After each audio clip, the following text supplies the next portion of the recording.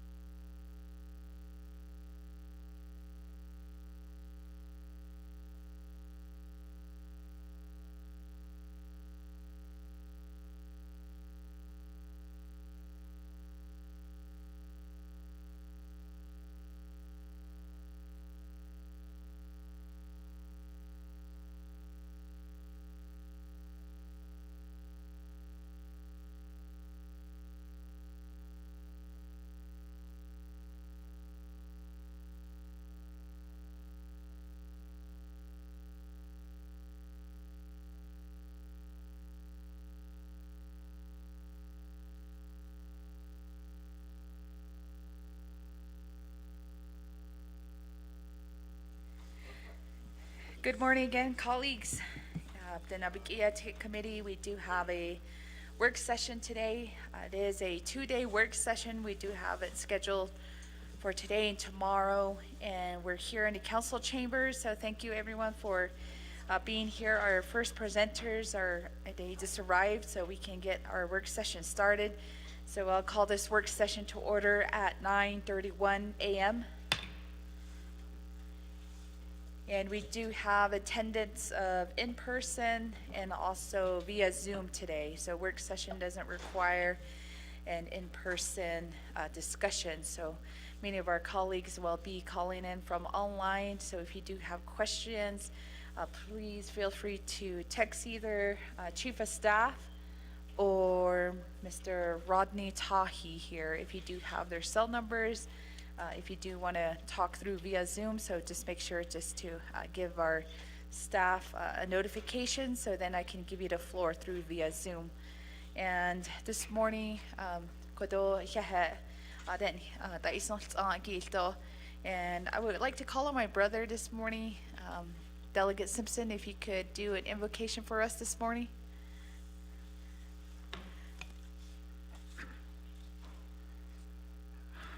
Thank you, Madam Chair, members of Naa'bik'iyati and staff, guests who are listening. Thank you. Let's go ahead and give our do our morning prayer. Dear Heavenly Father, thank you for this beautiful morning. Thank you for all the blessing you have bestowed on us here. Thank you again for that you're here to guide us, to give us wisdom to make our decision for our Navajo people. As we pray for our family to be safe, we also pray for our leaders. We also pray for our soldiers who are saving our countries. We also pray for our law enforcement, our first responders that keep us safe throughout the day, throughout the week, throughout the year. Just bless them, be with them, keep them safe. Also keep their families safe and comfort them while their loved ones are protecting our lives on a daily basis. Again, Father, we ask you just thank you for everything that you have blessed us each and every day. Thank you for waking up to a beautiful morning, a beautiful fall morning. Thank you for each and every day that you're with us. I know we all make mistakes. Just forgive us for mistakes that we commit each and every day. We're not perfect, but through you, we try our best to be as a perfect human being. Father, we ask you just again to be with our leaders throughout the United States from the federal level to the state level, to our Navajo Nation, to our local chapters. Just be with them, again, give them wisdom and guidance to make the right decision to help our Navajo people. Again, just be with our loved ones as we conclude this work session that we safely travel home, and just again, just be with our staff here too also. In your son Jesus' name, amen. Thank you, Kodo Shana, for that prayer this morning. And colleagues, do we have any recognitions of guests and visiting officials? I believe we only have many of our Navajo Nation program staff and also one of our officer here from the police department. Good morning, thank you for being here. And our colleagues that are here, so thank you this morning. I don't see any other guests that we can recognize here this morning. Number 3, work session overview, introduction. We will be discussing with a 2-day work session related to all of our Navajo Nation fiscal recovery funds. We call them Arpa, project updates and current challenges. So for our presenters, we do have a lineup of who will be presenting. So these are all the departments and entities that do have ARPA related funding.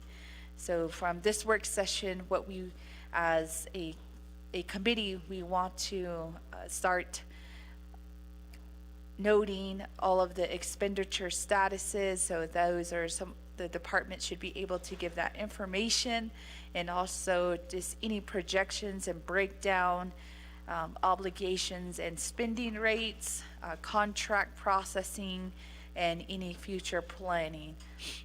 So now, colleagues, we are at towards the end of our own internal ARPA deadline. We did have an internal deadline of November 1st of this year that contracts have to be put in place, or it would have to be put into a recapture plan. So those are some of the internal deadlines that we see. Overall, we want the divisions and also the entities to go over the expenditure rates that they have at this far as of today or at the end of this month.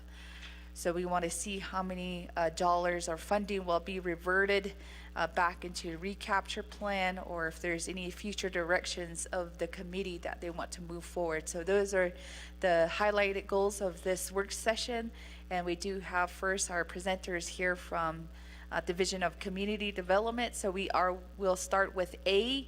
It is chapter and regional expenditure plans. So a lot of our chapter dollars are within the reserve funding, so that is within the general funds account. However, there are some of FRF chapter projects that are within the ARPA funding. There's a few, but we want to see how far along those chapters are moving along with their projects.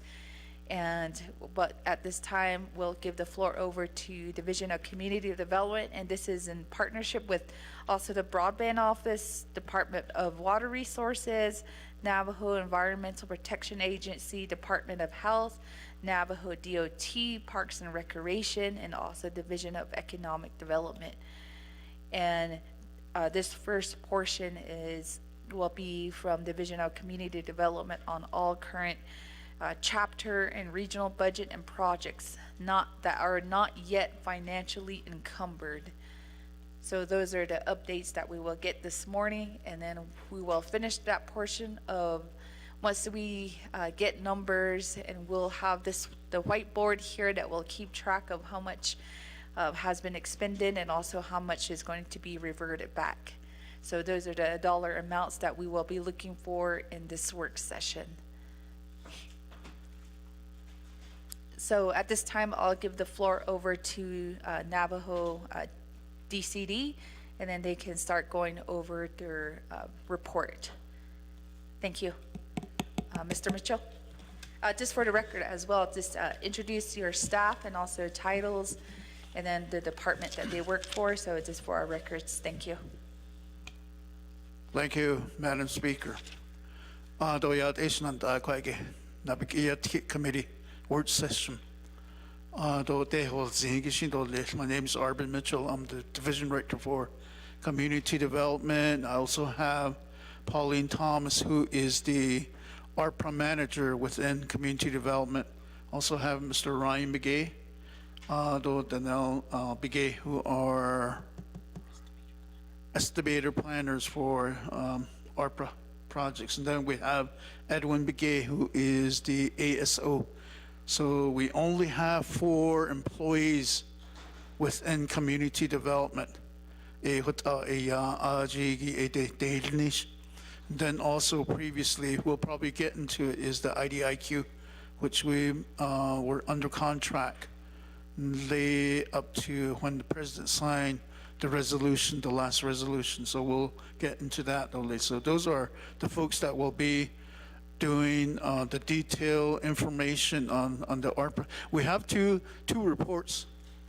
We have 2 reports that, Madam Speaker, do you want us to cover the SRA, which is the 14 chapters that got direct funding, they do drawdowns, and then the other one is the triple R, which is under general funds? Just for this work session, we want to concentrate on, first, you can just go over the dollars that are still sitting with the chapter ARPA dollars. Okay. And then afterwards, you can summarize some of the updates within the reserve funding. Thank you again. So the person, Ms. Thomas, will be covering the SRA. But on the report, you have 3 pages on there. We had a little background on the SRA. When we started this a while back, certified chapters were given the opportunity to get direct funding in terms of getting a percentage allocation for their projects. So they had to make a request saying that I want to go into a subrecipient agreement with the Navajo Nation, with DCD. So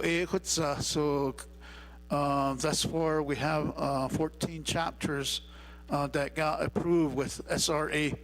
It goes through the process of get approved. The final approval is President of the Navajo Nation. It's almost like a 164. Through the review, OOC, OMB checks the budgeting and then also the finances of the chapter. And one of the things that that ASC is also involved is the chapter under cap, and all that. So that's how they get their SRA agreement. So out of the 14, I'll have Ms. Thomas go down the line on where we're at in terms of the bottom line. Let me just talk about the bottom line. There's the total amount for SRA. You can put this on here. The total amount for the SRA for the certified chapter is $24,930,797.37. That was the total amount. Though, like I stated, Ms. Thomas will go through each of the chapter projects. So certain delegates has 4 projects, 3 projects. Some of them only have 1 project. Yeah, they have like 2, 4, 6, 8 projects. So we'll go through the process on that. So the 24, then what was drawn down. Now that's the next process. If it's a small amount, they can draw down 100%. Like there's some 60,000s in here. If you draw down 25%, it's not enough to really start a project. So a lot of times it's 25%, 50%, and then the final drawdown. So what was drawn down from this 24 million is $15,108,959. That was what was drawn down. So every time there's only like 2 or 3 chapters that are on their second drawdowns. They have to spend all the money. They have to submit all the report before they can go to the next drawdown. So, when you put a percentage into this, to these numbers, it's 60.6% that was drawn down. So it's over half has been drawn down.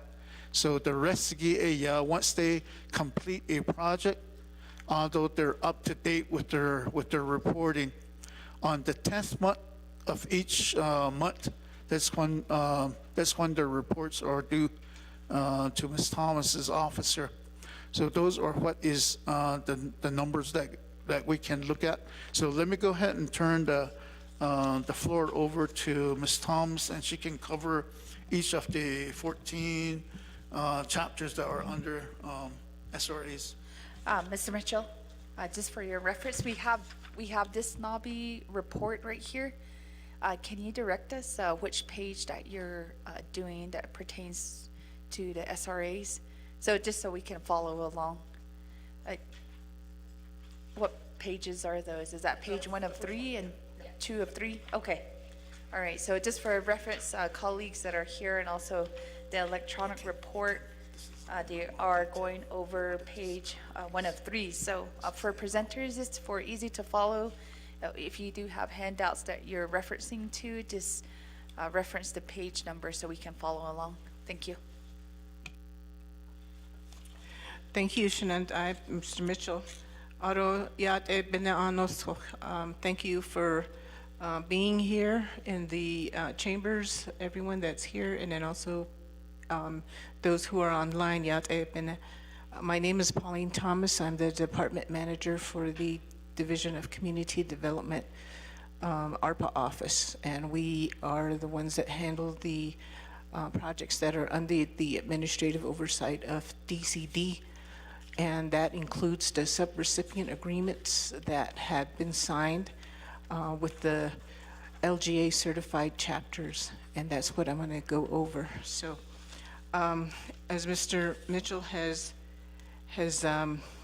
covered, there are the subrecipient agreement does require reporting for the funds that are received by the LGA chapters, and they are due on the 10th of every month, covering the previous period.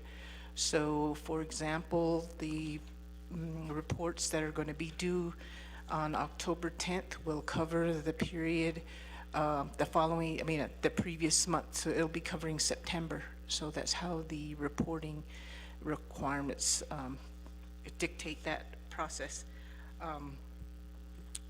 On the second page of the packet that was emailed to everyone and handed out in the chambers, the chapters that have subrecipient agreements, I have a table which includes the projects, the total amount of the subrecipient, what the installment was for the first payment, and the installment number 2, and if there was an installment number 3, the total amount that was dispersed, and then the monthly report and project status. So, for example, in the first line, you have Bird Springs. The project that they have is on a subrecipient agreement is home renovation, and the amount is $1,000,002. And then the amount that was dispersed is $255,700.80, and that is 50% of the total amount that's on the subrecipient agreement. Be aware that these subrecipient agreements go by projects, not by chapter. So there may be a chapter that have 5 projects, but that they might have decided to only put 2 of them on a subrecipient agreement. So those would be the ones I'm reporting on. The other projects would be those that are under the DCD administrative oversight, but with no subrecipient agreement. Bird Springs was considered high risk, so their first disbursement was at 20%. And the report I received was on July 6th for the period covering June 24th, but no other reports have been received since that time. So I'm not aware of what the status of the project is. For your information, a lot of the reports that we receive, we use those to determine what the project status is, and if there are any issues, we'll contact the chapter themselves. Botaway Gap, they have affordable housing. It's $1,880,234. That's 50% was dispersed to them. No written reports have been received. However, I've been emailing them, and we've been working on getting their reports in shape. So some of the LGA chapters do need technical assistance from DCD ARPA, and we've been providing that. So that's our role, as well as overseeing some of these projects. At this time, what they've reported is they've already gotten a contract for the affordable homes, and those funds will be expended by December 2026. Chilchimbito, they have a subrecipient agreement for a gooseneck trailer. 25,000 was requested on the SRA. 25,000 was dispersed. 100% of that was given to the chapter because they were able to provide documentation that they could spend the funds in one purchase. So what they've done is they've submitted their report for May 2024. I received that on June 26th, but I haven't received any other reports. As of June 2024, the purchase of the gooseneck trailer had not been made yet due to the lack of transporting the trailer, so the chapter still had that logistics challenge to overcome, and since I haven't gotten any reports or emails, I don't know what the status of that is right now. Chinle has 2 subrecipient agreements. Their first subrecipient agreement was the first one that FRFO and DCD had. So it was, at that time, they received 100% of the disbursement. I received a report on August 22nd, but I haven't received any other reports, and right now the projects are under review. Again, for the first SRA, the amount was dispersed at 100%, and that was a decision that was made by Mr. Platero at that time, since they were going through an emergency, I believe, at that time. Chinle SRA number 2, there are other projects that are in that SRA. 4.5 million was on the SRA, and 2.2 million, which is 50%, was dispersed. And I received a report in August, and no other reports have been received, and those projects are still under review. No other disbursement has been made on subrecipient agreement number 2 for Chinle. Cornfields, you could see all those projects. This is one of the chapters that have been really working well with the DCD Arpa office and has been making a lot of progress. So I'm confident that they'll be able to expend their funds. Their amount for their SRA is 1.2 million. What's been dispersed is 725,234. They've had 2 disbursements. So out of all of the projects that are listed, the only one that hasn't been dispersed at 100% is the home improvement renovation. All of the other projects, they've been able to document and submit supporting documentation that they have spent 75% of what has been dispersed previously. So they've been really good about following the criteria for disbursements. They have also been submitting their reports regularly. This is one of the chapters that I would say is very much in compliance.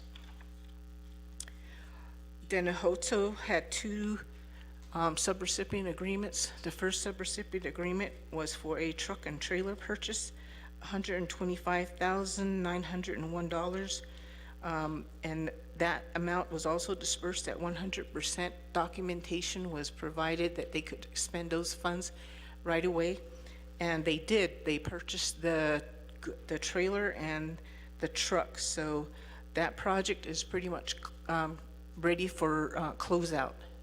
So that is one complete project there on an SRA for Delegate. Delegate SRA number 2 is modular homes. They on the SRA it's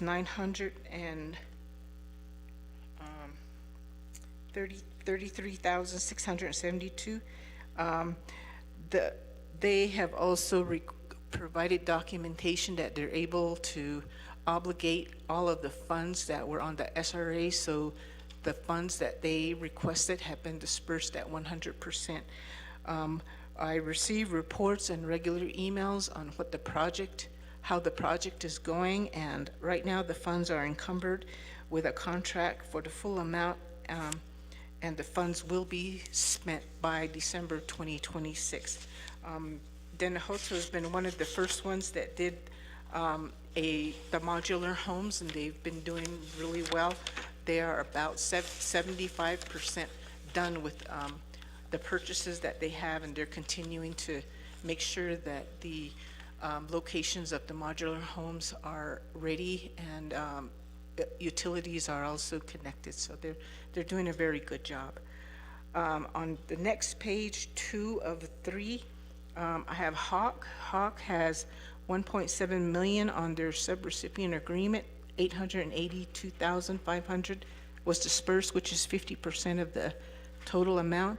I received a report on August 2nd for the period covering July, and then I received a report September 20 for the period covering August. The projects have not been started. An RFP was issued, but there were some technical difficulties with those, so they pretty much have not, I think the only thing they've spent funds on are laptops and software for the rural addressing. Other than that, there hasn't been movement in the other major projects, housing assistance, bathroom addition, and house wiring. Naa'bik'iyati, they have a warehouse and affordable housing. 1.7 million was on their subrecipient agreement. 871,750 was dispersed, and they have been submitting their reports once we started having them trained on what to put on the monthly reports. The funds are encumbered for the full amount at the Naa'bik'iyati chapter level, and the funds will be spent by December 2026. Again, that's for the affordable housing. For the warehouse, they already did an RFP and went through the whole process, so they do have that going as well. So very good progress on that for that chapter. Naa'bik'iyati, they had a subrecipient agreement that was signed, but because of CMY 2824, the Office of the Controller did not issue a contract number, and for that reason, a disbursement was not made. So I just wanted to make sure that that was also noted. Number 12, Naa'bik'iyati, they have bathroom addition, rural addressing, and house wiring. Their subrecipient agreement is 1.1 million. 286,687 have been dispersed, and that's 25% of the total amount. I have received reports from them, and their projects are on schedule and moving forward. Naa'bik'iyati, also one of the chapters that have really gotten their projects going. They have 4. 1.5 million is under SRA.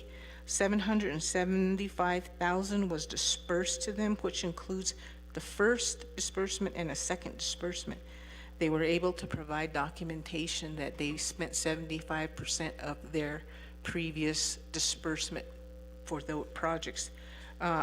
Again, these is a chapter that regularly submits their monthly reports and financials, and so the reporting is definitely in compliance, and the projects are on schedule.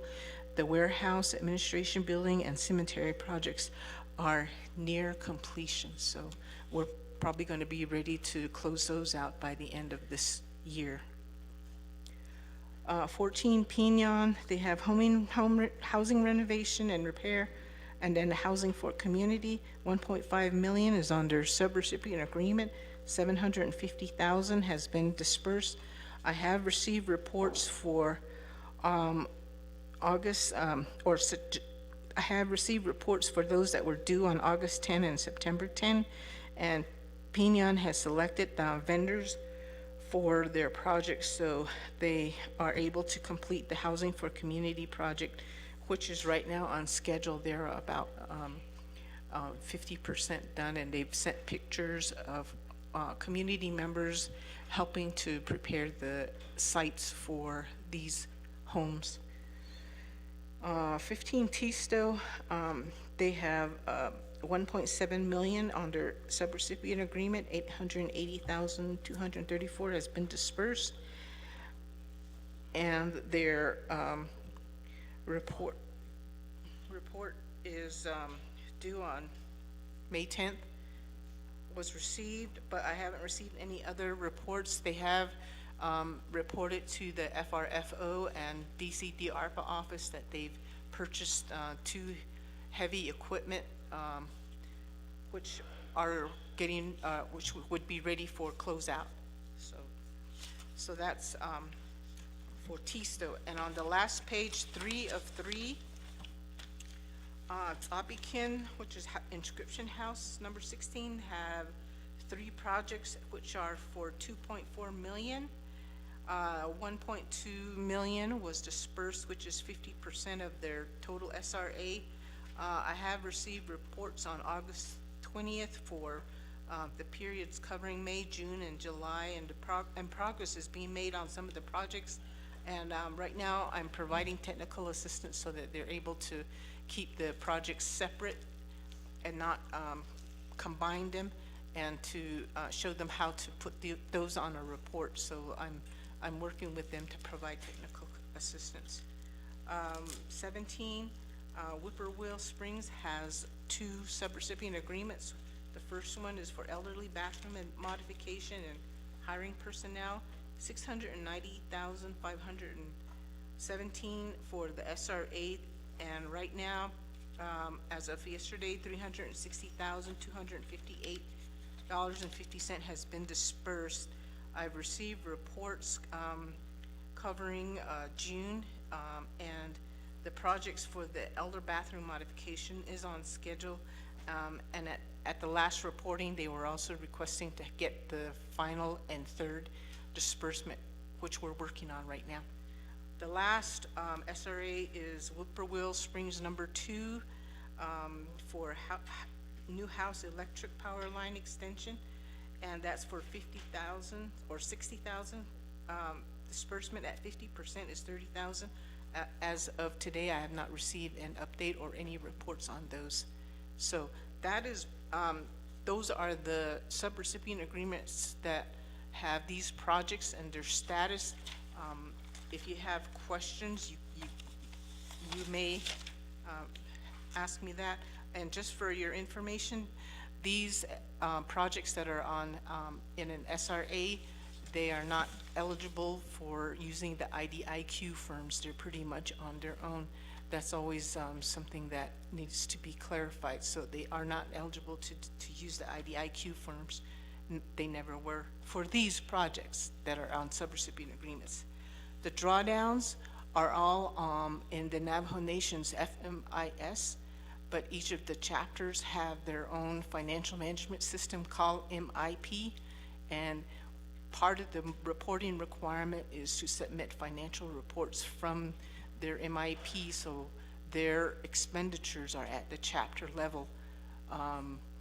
The drawdowns, the disbursements are at the Navajo Nation FMIS level, so just make sure you understand that that's the level of detail for these disbursements and expenditures. Thank you.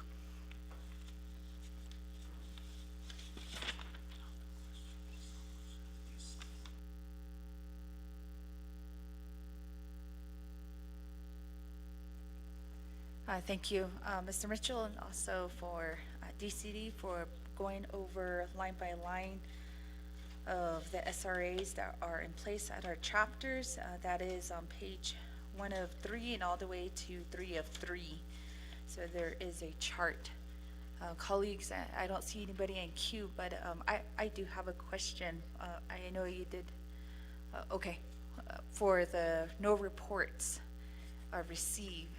I think you went over 1, 2, at least 3 of them, that there's no reporting from some of these chapters regarding any updates. And how is the department addressing those? Or how are you keeping track of their financials if there's no reports coming through to your office? So that's just my only question, and then I'll go over to Shujato. Chair So. Thank you very much for your report here this morning regarding the SRAs. I think that one is that, I guess, how is DCD also reaching out to the chapters to get their SRAs moving? You know that there's chapters that may not have SRAs in place, but was there a mass email that was sent out to them to say, hey, the funds were transferred over to this account, or even prior, before, when the dollars were still in the K account, that the initiative of DCD. The reason why I say that is there's chapters that don't have SRAs in place. It looks like maybe they're still in the process. Also, third-party entities that receive funding, and that portion that dialogue, because I think that somewhere we have to start nudging them to get moving, because the chapters, they always say, leave us alone. We're over here. We're not a part of the government. But when they want money, we're over here, not on it. And this is monies that are infused, and there's policies that are related to this that needs to be followed. If you can, please send me some information, or send the delegates that has chapters that don't have SRAs in place, that could be, so just for their information. I'm sure the delegates are trying to get their chapters to do this. This past week, I'm one of those delegates that my chapter has not done their SRA yet, but I just alluded to them that, hey, you wanted the funding, we got you into ARPA, and it's your job to downdraw it. It's not my job to downdraw this for you. So with that, any communication, because that finger pointing will start happening, and they're gonna say, oh, DCD has not sent it to us, has not, so just to get prep for that, I'm gonna press my chapter for that, because I've been telling them, when every time I get to do my reports, I had a meeting with the Tuba City Healthcare Corporation, and I told them, you need to downdraw these monies, not me. Oh, okay, Mr. So, we'll do it. I'm beginning to think that I may just reallocate those dollars into housing. If they're not gonna get their responsibilities, do their 2 cents, I think it's just best is to pull the monies and reallocate it into housing or something like that. And those this is just with my chapter. I don't know about the other delegates' regional areas, but these SRAs are important, and those are agreements that are in play, that are put in place to provide some sort of management or I guess oversight and reporting mechanism for the funding, how funding is spent back to, and it's reported back to the nation. So one more is that you talked about how much monies were downdrawn. 15,108,000 and something. What is that last three? Huh? 959. So that's what's downdrawn, and that's the 60% of the triple R dollars, the K dollars, Arpa, ego. Because what I'm getting to is that you're saying that the 24 million is what's tied to the chapter project, and out of that 60% was downdrawn in the amount of 15 million. So that gives you about $9 million left that's out there for the chapter regional projects. Okay. Ahora.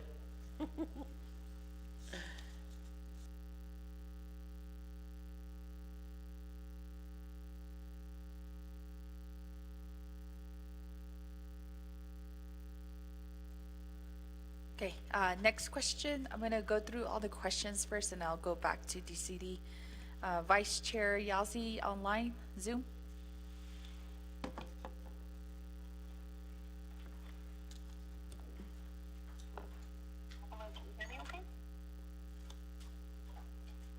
Vice Chair, we can hear you. Can you hear me? Yes, we can. Thank you. Okay. All right. I'm also in another meeting, so I'm trying to listen to both. Both meetings are very important. So the presenter, you had brought up the term technical critical issues for TISTO. Can you tell me what that means? And then how does this impact their SRA, and would they be able to spend their ARPA money by the deadlines that, you know, that were proposed that are, what would happen to the chapter? That's my question. Thank you.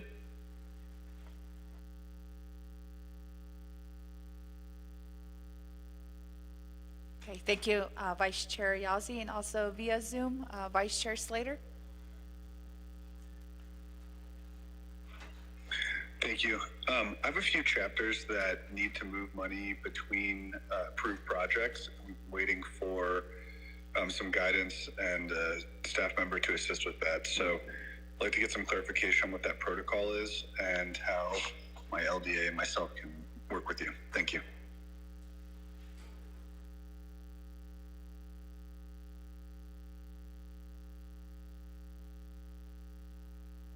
Okay, Delegate Helena Naa'bik'iyati, you are on speaker. Go ahead. Oh, good morning. I have a question.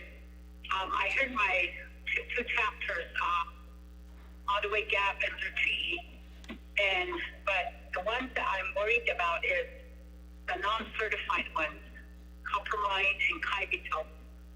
It's like they're still in one center out there. In fact, they're just on a hold. So they're trying to ask me what is going on, and I know we worked with the contractor that came in, SRA. Anyway, so where are we at with the non-certified chapter? That's my question. Thank you.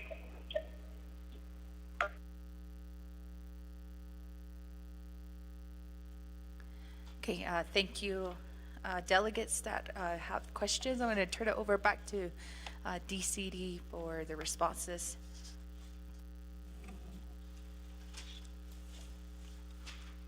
Thank you again, Madam Speaker, members of Naa'bik'iyati Committee.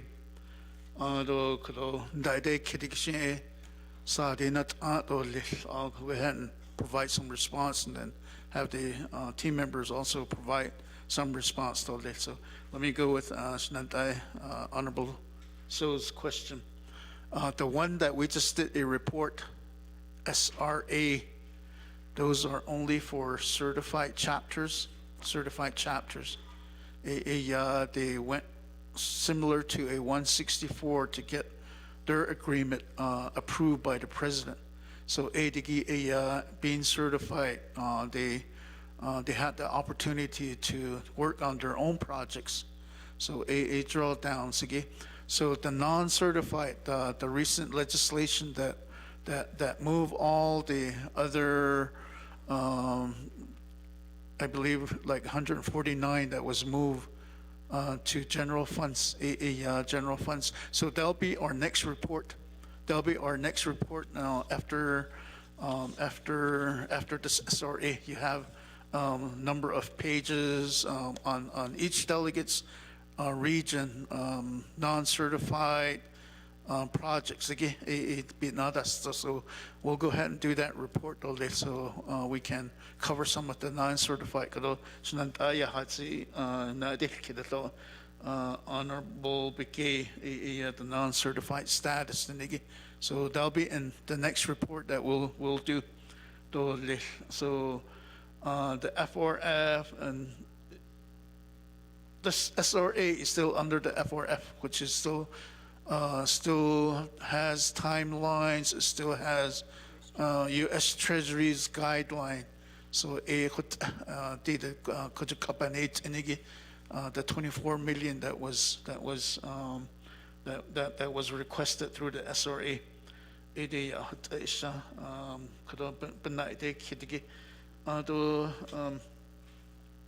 The communication I've been telling staff that anytime that you send an email, make sure that you tag leadership.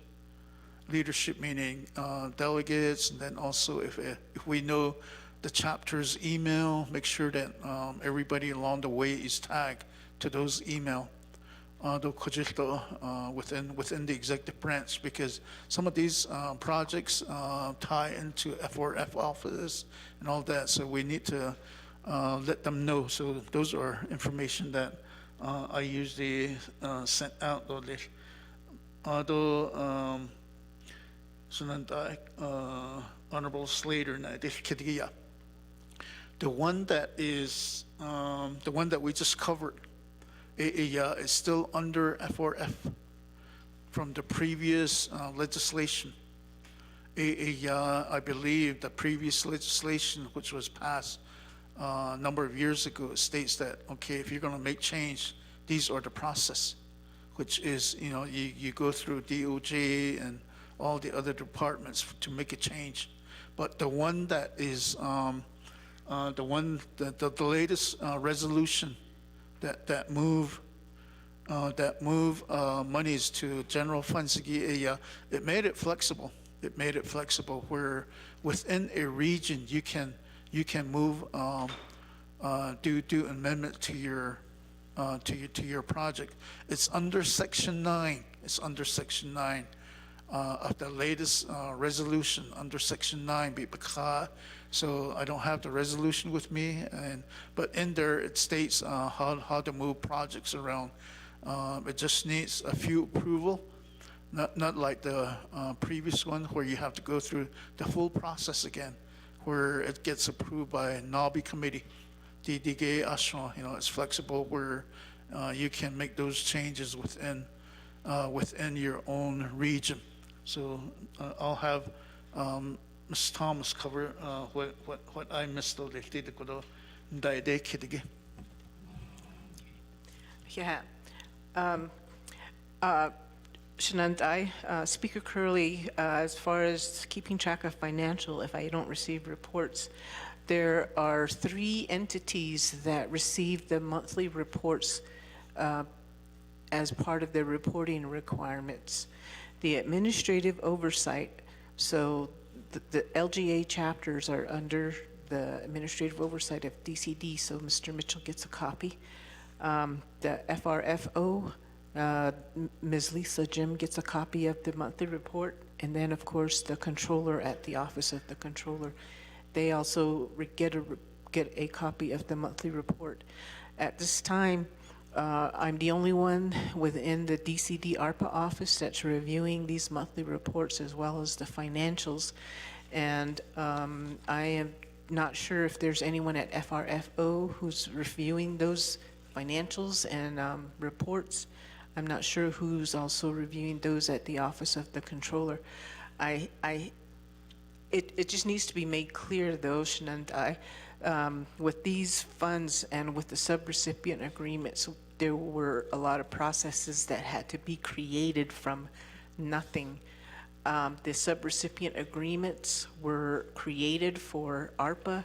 The 164 review for these SRAs had to be established, created, and tested, and then improved upon.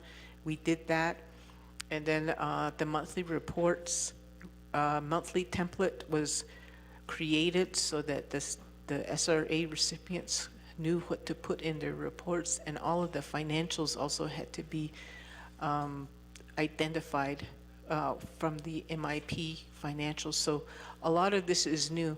And another process that now I'm working on with my staff is looking through all of these monthly reports and finding where there are some challenges. So we do go back and forth with the LGA chapters on some of their technical issues, and providing technical assistance and guidance, and also trying to find out how our own Navajo Nation systems can be improved to provide better support to the LGA chapters. For example, what I'm finding with these financial or these reports is that we do need to really school a lot of the LGA chapters on contracts and how to manage those, how to ensure that they've got all the documentation for contracts, and then how to enforce whatever is in the contract. I've requested assistance from DOJ chapter unit, but they don't have any training or a process for that. So that's something definitely we need to create so that we can strengthen the LGA chapters at their level. So, I am still in the process of reviewing monthly reports and financials. There are some chapters that have challenges creating the reports on MIP. So we try to have the ASC help us out and help the chapters out so that they understand how to create those reports. So it's also a learning process for the LGA chapters on how to better utilize their MIP accounting system, which is a good thing.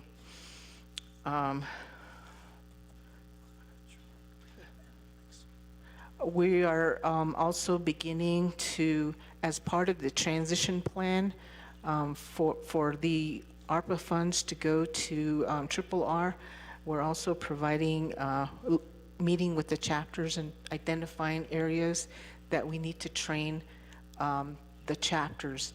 As far as the subrecipient agreement recipients, the LGA chapters, the DCD ARPA office is still able to provide technical assistance and training, so that's what we're also identifying and working with them on that.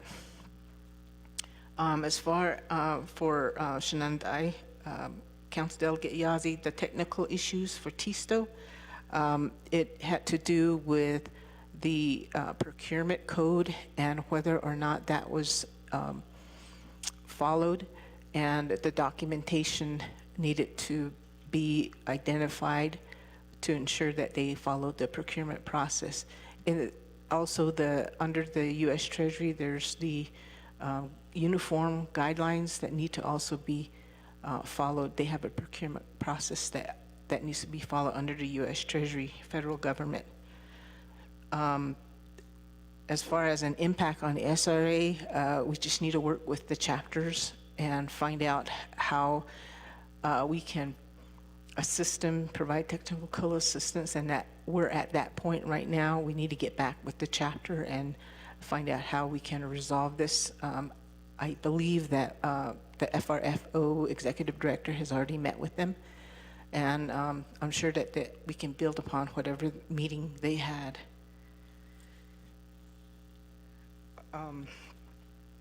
So for the chapters that want to move forward, the LGA chapters that want to move forward with an agreement, the SRAs no longer apply because the SRAs that are signed and that are implemented already, they're still under U.S. Treasury, but a lot of the funds that didn't have an SRA got moved to the Triple R General Fund. So that will have a different agreement. It wouldn't be a subrecipient agreement anymore because a lot of the subrecipient agreement criteria includes the U.S. Treasury guidelines and the rules and regulations. So we're working with the Department of Justice to establish a grant agreement so that we can move forward with the LGA chapters who are wanting to draw down the funds at their level. So that has not been implemented. It's still a work in progress. I think I answered most of the questions. Thank you. Let me add another comment on the last presentation that I did with the controller.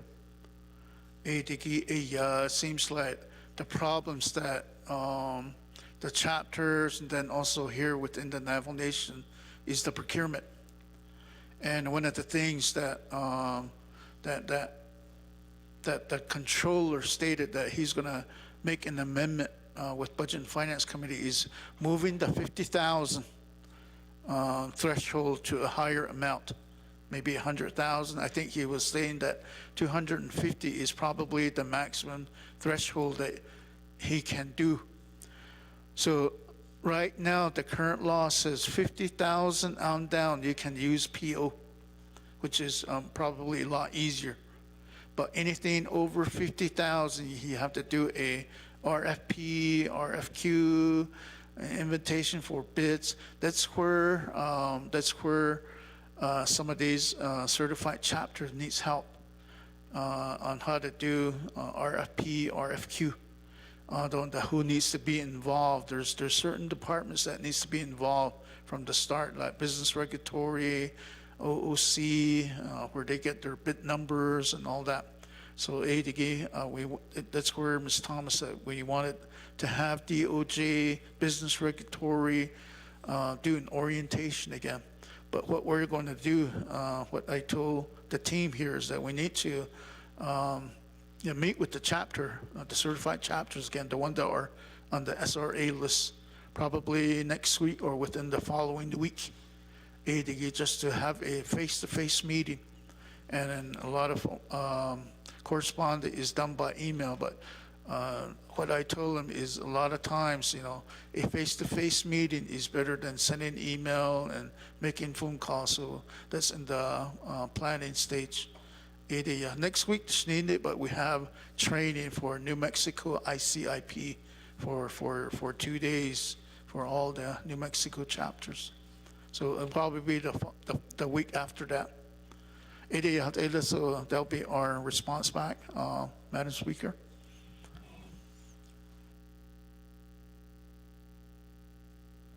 Okay, thank you, Mr.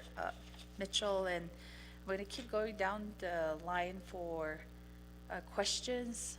We do have Chair Parrish, and then we'll go over to Zoom for Vice Chair Simonson. Chair Parrish? Thank you, Speaker Curley, and good morning to my colleagues on the 25th Navajo Nation Council.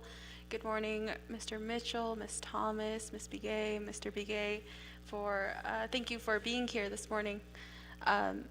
Today, I have questions, and I want to share with my colleagues on the council that when Budget and Finance Committee had received a report last week on the transition plan, we asked Mr. Mitchell and those that were there for a timeline of what that transition would look like. In the month of August, I believe, the committee had leadership meetings on Friday with the Division of Community Development, and just to get the total amount of project management dollars that would be needed for FY 2026 and FY 2025. But in order to receive that total amount, they needed to identify a restructuring in the organization chart for the Division of Community Development. So I hear today Ms. Thomas kind of talking about the transition plan between the RRR and FRF. And to my colleagues, that's important to note because we're discussing commingling of funds, and we just want to make sure that we have general fund employees available to continue to support general fund projects. So this may not be limited to just RRR projects, but also expand the scope of work to CHSN projects and PTF projects. And one question that our colleagues in the Budget and Finance Committee had was, in the Division of Community Development, because the RRR projects no longer have a deadline, how is the Division of Community Development going to prioritize all the projects that they already have ensued? And so I know that they're still trying to formulate that and work on the organizational chart, as Mr. Mitchell had mentioned to the Budget and Finance Committee, but I wanted to share that this morning with our colleagues at the Naa'bik'iyati committee because it's important for you all to know, and it would be good to hear a dialogue on to further if anyone has questions on what that may look like, because this impacts if we do need to reallocate future dollars for project management or additional personnel for the Division of Community Development. I know the Division of Community Development is still working on trying to identify the total amount. One of the items that they reported to the Budget and Finance Committee, they did propose a budget, but it was heavy on the IDIQ contract. So it would be extending the IDIQ contract for the next 2 years But I guess I could also, I'm raising that right now to the Division of Community Development to see if they want to expand on that. I didn't know if it was a part of this presentation, but I also think it's important that we share this information now at this work session, because it's a great opportunity to hear recommendations and to also present some unmet needs when we're talking about project management for the Navajo Nation. We need to ensure that these projects get paid for. We need to make sure that there are proper professionals that are able to continue this work after specific federal deadlines, especially if they're not federally funded projects. But this is a huge capacity issue with the Division of Community Development that needs to be raised so that we know the total cost of project management, so that our chapters can see all of the projects that they have sent to the legislature to be funded and to be processed. And then now we need to know how much more money it's all going to cost, whether it's general funds or FRF funds. But that would be good to know now. That way, if there is a consideration for future reallocation, that we know those dollar amounts. So I just wanted to raise that this morning and, bring that to light, because it's also good to think about the future of these projects instead of where they are right now. I also want to comment on some of the comments that Ms. Thomas had raised about the grant agreement process. I think that's an interesting way to approach how we're going to continue these discussions. So I just wanted to know more about a timeline on the discussion between the Division of Community Development and the Department of Justice on what that may look like. I know when we started having these discussions on the time frame of an organizational chart, I think it's taken about a month and a half with continued discussion. So I just wanted to add, in addition to how all of these timeframes are intermingled, I want to know a lead time, projected lead time on how much longer. That way I'm prepared to go back to my chapters and share with them the opportunities that Division of Community Development is creating, and then I'm aware and educated to give that information to the chapters. I know that you all do your outreach too, but just to support your efforts, I wanted to know that. I don't see the controller here, so I'll just wait for a question. Oh, he's online? Okay. I don't want to comment right now on the discussions raised or the points raised on procurement, because I know the Division of Community Development is stating that, but right now we just need to follow the law as is. And if the Division of Community Development wants to raise any challenges with the current way that we procure, if it's adding too much time, feel free to add that to the report too in further discussion, because I'd love to hear that as well. Thank you, Speaker. Those are my only comments right now.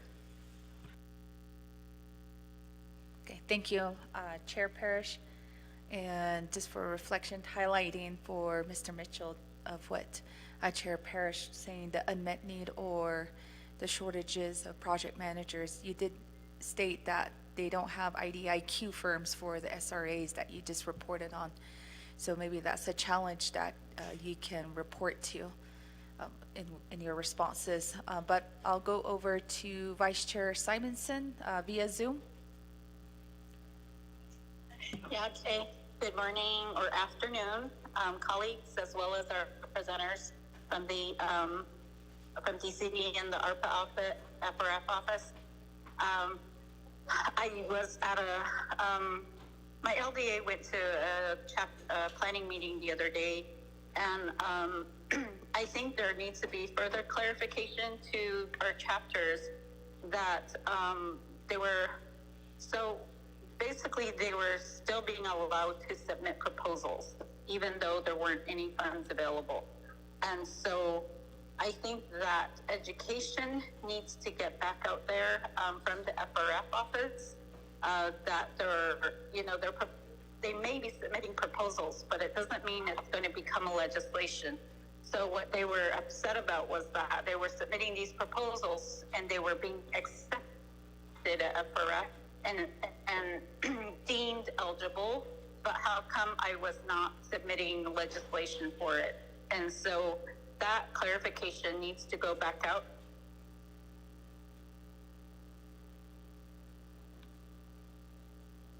Pot to drop those as legislation. So if you could please get that education back out there to the chapters, I would really appreciate it.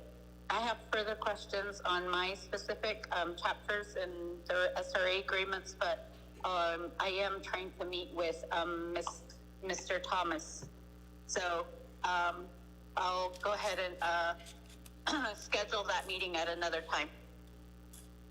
Thank you. Thank you, Vice Chair Simonson, and FRF office is here, so I'm making sure that they jotted that down for that recommendation. Going over back to Chair So for any follow-up. Thank you very much. You alluded to subrecipient agreements, and then now you're going to change. So the subrecipient agreements that are in place are pretty much tied to the K account right now. And then the funds that moved over to the RRR is going to be tied to a new form of grant agreement. And Department of Justice is saying this is a new thing now. And they always say that.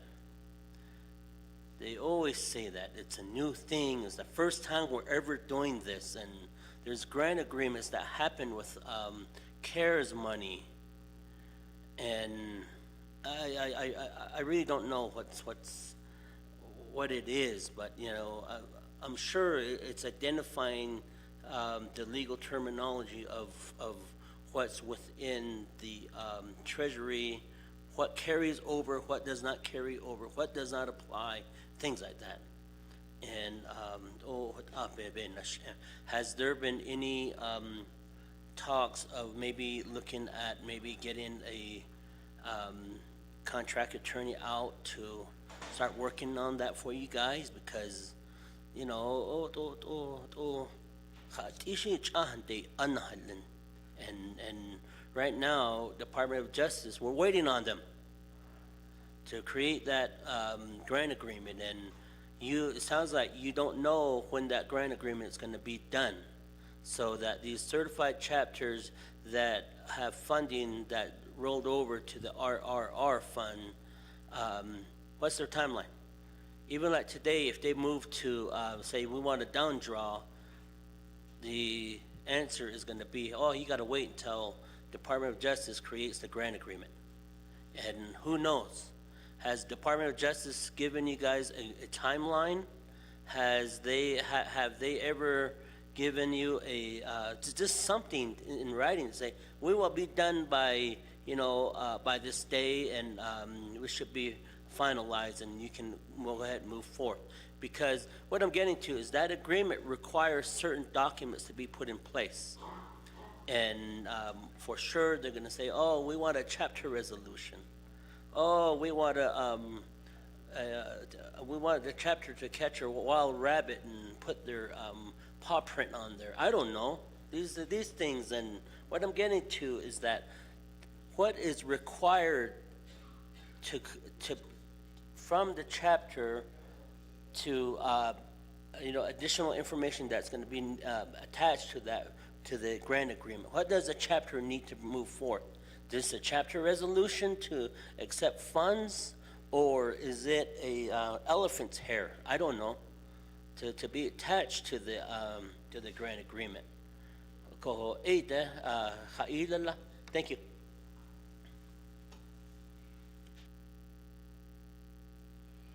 Okay, thank you, Chair So, and then going over to Chair Jesus via Zoom.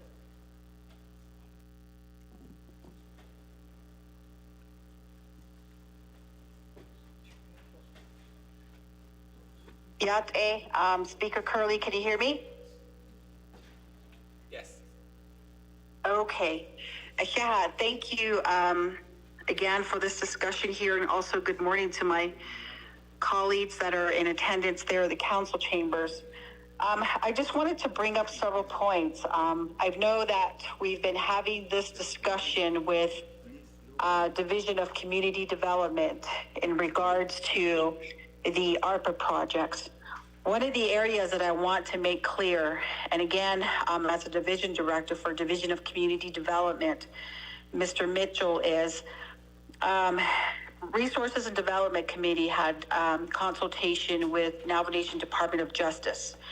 Now, a couple of months ago, Vice Chair Johnson had dropped a legislation to add amendments to the home site leasing regulations of 2016 to add Section 9. So that Section 9, because BIA had granted that responsibility to Navajo Nation, we have the right to govern, because through self-determination, we're able to amend policies. So with that, I just need to share with my colleagues and also all the other departments and divisions that have been questioning the home site leasing regulation amendments, Section 9 that was added. I understand per legal counsel's advisement is that we continue business as usual. So that particular language provision in that amendment was to help streamline for individuals that are already living on the land where the disturbing of the land has already happened. So again, I've been hearing that we have community housing, infrastructure development, and other departments that have been turning people away, saying that until such time that it is clarified that we can't do anything for you. So I just wanted to make it clear, since we are on record here and there's a lot of the key departments that are there. So regarding housing, infrastructure development, that home site leasing regulation amendments that was dropped by Honorable Vice Chair Johnson is valid and legally sufficient. Now, going on to item number 2, and I'm glad that Chair Parrish had brought this up in regards to the workforce capacity. We know that a lot of all the non-certified chapters through these ARPA delegate region projects rolled over to CPMD, which is Community Project Management Department. Now, we know that the capacity there for project managers is very slim. And again, the question was, how is DCD along with CPMD looking at alternative option? Are we going, or is the department or division considering and hiring project management consultants that would assist in monitoring these projects now that is under the general fund? But how is DCD's current planning process with that? The reason why I say that is I've been working closely with the individuals, colleagues that are there before you, Ms. Donnell Begay, Mr. Edwin Begay, and also Ryan Begay and Ms. Thomas, where when the legislation was recently dropped and approved by council, we took all the administrative and operating costs away from them. So what I did was a couple of weeks ago, I reached out to the FRF team under DCD, and I've asked them for a proposed budget for FY25 and FY26. So I'm thankful that Ms. Donnell Begay was able to provide me those numbers, and this is where I did reach out to Budget and Finance Committee as to how do we go forward so that these individuals that were hired as project managers, who were supposed to be out there, boots on the ground, monitoring these projects for compliance, now are pretty much at a standstill, and they cannot go anywhere. They don't have tribal vehicles. We can't reimburse them if they were to use their own POV. So that's also the additional discussion that we'd like to have. And again, maybe with the workforce capacity, project management consultants would be the way to go. And again, this would have to be DCD's plan as to how do we approach this. And I'm glad that Chair Parrish brought up this concern. So again, this has been a concern by the Resources and Development Committee, because at the end of the day, when these funds are not encumbered, then what is the next steps to it? But I think that the core purpose of the Navajo Nation receiving these dollars was to try to get these infrastructure developments. So again, I just wanted to put that out there. And I don't know, Mr. Mitchell, if you have a plan in terms of additional consultants to bring on board with DCD, and would that be something that we can look to in as an unmet needs budget with your FY25 comprehensive?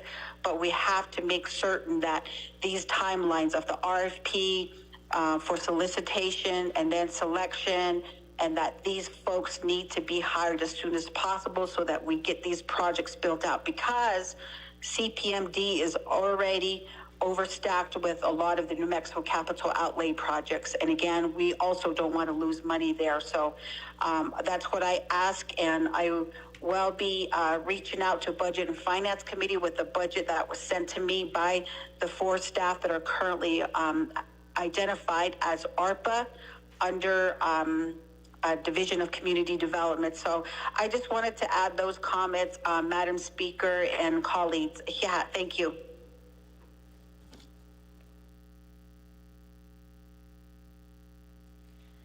We do have follow-up questions by Vice Chair Simonson via Zoom.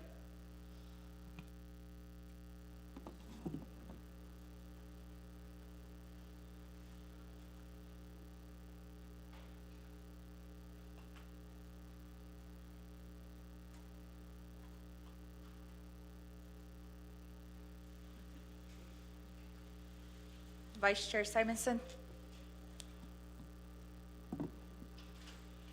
We can come back around to Vice Chair Simonson. Colleagues, thank you for stating a lot of those questions, because just looking through the pages 1 through 3, there are some SRAs that say no reports received.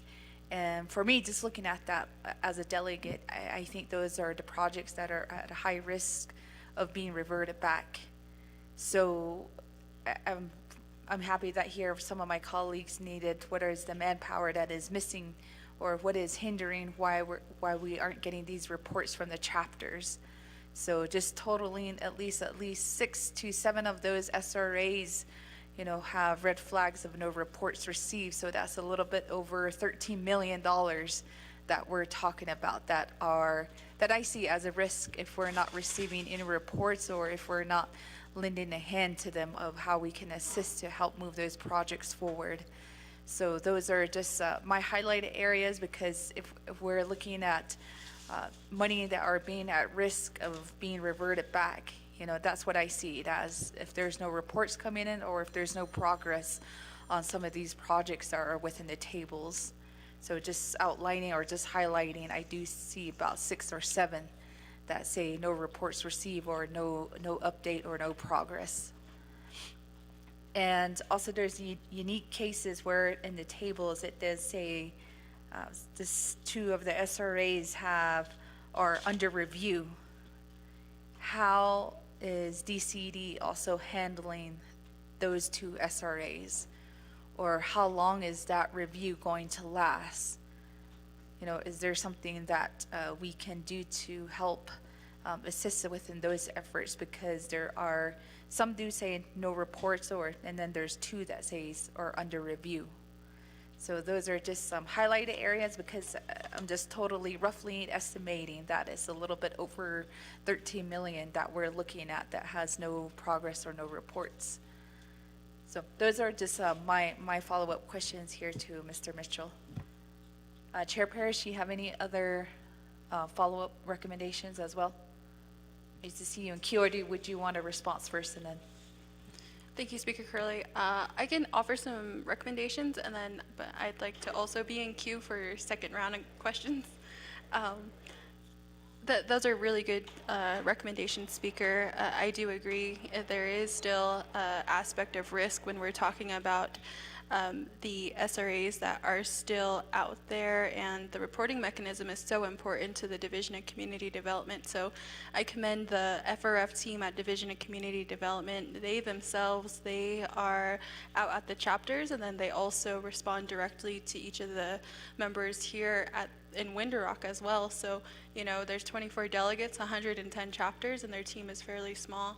And they are still considering how to receive or create a process for a lot of these challenges. But I guess this goes back to what Chair Jesus and a lot of my colleagues on the council have said as well, is we need to really ask Mr. Mitchell what is his plan to add more staff, permanent staff at the Division of Community Development at CPMD using general fund dollars. That was kind of a part of the questions that I had. And I also wanted to, I guess a recommendation to speaker is I just wrote it down. I think take a closer look at the capacity issue by looking at the IDIQ contracts and how those IDIQ contracts break down. So the IDIQ contracts, we need to take a look at, one, how much it cost, and then the work product from those IDIQs, because I think all of us can attest that our chapters have been working with the IDIQ contractors, but it's very limited on what they were able to do, but that's because the work orders were issued by the Division of Community Development. I think that Naa'bik'iyati committee and yourself, Speaker, and everybody that is a part of this discussion should really take a look at the cost-benefit analysis of those IDIQ contracts and really see if we're getting the value for the $8 million we spend a year on those contracts and the proposals, because are we getting the best value for those dollars? And then what is the total cost? I guess it just breaks down to, are we receiving the benefit that we're legislating through the council? Thank you, Speaker. All right, thank you, Chair Parrish. And I'm going to turn it back over to Mr. Mitchell for any responses on a lot of the recommendations that were stated this morning.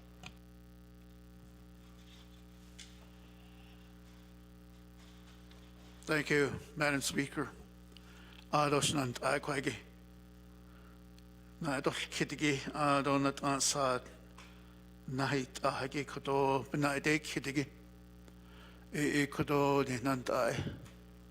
Honorable Parish, then also Honorable Jesus. I'll go ahead and cover their question.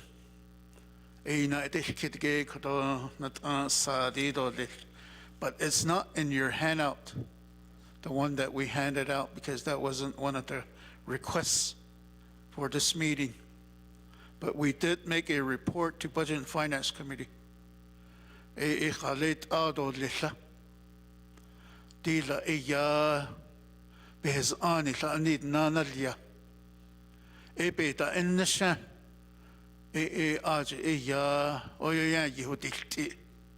was an impact on the workforce with the last resolution that was signed into law. So digi kojo RRR joni nicha beso all the the chapter projects. So even before then, even before the requests in later open no.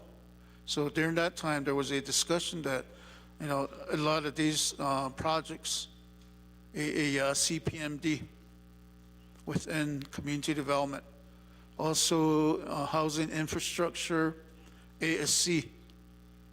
There's some other projects that fall in other divisions. I believe there was like 300 plus projects that was moved over. So the majority is still within DCD. So what is the plan? We did organizational structure. If you're developing a plan, you start with that structure first.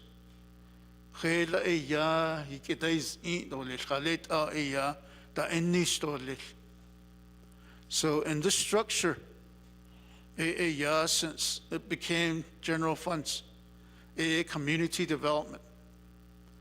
So within community development, the ARPA, since we still have SRA, although all the RRR projects, yeah, under this structure right here, we separate it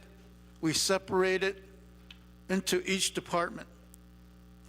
Yeah, the SRA will still be under here, which is the 14 chapters. There'll be CHID. Under CHID, if there's a new housing, request housing renovation, anything that deals with housing or infrastructure, they'll be covered by CHID. Although ASC, there are some requests from chapters to use their PEP as their labor force. Although that some chapters are requesting public assistant, it'll fall under ASC. Although the majority will be under CPMD. There's a lot of some chapter renovation, bathroom addition, some purchasing of heavy equipment, other miscellaneous. Also, there's some chapters are requesting within their own 8 million some rule addressing. But there's a presentation that's coming up after us. Public safety got the majority of rule addressing. But under the 8 million, I believe there was like a few that were under that requested for rule addressing. So that would be a structure. Although the other structure that is very important within CPMD. Within CPMD, seems like there's going to be a lot of projects within CPMD. If you add the 392 New Mexico projects, the citizen projects, now the 300 plus projects, it's almost over 1,000 projects. So we need to really create a good finance system within our office, even though we have an OOC, because there's going to be a lot of payments, a lot of stuff that needs to go through the process. The other one is the project management. The project management, you know that over at CPMD we lack project managers. Although, we have like 4 vacant positions. It's been vacant for advertising lately. And the reason is it's low paying job. Even though we add some more money to it, but it seems like we can't get some good project managers. So that's another structure. That's another structure that needs to happen. That needs to happen. And within finance, you need a portfolio manager, sort of like a pass-through, where let me make an example, like New Mexico, we issue IGA. Although this department should be well-staffed, for them to implement, put in place a lot of IGA. Although with the ARPA projects, these are where the budgets are made, where a lot of these project authorization are made. So those are just a top level structure. Under DCD, under this chart here, within DCD administration, which is the 5 departments, the 5 individuals that I have under administration. I have 2 SPPS. They're going to help with project management. These two individuals is experienced in project management. Although I have a planner, start planning out with the chapters on a lot of these land use plan. Up to date, up to last week, we orientated 88 chapters on land use plan throughout the fiscal year, 88 chapters. Now the chapters needs to move ahead and say, okay, because in the land use plan, it asks for facility plan. It asks for open space plan. It asks for thoroughfare, which is roads, although infrastructure plan. And with these plans, hopefully, if a chapter is asking for a water line, power line, is there right-of-ways that were approved? Is there studies that were approved and all that? So that should be handled at the chapter level, at the community land use plan level. So that's a position within my department. And then the other one is IT. I think one of the things that we need as within the whole Navajo Nation is we need to improve our IT, where we're on the same same system, and where we already have one in the wind system, but we really need to populate the information, like project tracking, the 164 tracking, and on there is also the chapter balances. Those are good information where how much money is at the chapter and all that. But on this side for capital projects, we need to really put a lot of information into here. When I say Navajo Nation, we need to tie into transportation. We need to tie into other divisions that have capital outlay. And then also maybe tie into the state of New Mexico or other entity that gives money to Navajo. So those are some of the sections on top.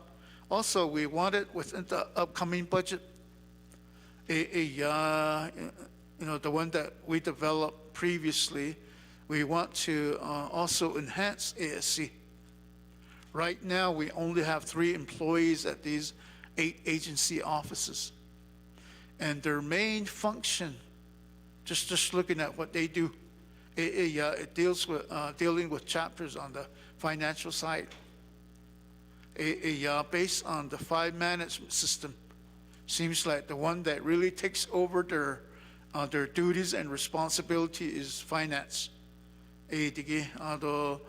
Property, and then you have procurement, and it's seems like they do a lot in finance. So enhancing these ASC at least with another person that will help in terms of helping the chapters with finance. Also, getting somebody at the ASC level that will help with project management, at least with the planning part of the project management, because a lot of these projects starts from the chapter. Although our conditioning at the chapter meetings where I attend sometimes, I always say, Dish aita belanda isli right away that hagi. Adon da joish pesa banich pesa winokkedigi. A lot of times the request is from the start is already underfunded. Then we try to put that number into a scope of work and it doesn't fit. So another thing is planning estimator is very badly needed at our office. So with the upcoming budget, those are some things that that will be in the upcoming budget. Now we talked about the structure. Do peso be do nitigi, be ko do nitigi shin ko do nan do de. Also, we did that same presentation to Budget and Finance Committee. This year, under the F4F, they were funded under F4F in the amount of 8-point-something million. 8.9 million.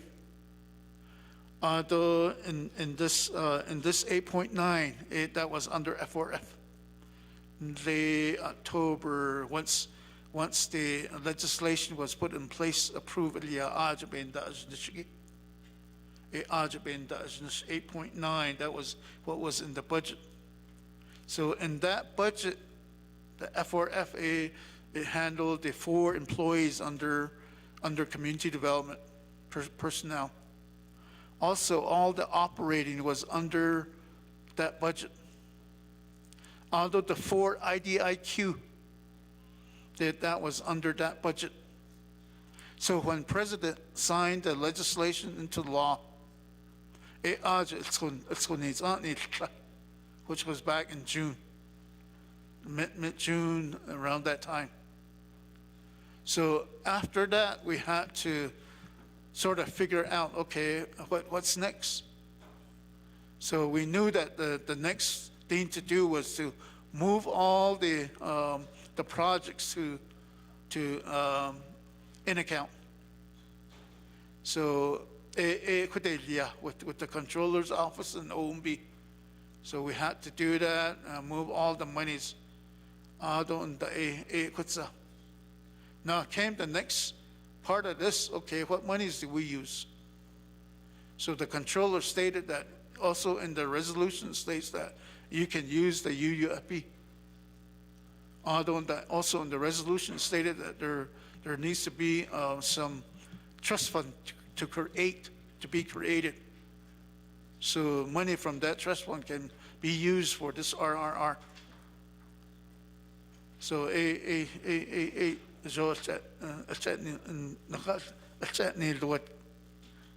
so once that happened within the last couple of weeks, and we did some probably in the neighborhood of 10 million in equipment purchases. We did one before, then we met with the controller's office, and they told us to do it in a different fashion. So when you look at the, it's a ad out there for invitation for bid on these equipment. I can have Ms. Begay also cover that in our next report. So that was what the budget was.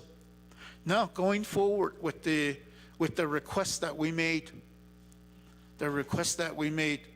So just looking at what we had, and going forward, yeah, we wanted 9.1 million. Yeah, to cover 14 additional, was it 14? To cover additional 14 personnel. 14 personnel. Rather than only 4 covering a lot of these, we requested for 14 additional personnel. On the other one, on the other big one is the IDIQ. To me, we still need some really professional assistance. So we put monies for the IDIQ in the amount of 8 million. 8 million. So, either, there's already 4 IDIQ out there that's already under contract. So it doesn't mean that we can use all 4, we can use 1 or 2 or whatever. But there's a contract already for 5 years on this IDIQ. So that will probably, still be a big plus for us to use the IDIQ. So 8 million, although the rest is just for some training money. We sent our staff to maybe a training within the last couple years, but as you know, there's usually change of whatever within a trade, so they need to keep updated. So all total, personnel, operating, and then the IDIQ totals 9.1. So where would the money come for this FY25? Although we know that we're in the CR. Although before the CR happened, I wanted to also move the individuals that are now under the FRF into general funds. Maybe use 50-50 general funds, 50-50 FRF money. But because of the CR and all the budget issues, we didn't do that. But that's still a discussion. But right now, they're still under FRF. And what was stated before was that, there's what we got from DOJ is that you can't really work on general funds projects. But, since we don't have the IDIQ right now, and we're short-staffed at CPMD, and but we still give updates to the chapters, and then like Ms. Naa'bik'iyati, that the request for equipment proposal. So that would be a request. 8 million around that, we can lower it down within the budget. Within FY25, we can adjust it based on the number of months that is left. The other one is using the 293 million that is still unallocated. And I'll use some of that money to cover some of these costs. Maybe put some money into the IDIQ again and see if they can help the chapters. Or the other recommendation that I made when I did my last report was that maybe within your own region, hire a project manager. Hire a project manager with one of your allocation off that 293 million that's unallocated. So President Vito Ilaya. So that pot of money is still out there. So we can use that to cover project management. Also use that money to cover shortfalls. So because going forward, we'll see some shortfall. So with that, in terms of a organizational structure, a budget request, and the question that came for in those areas, it could open that they could get in terms of what is the transition, what is the budget need, what is the structure. So that'll be the response. But going forward, we know that there's going to be some discussion on the FY25. Although off this FY25, monies will come in terms of also on-call, which we had within CPMD. We had some on-call monies, which is a great help because you have professionals that are already under contract. A lot of these projects, you need inspection to go to the next one. Although that you need a lot of plan reviews. If you're starting from scratch, you go to a certain percentage and then there's a plan review. And then you go to the next level. We had an architect, that person retired and his position was open, but nobody applied for that architect. So we'll probably be needing some on-calls again. Although it's almost the same as IDIQ. It's almost the same as IDIQ. You have these on-call. A lot of these on-call, we use them for assessment too. Because there'll be chapters that want assessment on they'll say, there's a roof that's leaking. So there's usually an assessment that is made. Okay, what is really the problem, and then what needs to be fixing.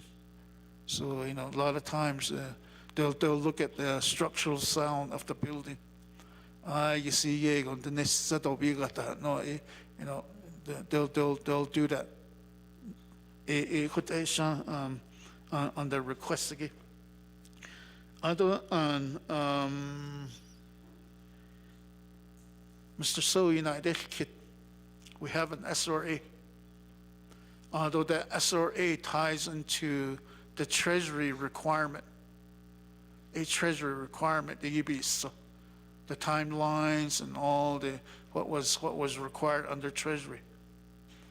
Now, since we move a lot of these monies to general funds under the RRR, the way I see it, kudo, I thought LGAB because it's already written in there what their authority is under being certified.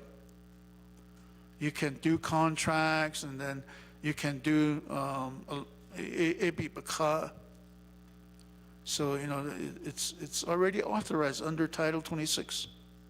We might just add a few items like, you know, the reporting requirement on the project status and then also the financial requirement. We might just add a few. To me, it's already there as a certified chapter. Though there's other grant, you know, a number of years ago, I worked on it. Chapter, when money is allocated to the chapter, it's in terms of a grant.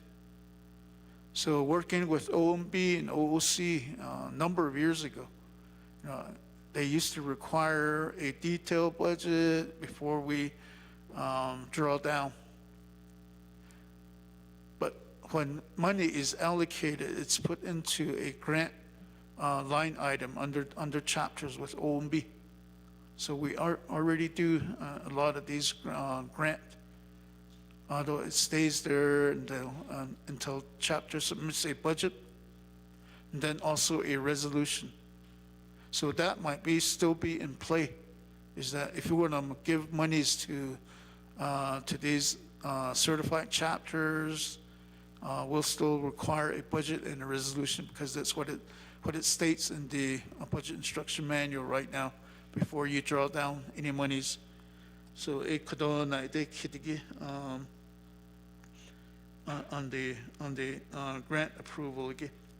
So those are some of the response that I have. Although, let me just reiterate that we do need we are understaffed, the capacity. Although a lot of these Arpa monies that is out there within divisions, department, you know, they're probably short-staffed. Although within the last legislation, there was only 15 million that was put back in there. That's probably just enough to cover their personnel costs, operating, and all that. You know, about that then. So I'll go ahead and turn the floor over to Ms. Thomas to provide some response. Thank you, Shanandai.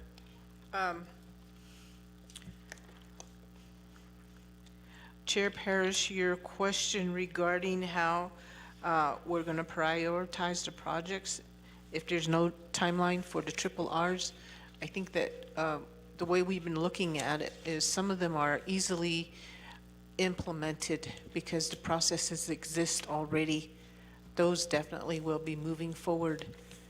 On the other side of the spectrum are those projects where we'll have to develop a new process for them.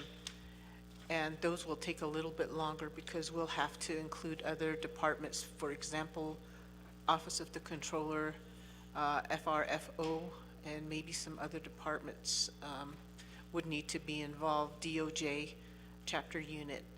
So it depends on the project itself and how quickly we can get those implemented, and that's how the prioritization will occur. As far as the Shanandai Parish and Shanandai Audit, so For the grant agreement, Mr. Mitchell is correct that a lot of the pieces are in place, but I think the goal, especially with this new, when the funds for ARPA came, the goal has always been to improve our processes. When Tom Platero was the executive director, he would tell the staff, when I used to be under the FRFO, that this ARPA funds is an opportunity for the Navajo Nation to look at itself and begin to see what processes and the system, how it can be improved, because it was creating a lot of different challenges. And that's how I continue to look at it, that we can look at these funds, the processes, the challenges that we're running into as opportunities to improve our own processes. And the grant agreement that we're going to be creating with the Department of Justice, I am working with the DOJ on it. They're not working on it by themselves. The goal is to strengthen the LGA chapter. I'm thinking that mid-October we'll be able to get together and finalize that document with DOJ, myself and DOJ. Just to have the, Speaker Curley, thank you for your offer to find out how the council delegates can help with regard to those chapters that are not submitting reports and may potentially have their funds reverted. It really is going to be helpful. Again, this process is, so far I'm the only one that's been reviewing it in DCD. I'm not sure if FRFO or OOC or OMB have anybody reviewing these monthly reports. But my goal is to get updates to the council delegates on what issues I'm running into. And unfortunately, I'm only one person, and I am not a 24/7 machine, so I kind of have other priorities that kind of take my time. So that is the reality of why things have not been going quickly. But I will contact the council delegates on the SRAs that are having some issues. I've already contacted like maybe 2 to 3 council delegates on the SRAs that are having issues. As far as the SRAs and the grant agreements, I'd like to inform the council delegates and the chapters, if they're listening in, that it's very, very important that you read your SRA, your grant agreements, your contracts. What I found in my experience with the SRAs and the LGA chapters is that the contracts, the SRAs were not read, because a lot of the questions I was receiving were in the SRA, and my solution to that was to refer them back to the SRA and what paragraphs they needed to review. Either that, or I would do a snapshot of it on my screen and send a copy of where the section was located. So I just want to encourage your chapters to read their subrecipient agreements, and when we start doing grant agreements, to read those as well. Also, again, back to the contracts that the LGAs issue, they also need to be trained on that. An example is I've got a chapter, LGA chapter, that has 3 different types of contracts for the same product. So that tells me that they need some training and they need some guidance. So that's the reality of some of what I'm running into at the LGA chapters. So when I take a look at that, I just like I said, I look at it and I think that that's an opportunity for DCD to train and assist these chapters. One thing that keeps coming to mind, and I guess, is that if you keep doing the same thing over and over and you're expecting different results, then that's the definition of insanity. So I always keep that in mind. That's the reason why I'm always advocating for changing processes and improving upon them.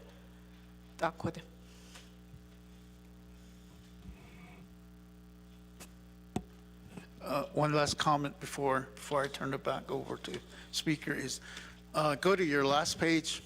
Go to your last page of the handouts.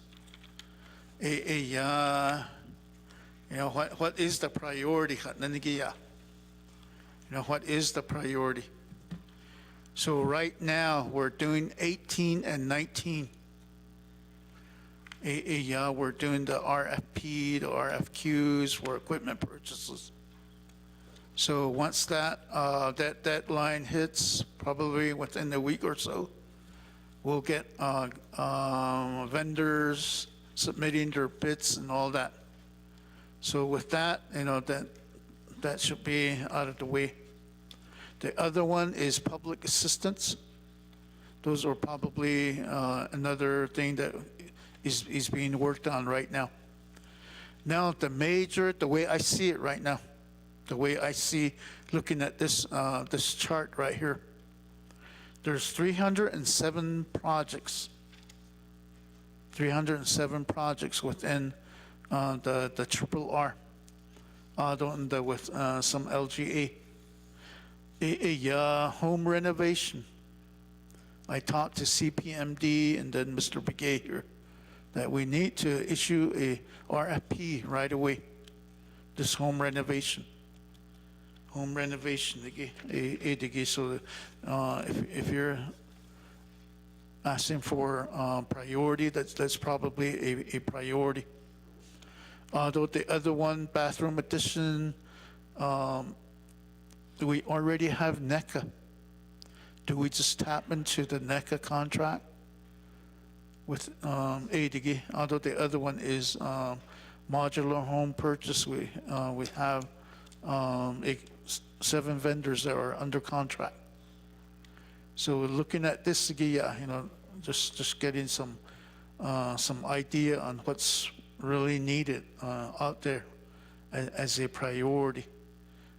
So this will give you a snapshot on what's out there. I'll take a look at the Madam Speaker. Turn it back over. Okay, thank you, Mr. Mitchell. And I do see Vice Chair Simonson via Zoom.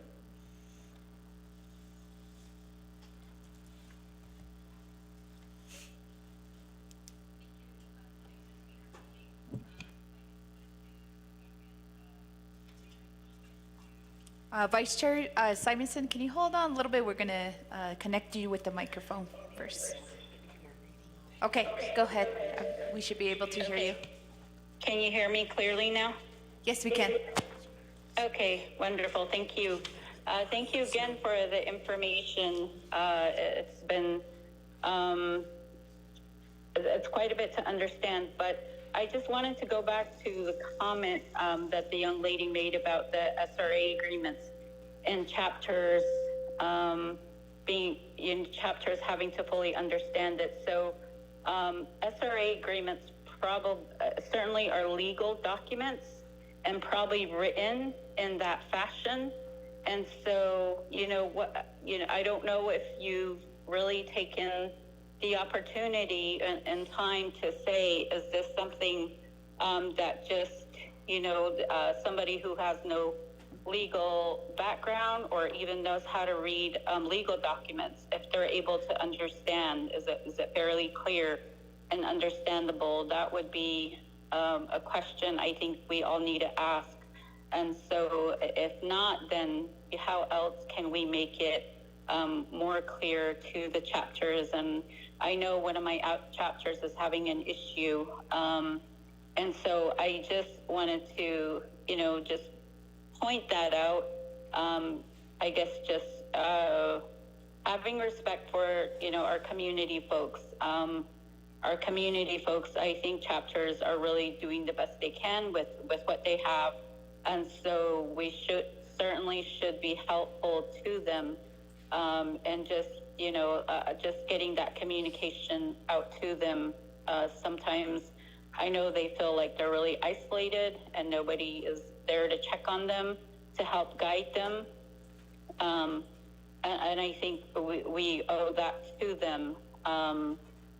And so if we can get, more support in terms of that to them, that is I'm sure they would really appreciate that. And so I don't know, I know, I keep hearing that, yes, you are understaffed, and probably not enough funds as well, but how can those regional meetings, how can you continue some regional meetings to continue the FRF, the ARPA updates, as well as they're also asking about previous year CHSN updates. And we just have so many things happening right now. I know that all the departments try to get to the agency meetings as well, but that's really limited to everybody's just kind of given 20 minutes each or something like that. But if there were real specific meetings regarding ARPA and the RRR funds, I think there's a lot of confusion about that. Especially, so I had another chapter and I've attended their meeting and they were asking me, they were under, they had this idea that when their money was moved to RRR, that they were not sure what was happening with their projects anymore and whether they still had those projects. And so I had to clarify and reassure them that their funds are still there. The projects are still the same. The only difference is now they're not under a timeline, but still they're wondering, when things are going to happen. They're hoping that just because there's not a timeline, that it's going to be a forever thing. So just so much communication that needs to happen all the way around. So I just wanted to make that comment. Thank you, Speaker Curley.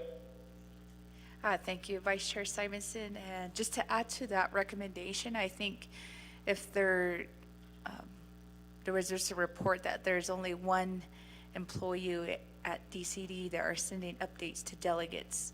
And I think we requested in the past if we could help, if we could request training even for our LDAs to be part of that process, so we can keep in contact to see when we can identify a date where we can help train some of our LDAs that can help within those efforts. Because especially with the SRAs, especially with the chapters that have no reports, so at least there's that connection between us delegates and the department. Okay, any follow-ups? Mr. Mitchell, we can go over quickly over the RRR projects. Oh, we do have Delegate Simpson before I move on.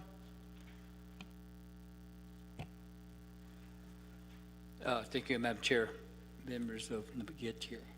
Thank you for the work session, staff. Yes, thank you. Thank you, Ms. Mitchell, and your staff there.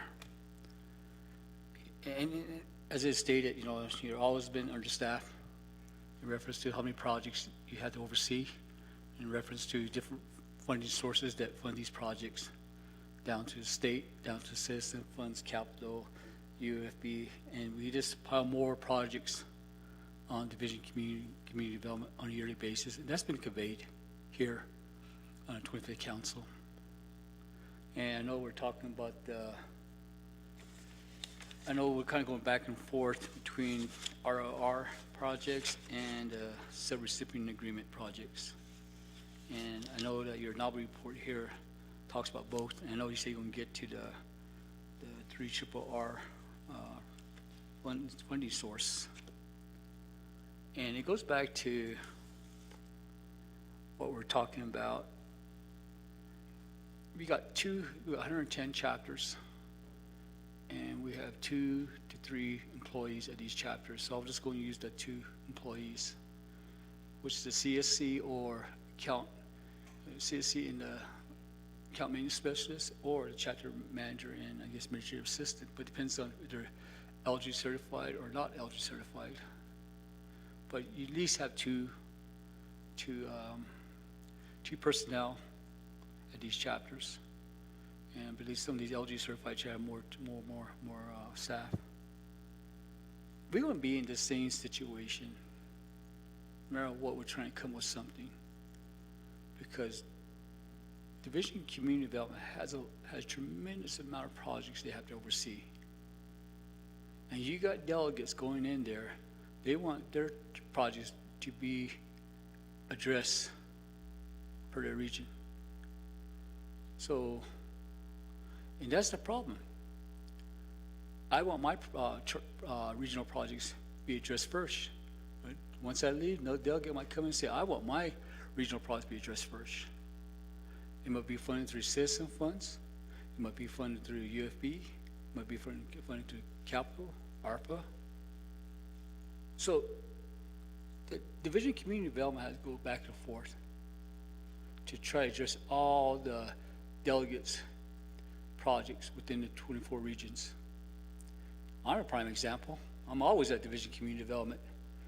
What's the status of my modular building in Crown Point? What's the status of this one-stop office complex? What's the status of issues, waterline project, powerline? How are we going to fund this? How are you working with NTA? So I'm a prime example at being at Division of Community Development. I want my project to be addressed first for my 8 chapters. But that's what Division of Community Development gets every single day. Hey, my capital project for state of Mexico is about to expire. The funding is about to expire. Work on this.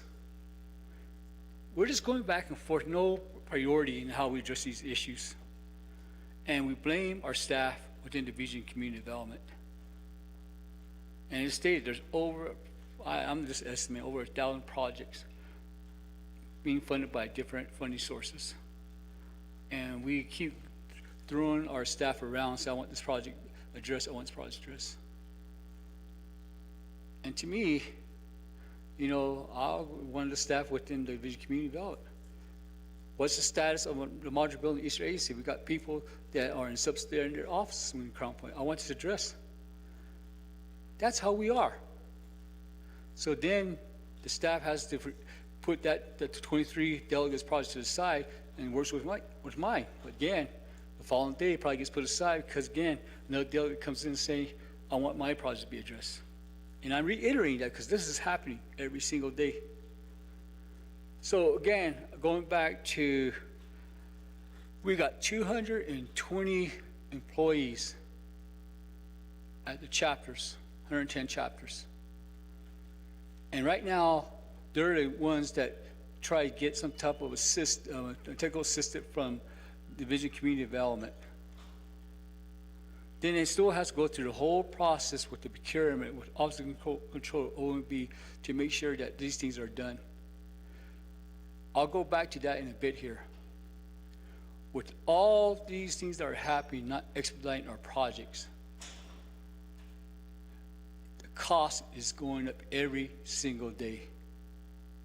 Now, we got 2 things that happen. We got the hurricane that happened in the East Coast. It's going to drive up the costs of materials. Another hurricane is going through again. A major hurricane. That's going to increase the costs of materials. So all these projects that we're looking at, bathroom addition, and hopefully that's being addressed by the entity that's doing the bathroom addition, but everything that we do, still, everything that we are proposing at our local level, majority needs raw materials. And guess what? With these 2 hurricanes that are in there, that's driving the cost. And there's other things that are going to drive the cost for our project to be completed. Again, going back to Mr. Mitchell, what he stated, shortfall, using some of that $293 million to cover shortfall.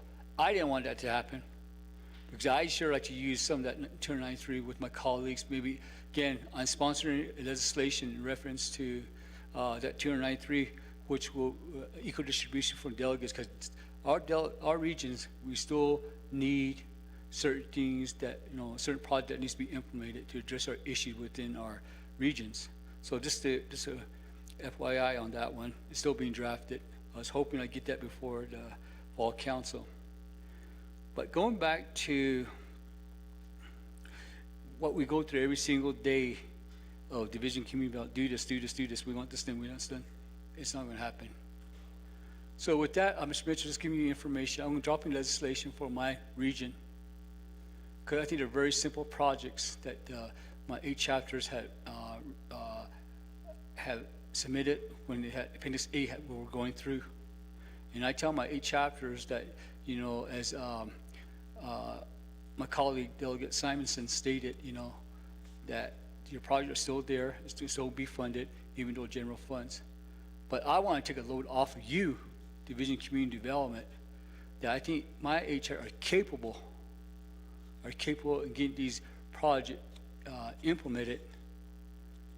And I'm dropping legislation to get these monies to the chapters. How hard is it to get one chapter wants a dozer and one chapter wants a grader? How hard is it to get that done?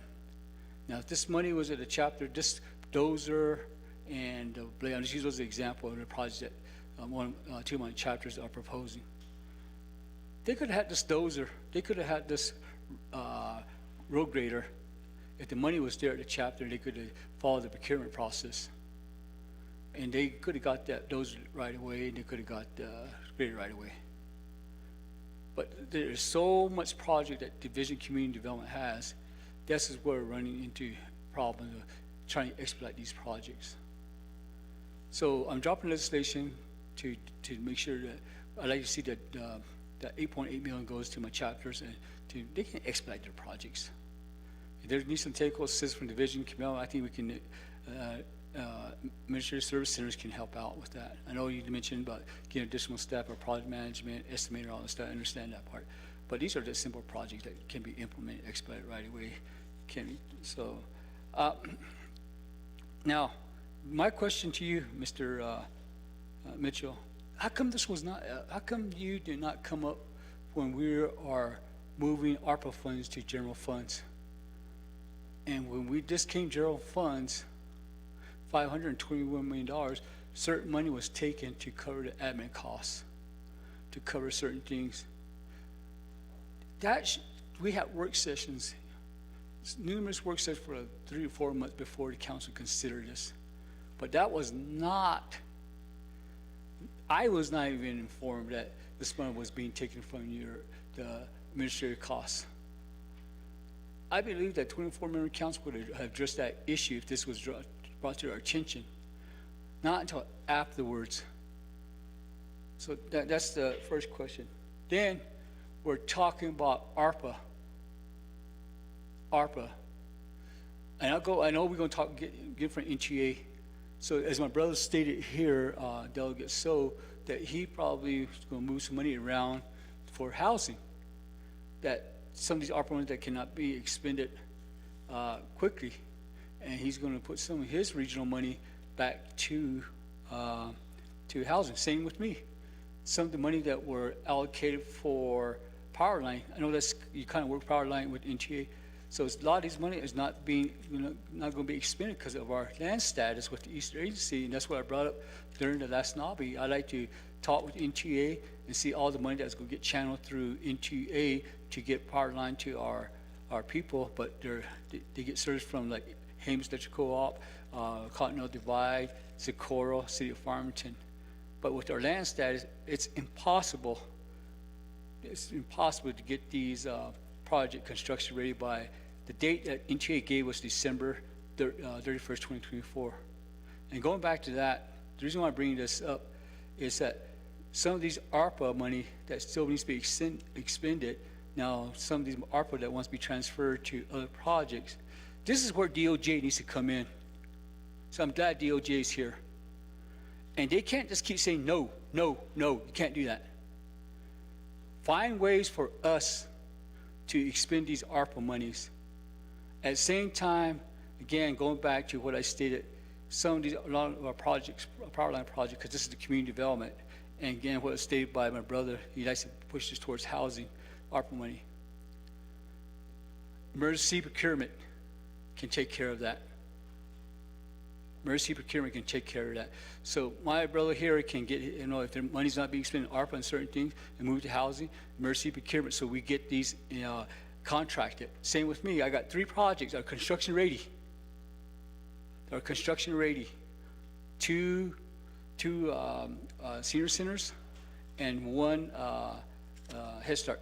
The reason I'm bringing this up is because it pertains to everything, and when you look at the agenda, it talks about water resources, talks about power line, broadband, everything on the first expenditure report A. That's what you're giving. So that's what I'm talking about. I'm glad DOJ is here. They need to help us, even with these subrecipients. How do they get their project expedited? If it needs emergency procurement, work with them. Don't just say, no, you can't do this. This is what our procurement law states.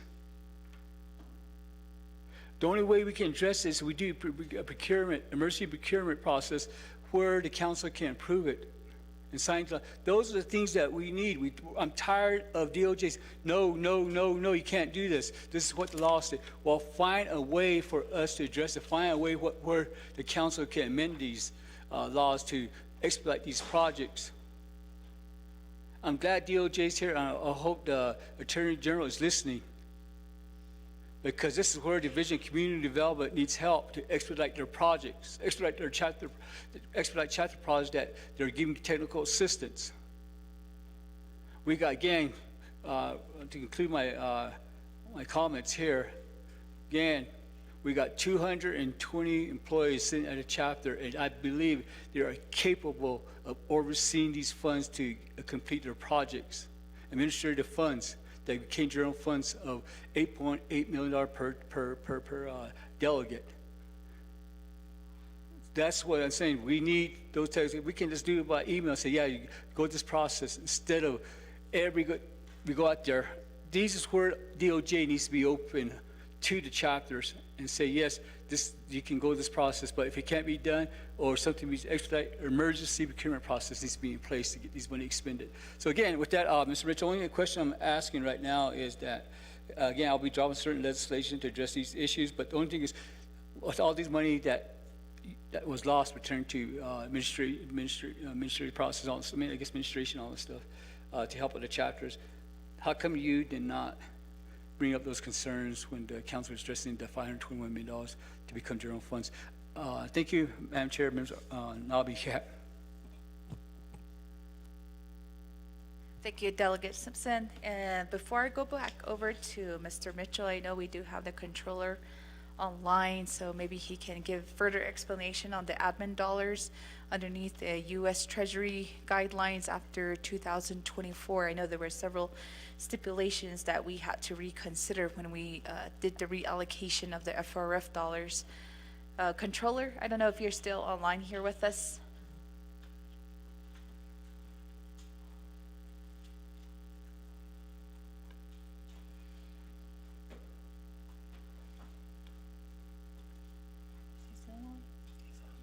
Okay. Controller, you might have to press *6 to unmute.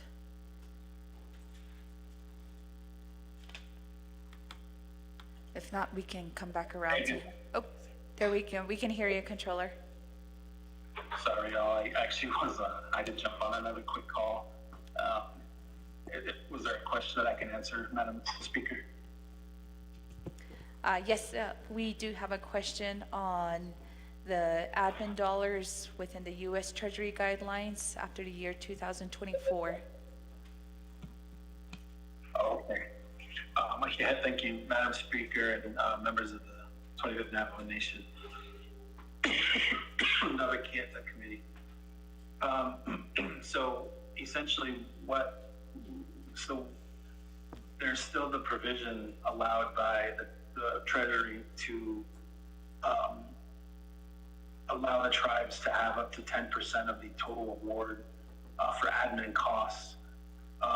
If you recall, during the recapture that was done by CMY 2824, during this preliminary discussions with the President and the Council and the Budget and Finance Committee, it was determined to basically recapture, at the time it was determined to recapture all of the government admin 10% that was remaining. We did leave alone the encumbered amounts that remained in government admin to remain under Arpa and government admin usage, but whatever wasn't encumbered as of June 17th, if you recall.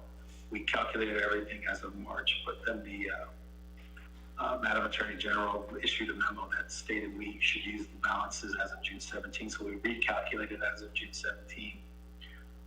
And that money was pulled aside, I think, primarily from the wishes of the president to maximize money for housing. But toward the end of the legislation, as it was being contemplated, the council did elect to keep 15 million. So there's currently 15 million that can be used for that 10% admin cost. Now, keep in mind that past, so the new regs that came out last March allow tribes to continue to pay for what they call legal and administrative payroll and operating costs past 2024 through 2026. But there's certain requirements that we had to meet, like they had to be hired by December 24th, and they had to basically fulfill one of six different categories of function. And so I believe what FRF did is they made an estimate of 15 million to cover personnel. The legislation was written, however, to cover personnel and operating. And so I think one of the issues that we're running into is we're starting to realize that 15 million won't get us through 2026 for those positions, those functions that are FRF eligible, those six categories. Primarily FRF office, broadband, who I think those two are 100% FRF funded. And then there's other pieces like an OOC for reporting and compliance, part of DOJ, I believe part of DPM as well, primarily, part of DCD too. And so I think what we're doing now with budget and finance, Shinada, is to try and figure out what that new number might be. There is 15 million, but what we understand from FRF is that 15 million will cover those ARPA eligible positions through 2026, but leaves no room for admin costs.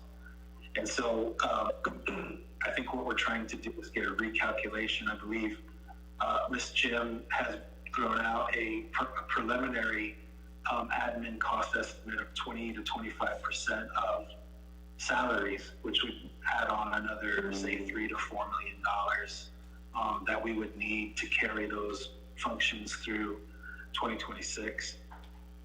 If there is one wrinkle, Shinada, I did get a message from Mr. Rodas at DOJ saying they had an independent meeting with the Treasury to determine if more salary costs could be put into that admin money. I'm not real sure what the status of that is, but I might need to circle back with them to see what the outcome of that meeting was with Treasury, et cetera. But as it stands right now, there's 15 million available for continuing admin costs, plus any encumbrances that were already in place as of June 17th. And then we probably need to figure out what's needed, a final number past 2024 for operation costs of those FRF personnel that are included in the 15 million. I hope that answers, and keep in mind that is ARPA money still, so it still has to be spent under ARPA guidelines. Because I know there's a discussion about, you know, what can DCD staff do now that a lot of this money's moved over to the 521, and it did present a bit of a conundrum for offices like DCD and FRF and broadband. Well, broadband in particular and DCD, because if you recall, we moved all of the chapter projects and all of what was left of broadband, which is roughly $80 million, over to 521. So staff that were working on those projects when they were ARPA are now no longer able to utilize the ARPA money to conduct those programs because they were moved to the general fund. So there is a little bit of a kind of a hiccup in this, and we're trying to figure out the right solution along with the FRF office to figure out how that will be funded going into the future. Now that those projects on the chapter level and on the broadband level have moved to the general fund. And we're working those solutions now, Shannon. So I hope that answers the question. If there's anything else, I'd be happy to. Great, thank you, Controller, and we'll call on you again if we have any other questions. So for comments on the recommendations that were made, Mr. Mitchell? Thank you, Madam Speaker. Ladies and gentlemen, Honorable Simpson. Let me put this, before I answer his question. The other one that I forgot to include in the plan, the plan, in the one of the plans is that under FY24 we had 3 chapter unit attorneys budgeted under DCD. And going forward, we want to keep those 3 positions. Actually, there's 4 positions. One is has a line item. The other 3 we used it personnel lapse money to cover their salary. As you know, personnel lapse isn't recurring; it's non-recurring. So, with the CR, those are carried over. But with the new budget that will be discussed, we like to keep those chapter unit attorneys. Though I know that they deal with a lot of LGA issues. And what I want to ask Attorney General is that see if one of them can help chapters in terms of project management. Because a lot of times, it's not only DCD, because we have to go to DOJ to get some of these contracts. To get it where it needs to be. Then the other part is the vendor. The vendor, it's starts out with the vendor and then goes back and forth on costs. So back to your Crown Point, that building. It's been taking a while for the vendor to submit some of the costs. That's where a budget like you only have 500,000 and it goes beyond. Then you start meeting with them. Where do we cut costs? Pretty soon, you had a big building, just to get under that cost. I think that's where a lot of the holdup is, and that's where a good cost estimate comes to play. If you just say there's 500,000, we're going to build this big facility, sometimes it doesn't cover. So that's where the chapter would need help. I'm all for it. That's part of Title 26. That's why I gave, when I was employed a number of times, to give chapters the money, grant it out. Based on LGA, there is sub-governmental unit of the mother government. I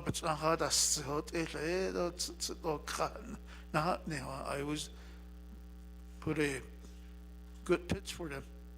So, I'm all for it. But be ikoton nitigi hin khasla.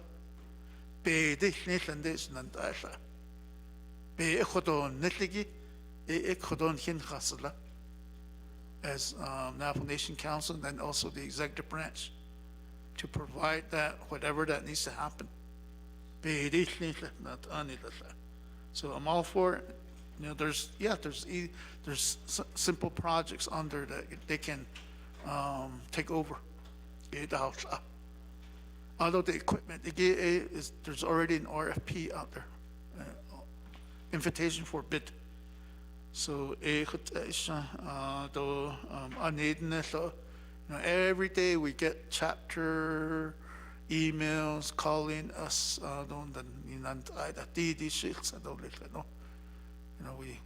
we try to take care of any requests,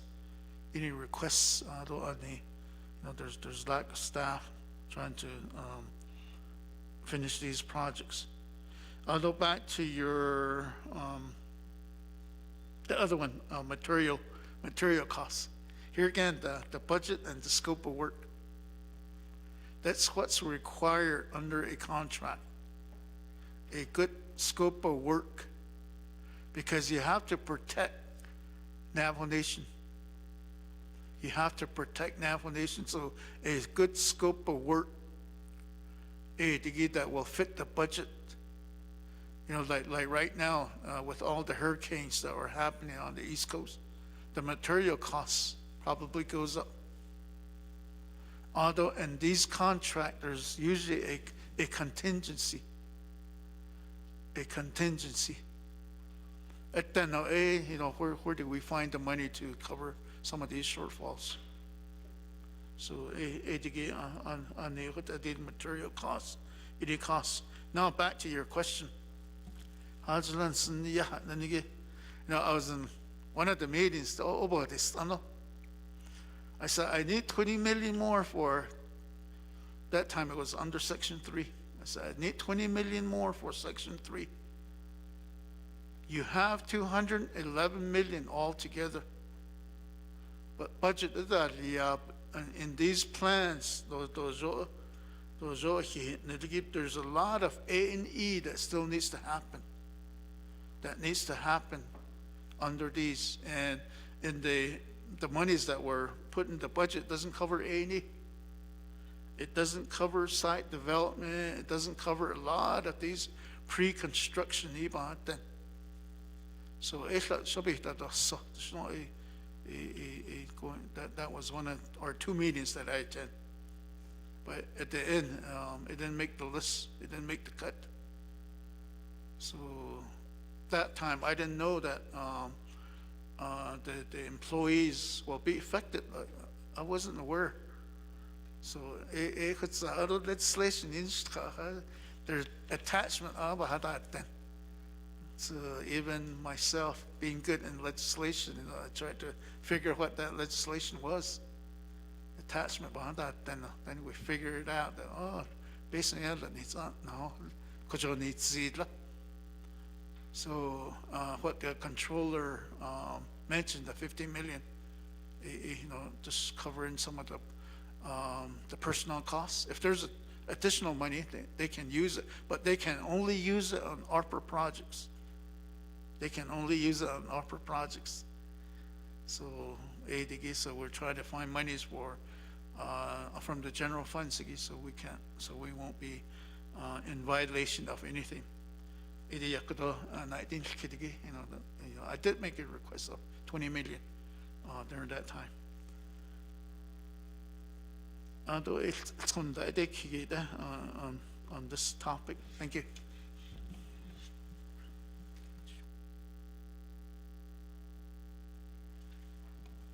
Right, thank you, Mr. Mitchell. And then also in your reports, colleagues, there is the RRR update that's included in your packet. So I know they're individually broken down by delegate regions. So I don't know if you have any other questions regarding that portion of the sections.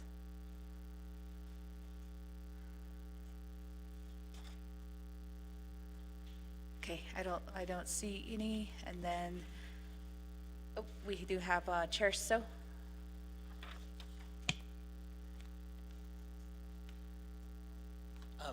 So one of my questions probably to our legal counsel. In my delegate region, I have roughly about $400,000 done. I have a proposal coming through, and what our legislative branch staff, what is our process to, to move forth with the legislation to actually make that last bit, as, tied to a project. And, just wondering, has that been communicated from Department of Justice and, or that process to legislative branch so that, delegates can go ahead and move forth with, funding the rest of their, regional allocations? Thank you.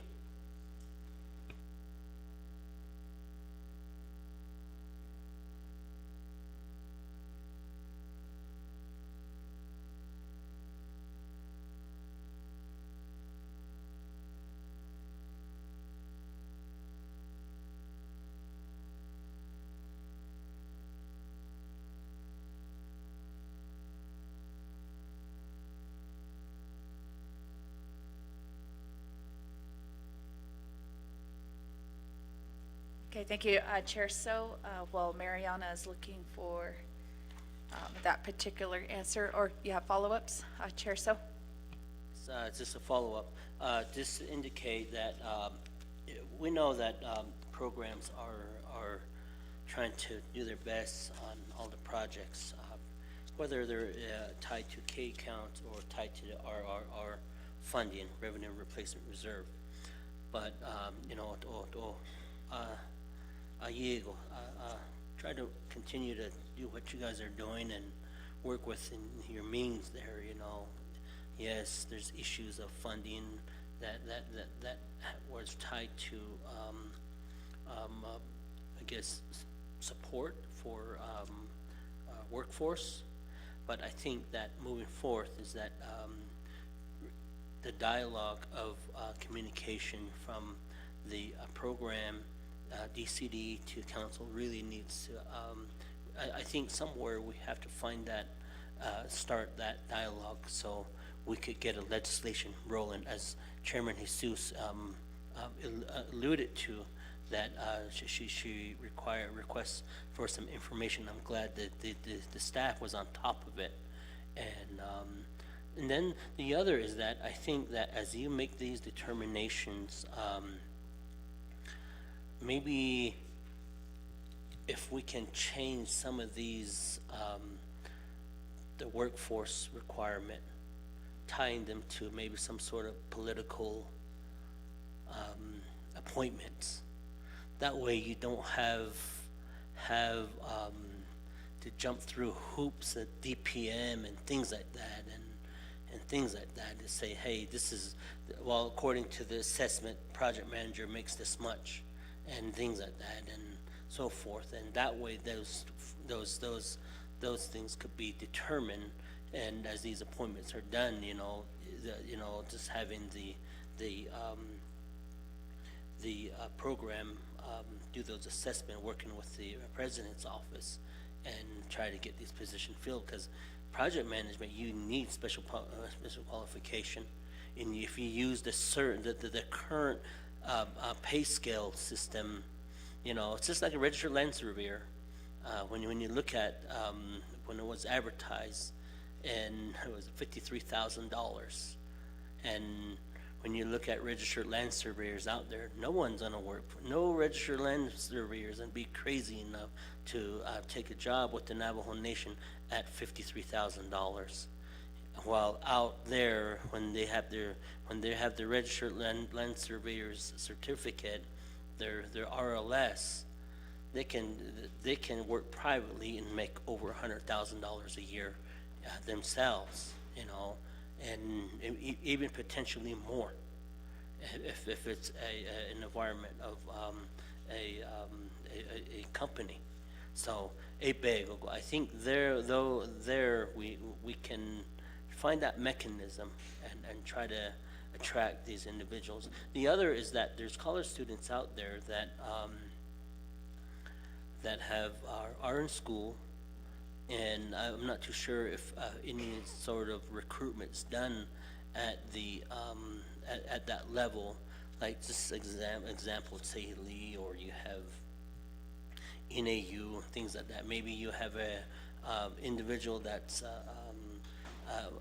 majoring in civil engineering that that is taking a break, and why can't we harness them and utilizing their credit hours to bring them on board rather than experience, because a lot of them really don't have the experience. But what I'm saying is that the train thought of going into that degree field is they're taught there how to they understand the basic information about project management and things like that, and bringing them in as like engineering techs and so forth, so that they can help the current workforce get these information out there. And I'm sure there's engineering techs that could be hired in Western and Northern Agency. That's just a thought, but that's just my information there. Yeah, you guys are doing what you can. I don't really want to say much, but yeah, and thank you for working with me on my projects, and things are aligning, and process are going, and up and yeah, thank you.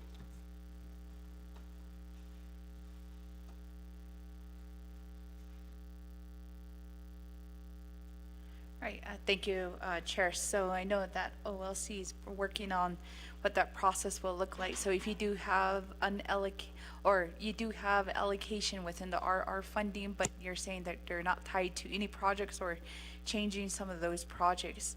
So OLC said they can get that process to you, like a step-by-step of which track you want to take. So we can request that from OLC. Chair So? Yes, I have an unallocated amount, and that's left roughly about 390,000, 400,000-ish. But that process, do we? That's what I'm asking for, so that I could get my proposal and start that legislative process, so that or does it need to follow a legislative process to actually tie it down to a project, or whatever the process is? I need that information. Thank you. Or willing to donate to my region. Just kidding. I'm just kidding, Delegate. So, but we could get you those options of how, if you need to do that, we can get that step-by-step process to you. If it's changing a project within your own region or identifying a new project. So we'll make sure that OLC gets that step-by-step process to each of the delegates here. Okay, Chair Parrish.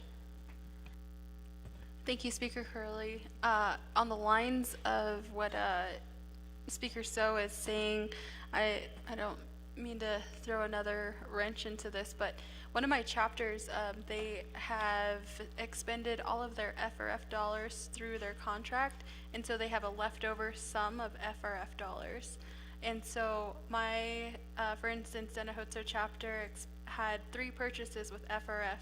Well, they had 3 SRAs, and they've expended and completed their SRAs, but they have a leftover dollar amount, I think of $24,000 or $40,000, and they've completed their contract and their scope of work. So I would also need guidance on those same lines on how to either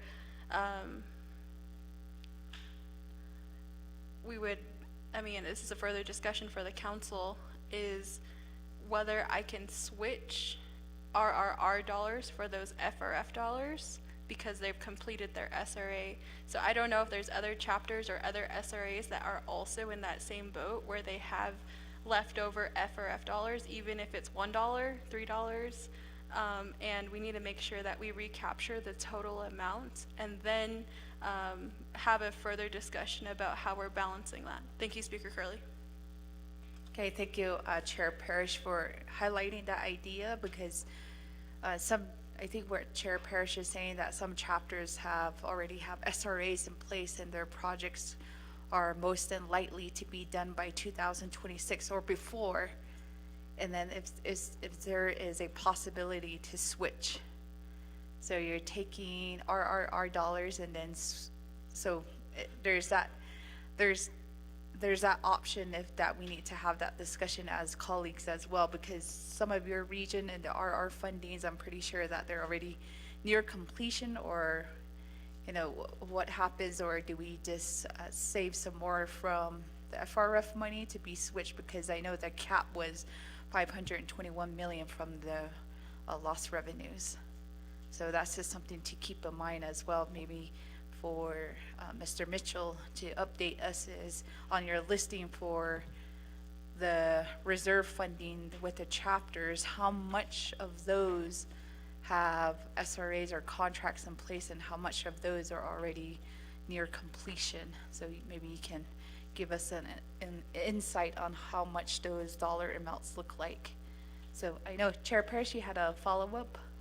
If then I'll go over to Delegate Dr. Endinez too, just on that topic, I think. Yeah, and thank you, Speaker. I think you captured it. I just think also it's like the difference. So if I think the SRA that they completed was modular homes, and then they also did a purchase on a truck and a trailer. And so they had a difference of, I think, $24,000 that they didn't use in FRF dollars. So they did receive their truck and they received their trailer and they received the modular homes. They just have leftover FRF dollars. But because of it's legislated for those purposes, and that's the SRA, they have the products that they were purchasing. So that difference is, I believe it would require legislation to consider switching those leftover FRF dollars from those purchases to become revenue reserve dollars. But that would be a discussion for the council, and I don't know if any of my other colleagues are in that same boat. Thank you, Speaker Curley. Great, thank you, Chair Parrish. That's another, we'll put that on OLC and DOJ's list.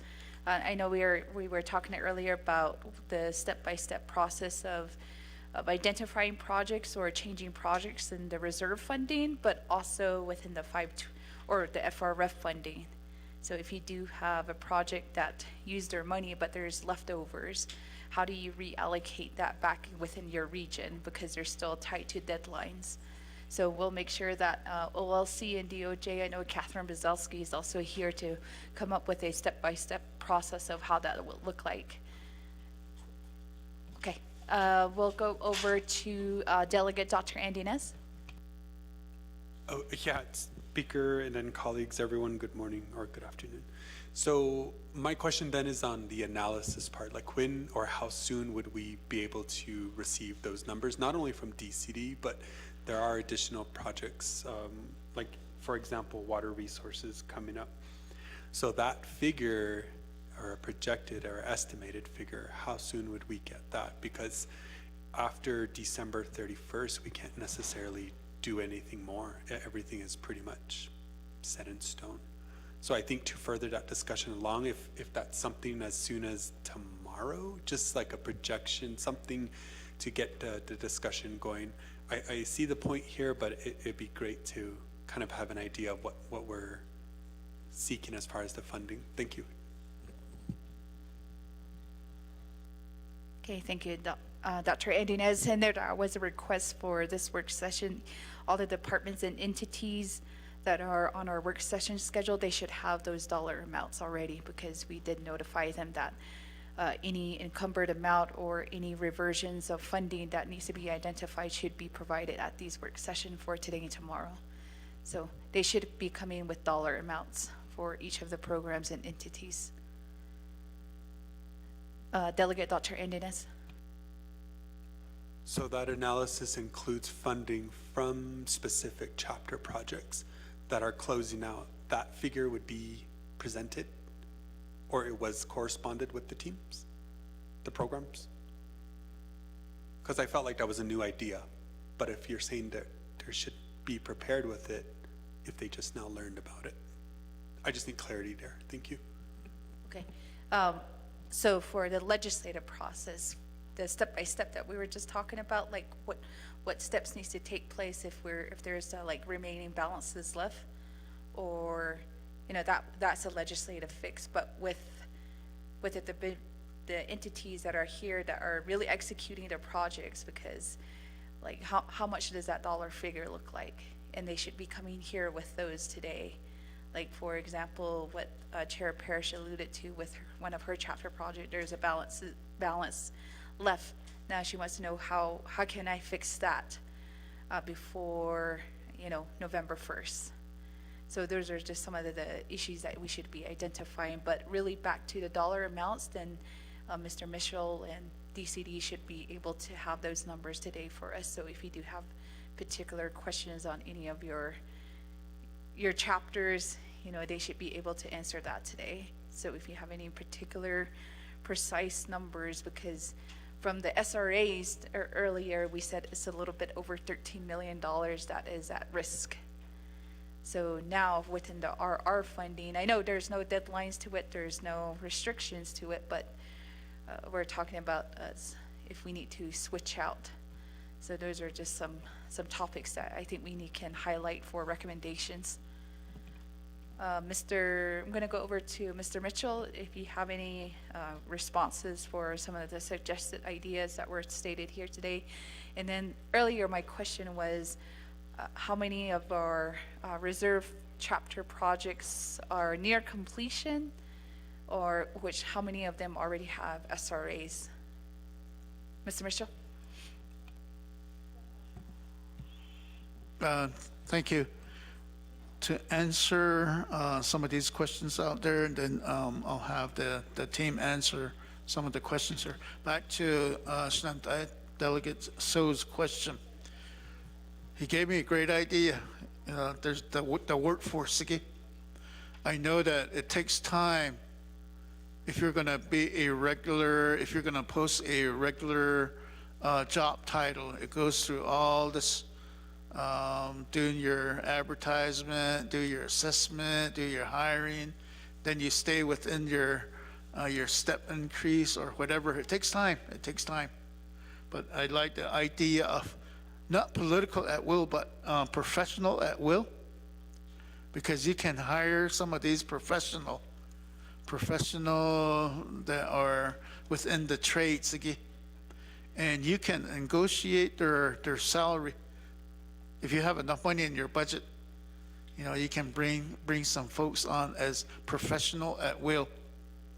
It doesn't tie into, you can have an agreement where, okay, I'll just use you for this 1 year or 6 months, or until you're done with the project. A regular employee, you have to go on and on. So professional at will, that is a good idea. The other one is college students.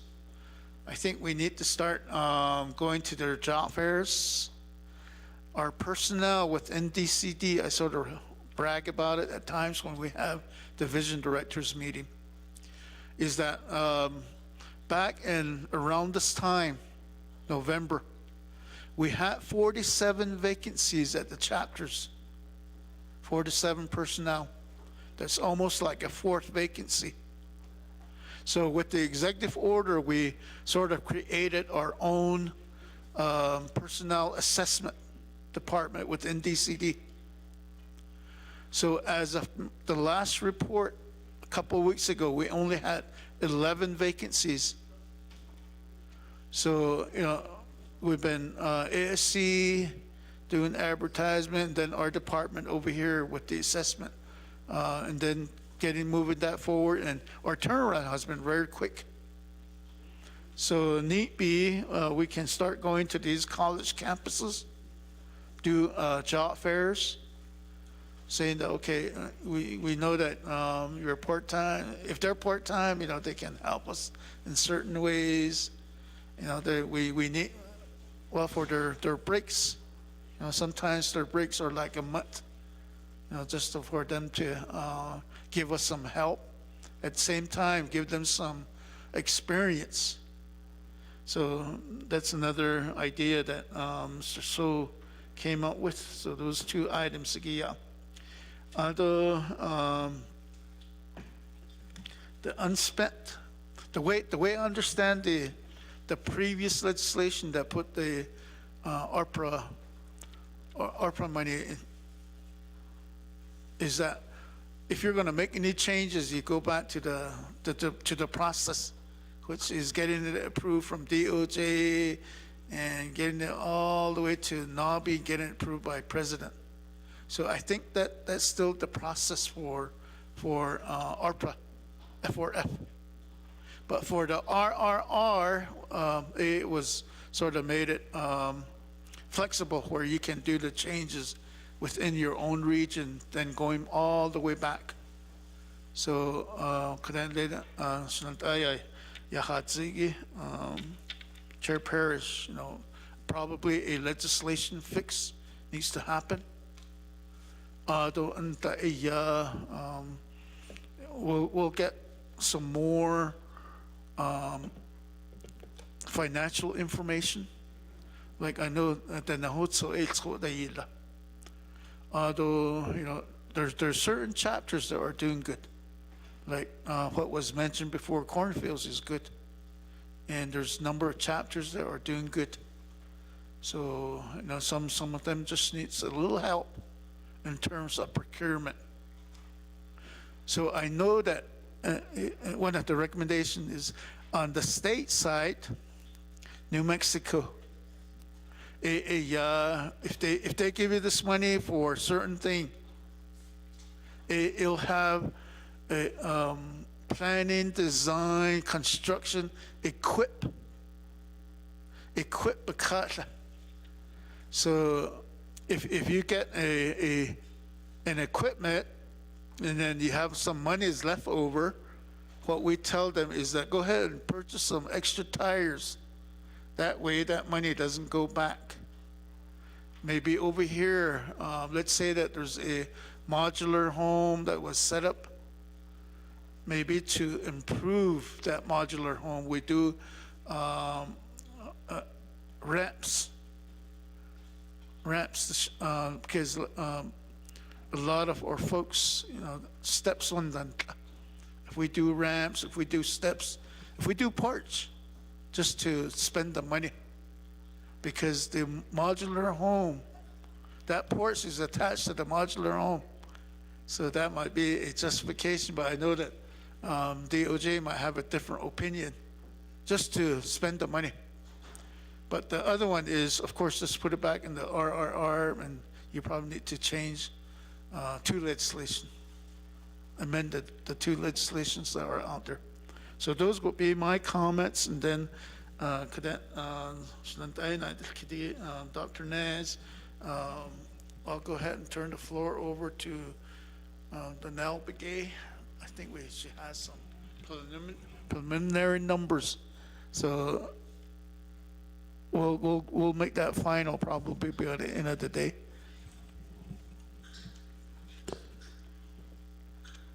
Good afternoon, everybody. Honorable delegates, thank you for having us here before you to provide a report on the work that we've been doing so far.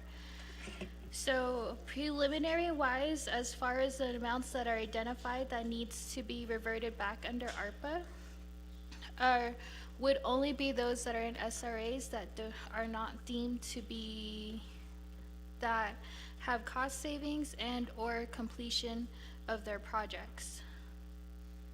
So right, as Delegate Parrish had stated, her chapters had a cost savings of $24,000. So that would entail going back through some of the closeout reports and gathering those numbers. As far as the purchases that were made under ARPA, there was not a whole lot, unfortunately. There was a few that were completed under ARPA. Those amounts were already identified and paid out through a purchase order before the reversion took place of CMY 2824. So for example, Delegate Nez, your gooseneck trailer was purchased at the amount of $21,000, and we had a cost savings of $1,900. And that was identified to remain within RRR. So those cost savings for the purchases, the remaining amounts did stay under ARPA, and those remaining amounts went to RRR. So only the actual purchase amount is in ARPA. And that does need to be closed out because that purchase has been completed and there's no other amounts that are going to be charged against that account. So we'll have additional numbers regarding the SRAs by the end of the week.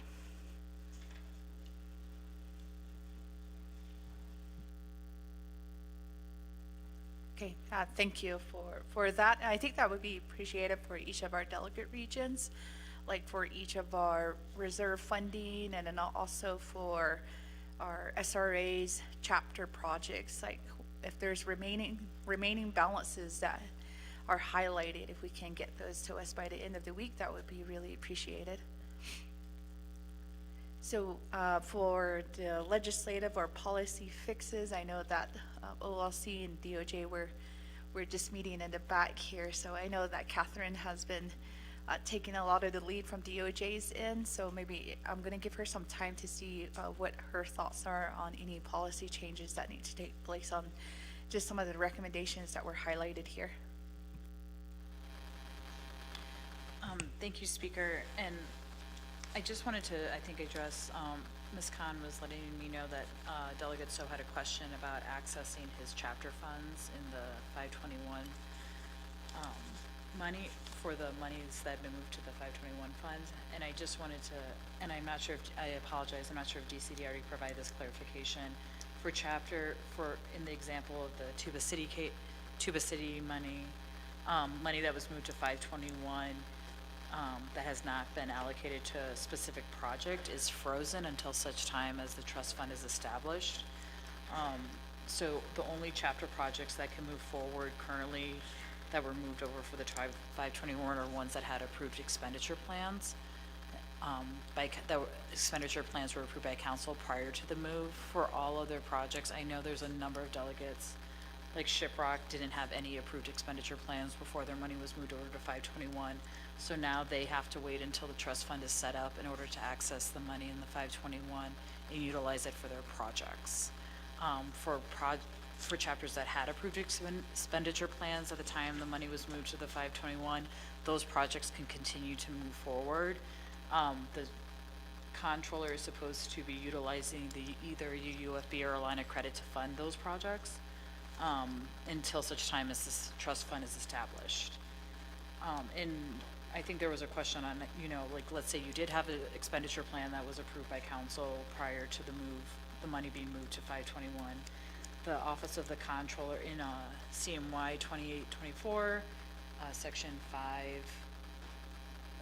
5H, it says that the Comptroller, in consultation with DOJ and OMB, shall develop and publish internal procedures to implement and maintain the revenue replacement fund until such time as the statutory trust fund is established. My understanding is that these procedures have not been put in place yet. I don't know if they're needed, but those procedures could provide guidance to the delegates on how they can access the money that's in the 521 fund while they wait for the trust fund to be established. And then, Speaker, I apologize. What was the other question that you were hoping to get some? Is that it? Okay, great. And that concludes my response. Thank you.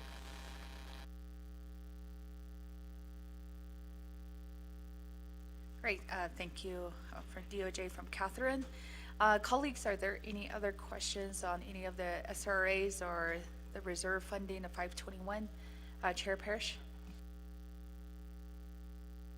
Thank you, Speaker Curley. I just have a few questions based on the response from the Department of Justice, because the UUFB has been authorized to be expended while we are waiting for the trust fund to be developed. So it's my understanding, and if Office of Legislative Counsel has other thoughts on this, my understanding of that legislation is that the UUFB can be accessed while the trust fund is being set up. So there should be no interruption in projects at this time. That was the intention of authorizing the controller to have that access. Thank you.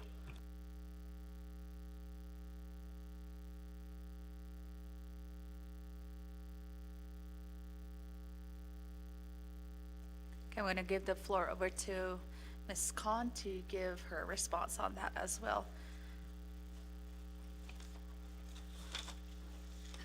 I'm just trying to find the portion of the CMY-2824 that talks to that particular provision.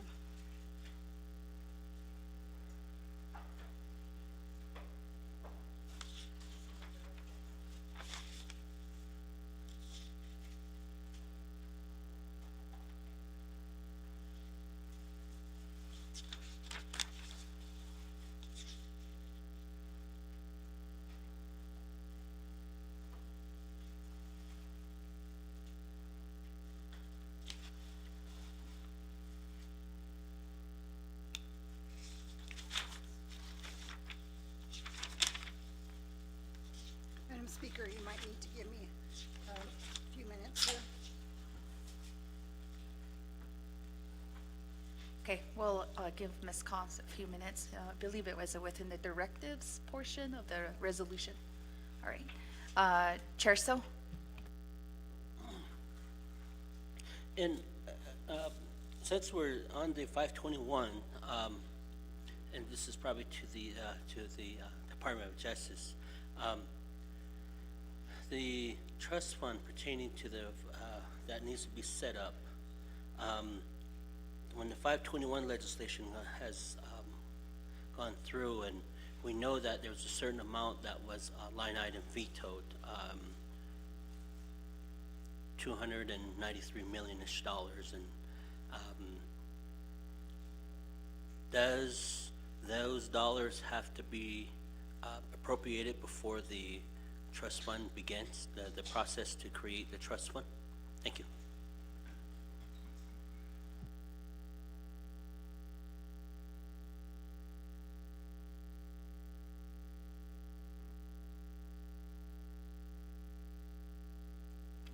Okay, I'm going to turn it over to Catherine.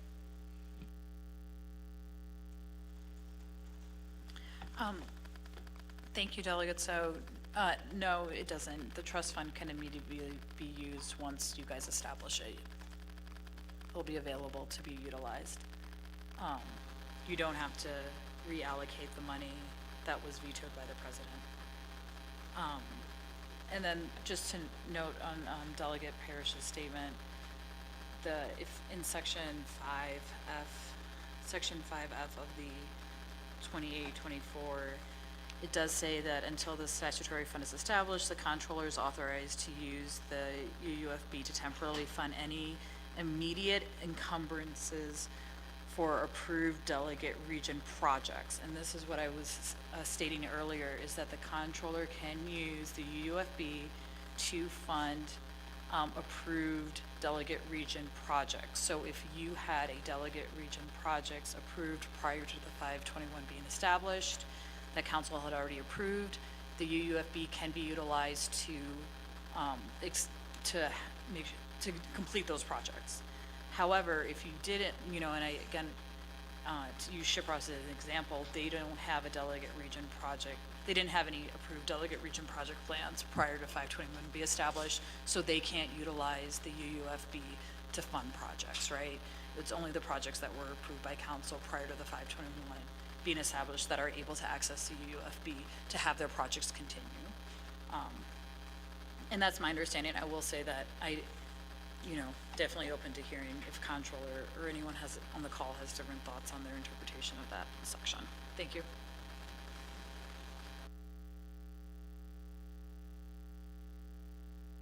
Okay, thank you, Ms.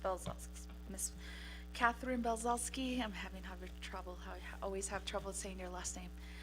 But controller is also online, and we did have a Naa'bik'iyati report on the UUFB reimbursement process. And then at that time, controller did state that he would forward over the policies and procedures on how that would look like for your chapter regional projects. So I know we gave him maybe it was about a month ago, but I'll turn the floor over to him to see how far along those policies and procedures are at. Controller? Good afternoon, Shananta, and thank you, Speaker Curley. So there's two things I think I might need to maybe clarify a little bit. The first one is on the policies and the procedure side.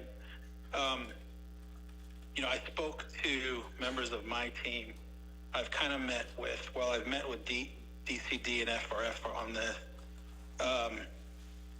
Really, the position of the controller is such that there really shouldn't be a change as far as spending the money now that it's in the 521. From an accounting standpoint, all we really did is we've moved what was projects funded with external Arpa money to the same projects that are now funded under what CMY is referring to as committed general fund balance. So all we've really done is change the source of funding based on the Treasury's guidelines that allows us to move revenue replacement, to move those and reimburse the general fund for government service expenditures spent during the pandemic, during a period of reduced revenues because of the effects of the pandemic. So I know the sentiment has been passed around that we're waiting for controller on policies and procedures, but I think we've said it more than once that really nothing should change. I mean, you should just go through certified chapters, still have the SRAs in place. Non-certified chapters go through the same process they would through DCD, and we should be fine. Now, I do know also that there's been a sentiment for us to come up with ways to expedite that, and those are part of the process that we've been discussing at the Office of the Controller level and DCD. But for now, nothing really should change. Just keep going, doing the same thing you were doing. The money's available. Credit to OMB, FRF, DCD, and the Office of the Controller's team that we moved all of those K accounts over to N accounts for the chapter projects and C accounts for broadband. And those are all there available at this point. So there really should be nothing more required than when you submit paperwork, the chapters submit paperwork, instead of using the old N account, just use the new C account. And the new listing of, the old K account to the new N account. That listing has been, I'm not going to say published, but several departments have that new listing. So it might start with disseminating that listing to the chapter so they understand that really all they have to do is use the new accounts that were created for the 521.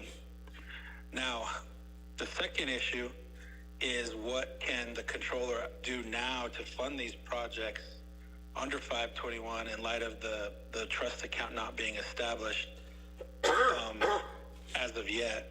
My understanding is the goal of this from the very beginning was not to delay any of these chapter projects.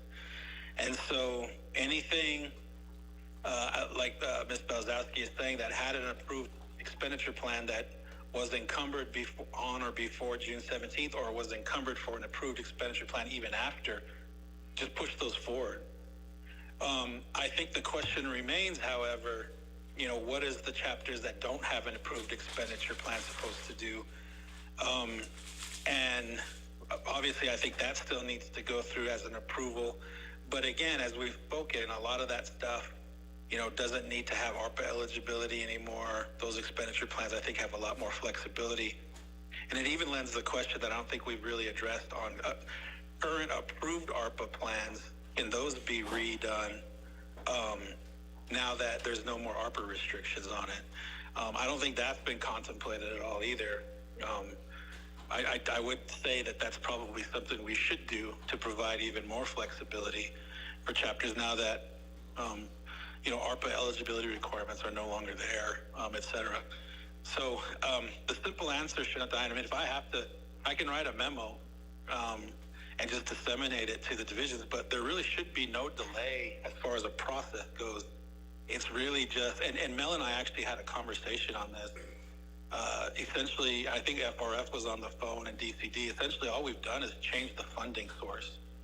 And I know there's a lot of internal mechanics to move that with budget revisions, et cetera. But from an accounting standpoint, that's really all we've done. We've just, what was once ARPA federal funded projects is now general fund funded projects. So none of the process should really change. We could probably enhance it and make it a little easier, but I think that's what we're trying to work on now through the oversight of the committee oversight that I have, and ultimately the council. But I don't think, I guess I just don't think there's a reason to say we need to continue to wait on a process. It should really just be the same thing we're doing now. And the Office of the Controller will take the necessary steps to make sure that the funding source is right. It's no longer the K account ARPA, it's the new C account, the new N account, and we can just go from there. We also realize that there may be a reconciliation that needs to happen because of the transition. You know, the transition of the K accounts to the N accounts. I think Director Mitchell mentioned there's about 300 of them. We had to move those all over, and that took about, I don't know, 3 or 4 weeks. And there was activity that happened during that time frame, but we're aware of it. We know what needs to be adjusted so that we're consistent with what CMY 2824 intended as of 6/17 per the AG's memo. And we can go from there. And when there are going to be some adjustments we need to make. But I will say that the expenditure rate on the chapter projects is still fairly low. However, we did get a report from DCD just the other day, last week when I was on site, excuse me, that about 20 million in new FRF funding amounts just came in for approved plans. And the question was, do those need to wait? And I think we were all in agreement, including Mel, that they didn't, because they were already a part of approved expenditure plans. They were just moving forward. So these monies are starting to move, and I would, from the Office of the Controller, I would hate to hold them up for any other reason. But I would tend to agree with Ms. Belzowski saying if there was no existing expenditure plan, that probably needs to be in place first. And then we can start encumbering and spending. But for those chapters under a subrecipient or not under a subrecipient agreement that have expenditure plans, those shouldn't stop. Just keep spending it. We need to spend it. And then the process shouldn't change either. From an accounting side, we're not going to do anything different than we were before. We're just simply changing the business unit from a K to a C or to an N. So that would be what I would say, and I could gladly put that in a memo and distribute it to the divisions and the chapters, but there really shouldn't be a change in how we do things. I think we do need to enhance it, but for now, just keep pushing them through, and the OOC will take care of this side of making sure they go to the correct business units. I hope that answers and provides some clarity. I'd be happy to answer any other questions if necessary.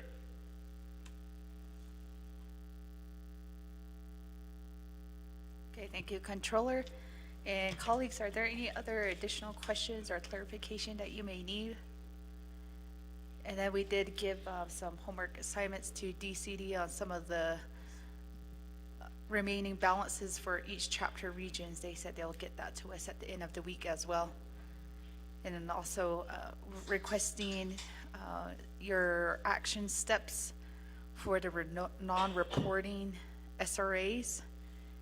So because I know right now we're considering that as a risk, because we want to make sure that they're at least what steps can be taken to help them at the end of this week. So those are just some highlighted areas, because I said about roughly a little bit over $13 million that are at risk on those SRA listing. We do have a question coming from Chair Eugenio Charles Newton via Zoom. Yes, good morning, Speaker. Can you hear me? Chair, we can hear you. Okay, so just for clarification, Controller McCabe, the chapter projects that were not approved before the RRR legislation, it still needs to go through the approval process, which is through DOJ. Once DOJ approves it, then we drop legislation which goes through Naa'bik'iyati. Then we can access UUFB. Is that correct? Good afternoon, Chair Charles Newton. That's what I think DOJ is stating, and I would tend to agree with that. However, the one thing I would question is, obviously it has to go through DOJ, but what I don't think needs to happen now is a DOJ eligibility determination, because there are no more ARPA requirements. But I don't want to speak for DOJ on that.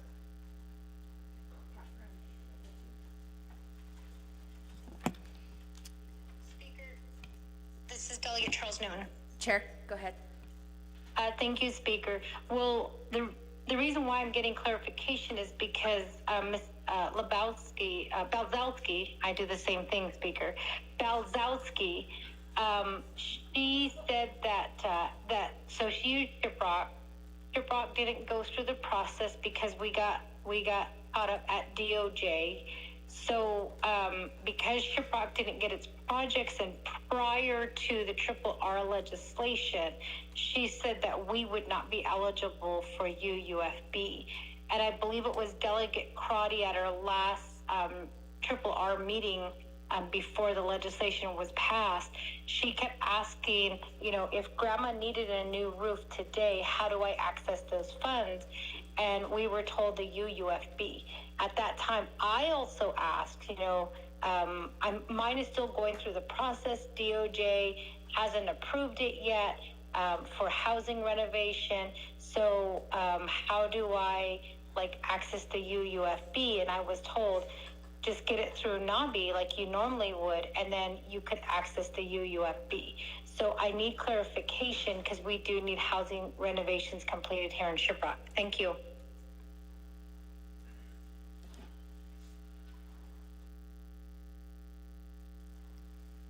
Thank you, Chair. And then we'll have DOJ help answer those questions for you.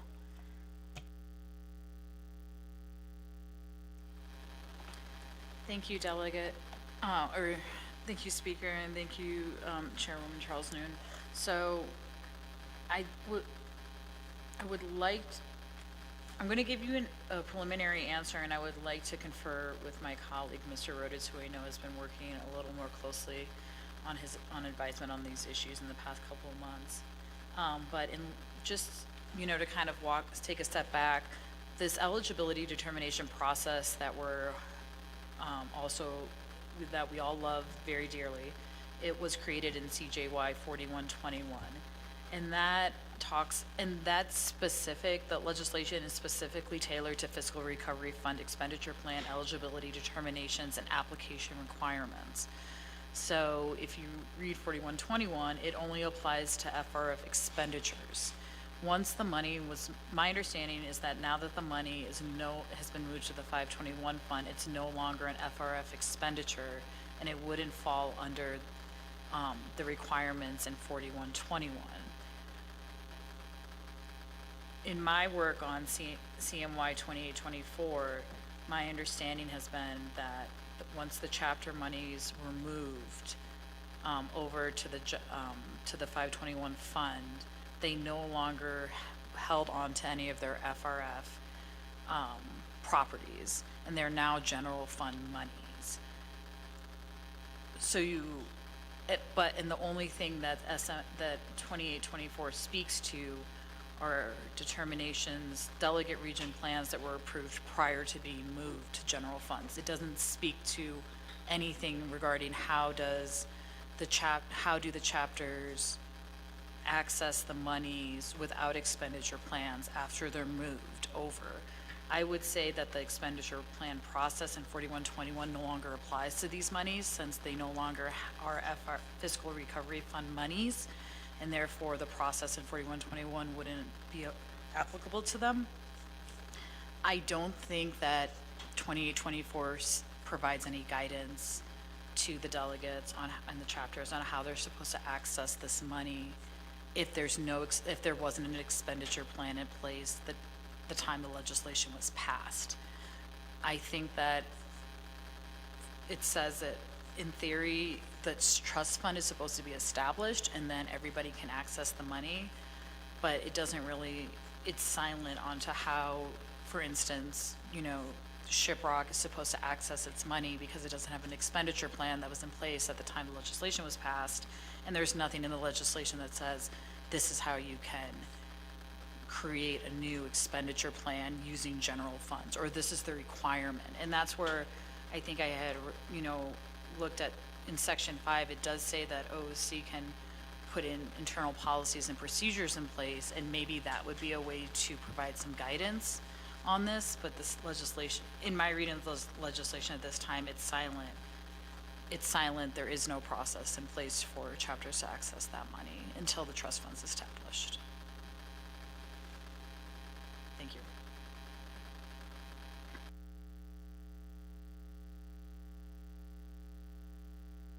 Okay, thank you, DOJ, for that answer. And Chair Junior Charles Newton, I did request for OLC and DOJ to do step-by-step processes for each of those unique situations that some of our colleagues do have. So if you have an unidentified or a project that you want to go forward with, we want to make sure that we have a step-by-step process for you. And then if you do have project changes within the 521, and then there'll be a different process for that as well.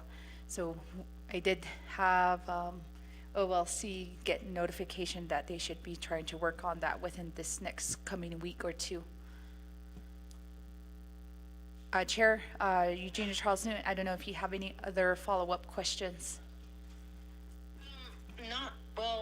Not so much questions, just maybe a comment that since the legislation is silent on this issue and since Controller is recommending that we use these funds immediately, I think that, we should be looking at it to benefit the Navajo people. And in this case, if there are funds that need to be spent immediately, that UUFB should be made available for those.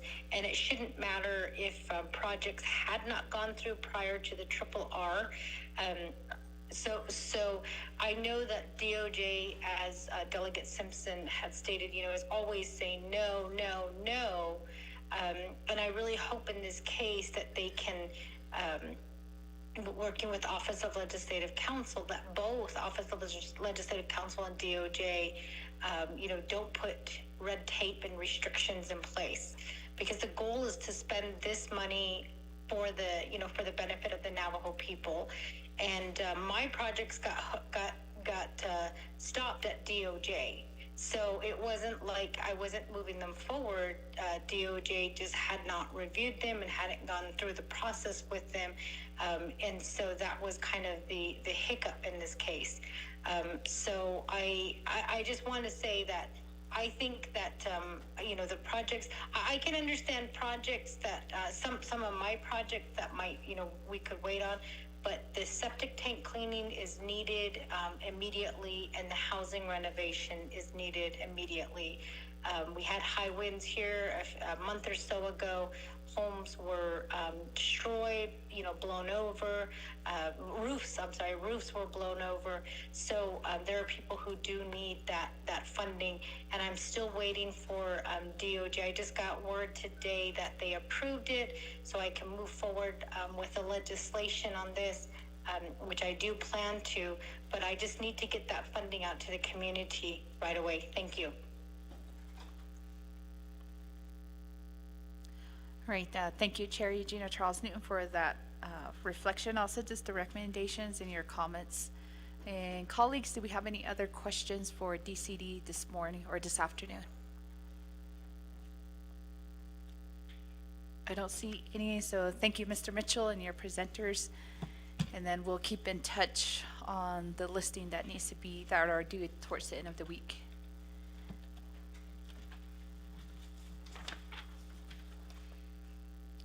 And next, colleagues, we will move on to 5B, Public Safety and Cybersecurity. Presenters are by Division of Public Safety.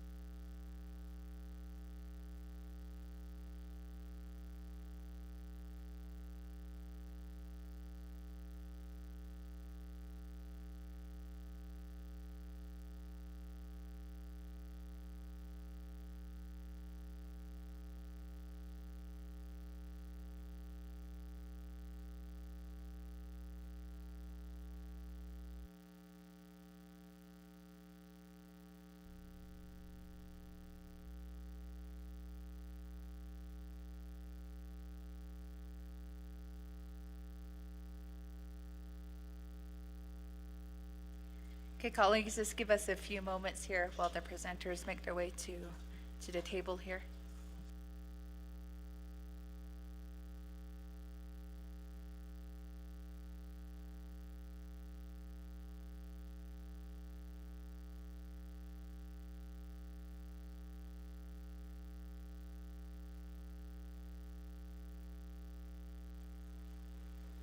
Again, some of the information that should be here, reported here are expenditure statuses, any projections, breakdown, obligations and spending, contract processing, or any challenges that need immediate attention.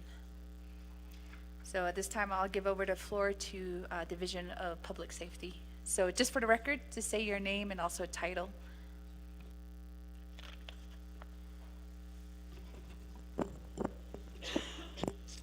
Good morning. Yeah, it's afternoon, yeah. So, good afternoon. I'm Michael Anderson. I'm the Executive Division Director for Public Safety, as appointed by Dr. Bhuvan Nigrin.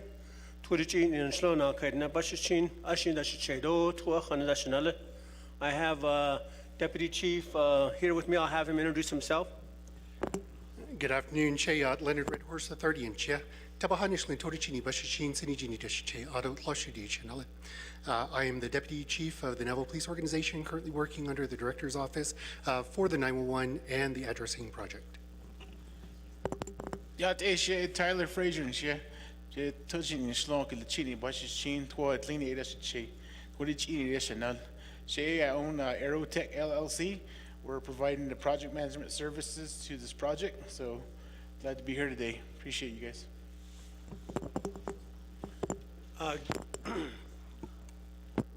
Given the enormity and the importance of this project, I've actually I've assigned Deputy Chief Leonard Red Horse III here to oversee and administer the project.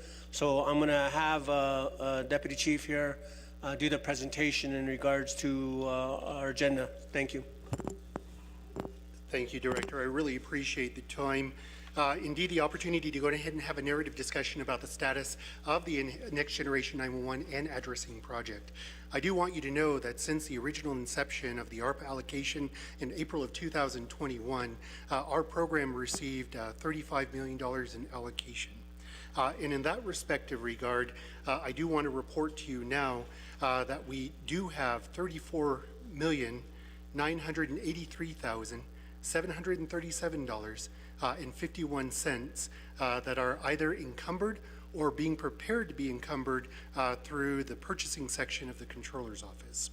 I do want to express the excitement that we do have of having 9 independent contracts completed for various subject matter experts who are focusing on not only the addressing component, but also the technical capacities as it would relate to ensuring that our operators get emergency calls through the digital network and umbrella that exists over Navajo.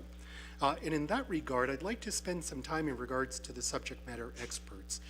In order to ensure the viability of this respective project, we did a number of years of study. We sat down with our internal leaders and identified through them some of the challenges that we collectively faced. And I was really excited to hear over the narrative of the preliminary aspects of community development's presentation, the wisdom provided by the leadership saying that there are not project managers that can sustain projects, that we don't have dedicated staff in order to assure that the complexities of navigating procurement are actually in place, ensuring that we don't have requisite staff whose sole focus is the attainment of objectives moving forward with the project. And we listened with those observations, and that's how we created our project. As you heard from Tyler on my right, he is a bona fide project leader. He comes from us from Arizona Public Services, where he's managing hundreds of millions of dollars of project in that regard, and we were able to focus him on the outcomes for this respective project. We identified staff members who have consolidated emergency 911 centers, not only in the metropolitan environment, but also in the state, local, geographically dispersed environments, which is akin to what we face here. We have also onboarded individuals who are architects, designers, and network operators of the complex computer systems that are required in order to transport digital calls. And one of the biggest things that I want to tell you as leadership for council is we looked at this in a positive way to ensure that we are operating within the technological capacity of the design that we are putting forward. If you yourself stream Hulu on the Navajo Nation, if you stream Netflix, if you have the opportunity of open data connections from use of a modern smartphone, you have the capacity of using the next generation 911 network. In addition to that, you also have the ability to use analog services in the traditional flip phone that we grew up with in the early 2000s. So we made sure that we were diverse in the technology capacity of our orientation in the project that we're functionally moving forward. And in that regard, we also have individuals who have designed statewide next generation 911 systems. One of our subject matter experts is the individual who not only designed but also managed the state of California's next generation 911 design. In addition to that, we also have individuals who have consolidated Sandoval County, Bernalillo County, and worked on consolidation projects in the metropolitan area of Albuquerque. When it comes to the addressing component, which is the biggest economic driver that our program can actually push forward, we were able to identify a group of individuals who not only have previous experience of working on Navajo in Tohojile, in Rama, indeed in the eastern service zones of Navajo, but have also worked in geographically dispersed communities in the panhandle of Texas, in Kansas, in Arkansas, in Louisiana, in larger markets of that nature, and who have brought their skill sets into this respective area. One of our greatest things that we are looking forward to is since the inception in April of 2021, this project was put under Division Director Anderson in April of 2022. I was onboarded in May of 2022 in order to outline the specific outcomes of our respective project. And during that time, we were able to identify the subject matter experts to deploy. We were able to identify procurement. And as we shift into procurement, we have the 9 contracts that are now in place, have contract numbers, have been issued contract award letters, and we're now drawing on them for purposes of total respective amounts. The total contracts that we've expended, as you were, the total amount of contracts that we have encumbered for liquidation amounts to $34,209,763.75. And in that regard, as we transition into tangible goods purchases, into purchase orders, we've been able to successfully navigate 4 significant purchase orders. One relates to the ergonomic furniture for the existing modulars. One relates to administrative furniture that exists for the different offices that would house our staff, from trainings, from operators, from managers, from administrative support, in addition to the digital technology that would be put in place into the dispatch center to actually render what would occur with the next generation 911 systems. And in that amount, it equates to $441,540.01. We do have 3 we have 2 outstanding orders. One of them comes in the form and fashion of procuring vehicles to allow our staff to assist community development in regards to their geospatial designs and upkeeping the layered addressing that will be procured and that will be pushed out into the field. In addition to help in facilitating the support of the 56 dispatchers that would be co-located into 2 separate sites. Because right now, the Navajo Division of Public Safety, we have 7 dispatch sites. So we're consolidating from 7 sites into 2 sites to ensure that we have continuity of supervision, to ensure that we have continuity of training, to ensure that we have continuity of certification for our staff. So they in turn will be provided respective vehicles to perform in their job requirements. The vehicles are speculated. We just opened the RFPs 2 days ago, 2 business days ago, which would have been Friday. And the bid came in at $218,338.80.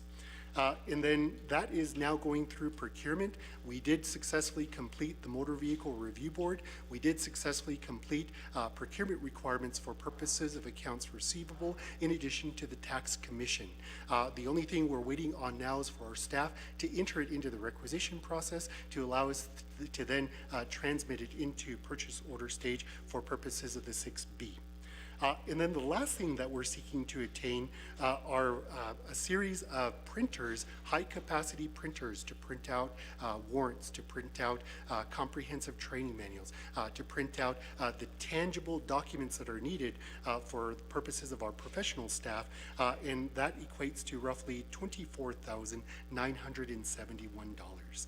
So altogether, when it comes to the significant contracts that have been executed, the 9 that have been executed thus far and the ones that we need, plus the purchase order transitions that successfully went from requisition to purchase orders, to now the 2 outstanding requisitions, we have 15 moving parts for purposes of contracts, in addition to tangible goods purchases.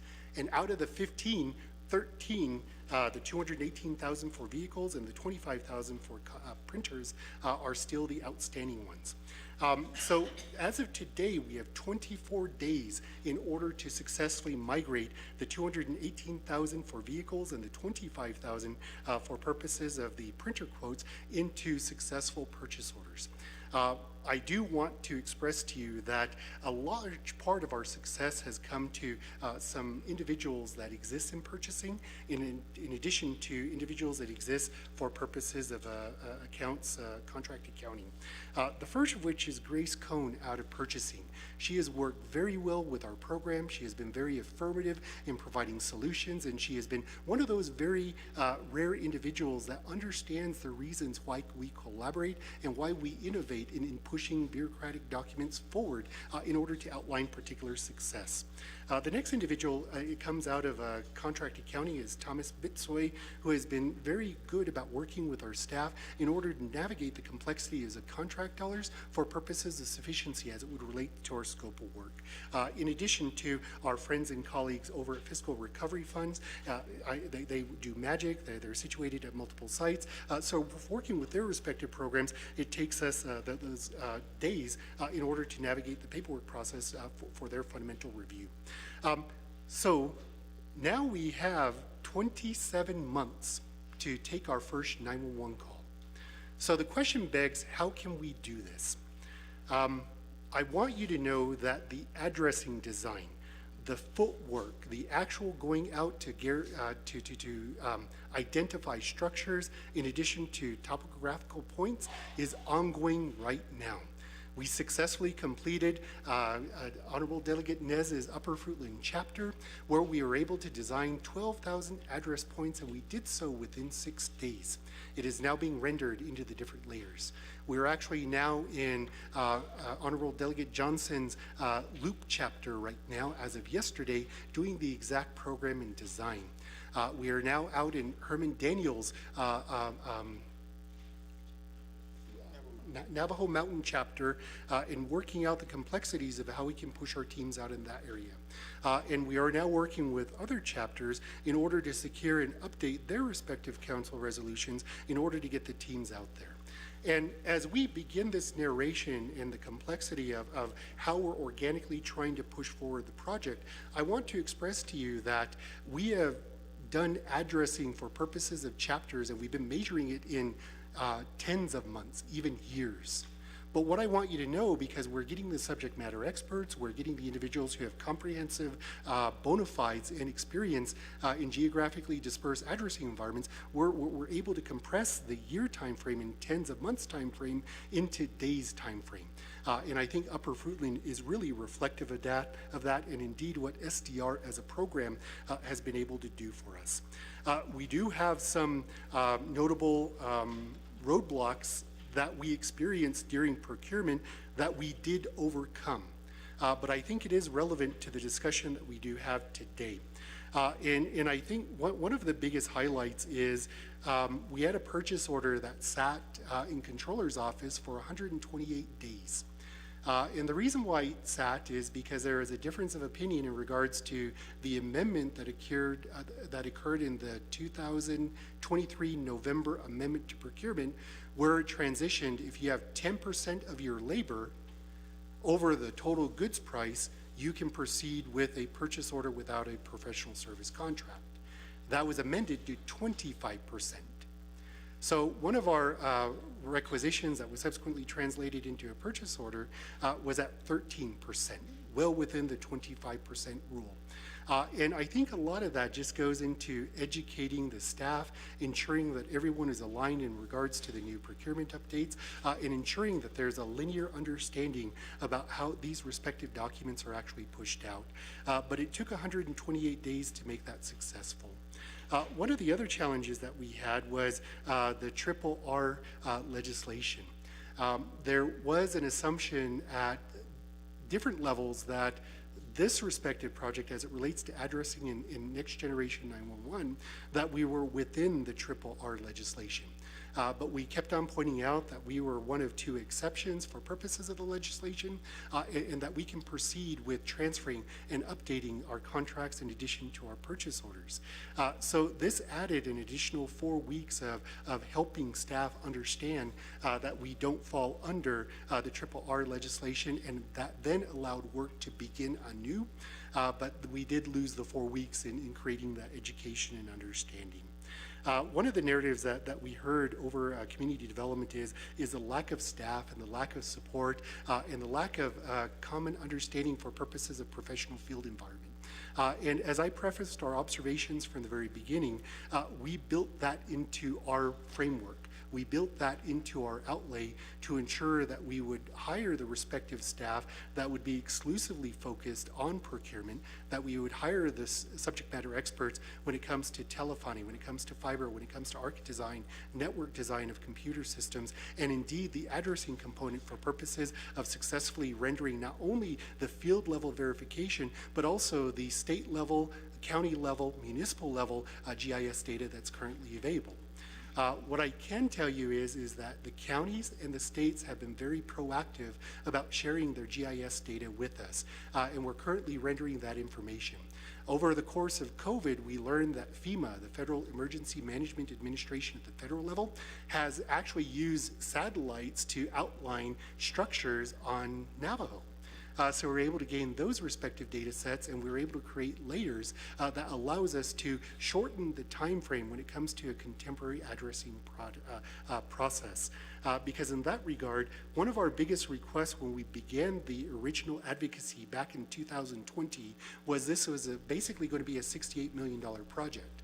And over the course of time, we were able to sustain a $35 million investment, which got us to some modifications that we had execute over the course of technology and use of that respective technology to outline the successes that we collectively have. And in that regard, what I do want to say is we're well on target in order to maximize our detailed and our timeframes. What we have before you should be some colored printouts, in addition project status reports that exist. These are documents that come out every 2 weeks. They're issued out to the executive team, they're issued out at OPVP, and indeed we do have them provided for purposes of the review.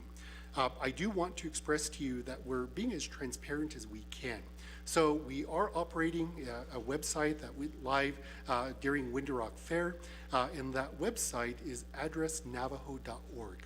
That is where you can see the real-time functions that are being provided by our addressing group for purposes of the 110 chapters in addition to the Kayenta Township. That's also where you will find the biographies in addition to the vetas of the different subject matter experts that are being part of our respective design. And we are working out the finance portal. That is to say where we can publish the current standings at level of detail 4, potentially level of detail 6 of our different procurement processes, and indeed what we're able to provide for the written reports that are going out to executive review in addition to internal review as it would equate to our project management processes. Lastly, when it comes to formal timelines, Tyler and Aerotech have done a great job in order to outline the respective Gantt chart that we do have and the funding allocations that are accorded to the different phases. The Gantt charts that have been provided to you as legislative leadership outline 4 fundamental phases. And we are getting ready to close one of the biggest phases, which is procurement. It's the 15 tangible good purchases documents that we were talking about and the 15 contract awards that we were providing. Those are about to close out as success. And now that's letting us into the actual implementation phase, which the addressing component is well aware of and engaged on now. And it's allowing us to make the transition into ordering the modular building. One of our lessons learned in the prior pass is if you build brick and mortar from foundation up, there's going to be a lot of regulatory requirements. So we then asked ourselves, with the one-stop center being built in Shiprock, with the one-stop center being built in Winter Rock, do we need brick and mortar, or do we use a modular system and design that can hold the time until those one-stop centers are built with their manifested large square footage to allow us to place the formal public safety answering points. And in that regard, I want to provide acknowledgement to the Kayenta Township because they have been very open, very transparent, very willing with us in order to lay the open space for one of our modulars inside the public safety cleared zones that they already have for purposes of utilities, for purposes of fiber. I do want to tell you that we're working with Central Consolidated School District now in Shiprock for a space, an open space. And listening to the narrative and dialogue from yesterday, I think this is where a big portion of our partnerships with our schools are coming in. Because the board of Central Consolidated School Districts has expressed to us that they do want a larger footprint for public safety. They like the idea of the modular public safety answering point being within their respective confines because it will then enhance their respective security for purpose of the students in addition to the administration. And in that regard, what I do want to tell you is what our risks are when it comes to finance. The biggest risk that I can tell you right now is going to be $16,262.49. That's what we do not have allocated. That is what we do not have any plans to spend for. And the reason why we have that 16,000 is because maximum feasible prices were not exceeded in some of the contracts. So that's basically the tax amount for Navajo Nation tax for roughly 267,000 in what maximum feasible prices were not met. And that translates into the 16,000 in Navajo Nation taxes. We were able to recover a portion of the unallocated 267,000 by focusing it on vehicles, and the bid actually came in under that amount at 218,000. So as we navigate into the closing of the vehicle procurement, we are confident as a division for purposes of what is at risk, for purposes of projections and expenditure status, we will remain with that $16,262.49 that would not be allocated. What I can tell you also is that there's a significant amount of excitement for purposes of the project. We are receiving significant amount of public support, and there is a resonance for purposes of the success that the project is manifesting and the excitement when it comes to the communities. I have personally now visited 9 chapters in order to articulate to them what we plan to do. All of them are wanting to push forward modified resolutions and amendments to support the project. And I want to tell you that there's a lot of engagement and partnership when it comes to community development. MC Baldwin and his staff, we now have a direct liaison between the addressing component, SDR, and community development and Mr. Baldwin, and they've been working hand in hand. We have access to the WIN system, which is where they're populating the chapter level information for purposes of addressing, and we're now incorporating it into our design. There are 9 chapters that continue to have funding for purposes of their addressing projects, and it goes in scope of anywhere from $80,000 to the highest that I've seen thus far is $242,000. And what we're expressing to them is how we can be of technical service to their project, let us know. We're expressing to them how we can support and facilitate their acquisition for addressing in their environment to let us know as well. But In that regard, I want to tell you that collaboration has been at the forefront of our respective imperial design.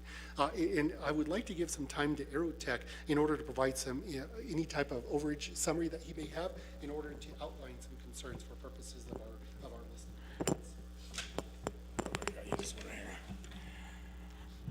All right, thanks, Leonard.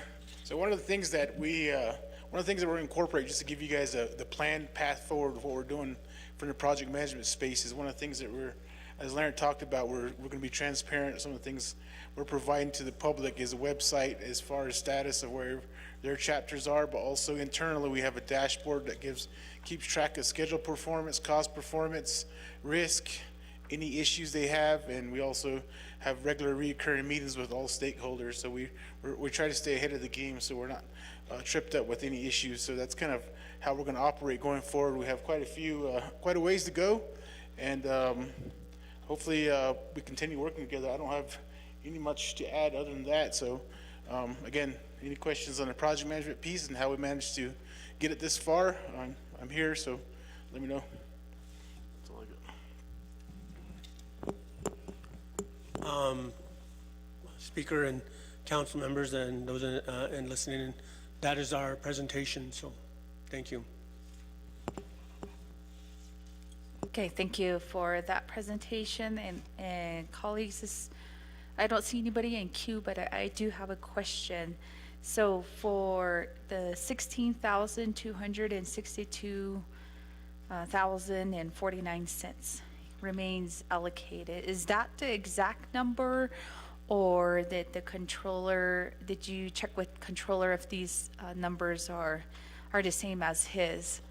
I know we did several recommendations where all the departments and entities that do have, ARPA dollars or FRF dollars, they should be communicating with OOC to making sure that whatever numbers are presented here are the exact numbers, because what we see here at the Office of Controller's numbers, when we're reported different numbers, it's kind of alarming that we don't have the same number of projections that we're looking at. So I just wanted to see throughout your whole report were these at some point in time verified with the Office of Controller. And also next I do have questions coming from Delegate Dr. Endinez first. Hakoshi, Speaker, colleagues, everyone, and thank you, Deputy Chief, you and your team. So I just need clarity regarding the rule addressing. So I attended our Club C meeting up in Crystal. There where there's movement again at the chapters when it comes to rule addressing. But we also know on Navajo Nation there's not a strong collective, comprehensive, almost everything, right? Like folks are doing their own silos, they're doing their own things when it comes to different things. But in this case, regarding specifically rule addressing, so with your rule addressing and with the Division of Community Development, are you guys following the same expectations and standards that are coming out from Mr. Baldwin's office as it relates to the pursuit that DPS has been conducting, working within specifically rule addressing? And if you need additional clarity, I can support that. But thank you. That's all my specific question at this time. Thank you, Speaker. Thank you, Delegate Dr. Endinez. Next, we do have Delegate Simpson. Thank you, Madam Chair, and members of the Naa'bik'iyati staff. Thank you, Deputy Chief, the Public Safety Director. Thank you for your presentation. I just have a question on your contract number C0016304, and I'm looking at the project activity, and basically, again, thank you so much for, getting this ARPA funds expended. Appreciate that. Yeah, job well done, and really appreciate that. Going back to, again, your project activity under contract number C0016304, and again, glad you guys are getting this road addressing done for Upper Fruit and Loop. But I think my colleagues need to know what other chapters are part of this contract, so they know that they can convey that information back to their constituents that their chapters are, certain chapters are being the rural addresses worked on in these chapters. So again, all this list is Upper Fruit and Loop chapters. What other ones are underway? So I just request that information for my colleagues. Thank you, Madam Chair. Yeah.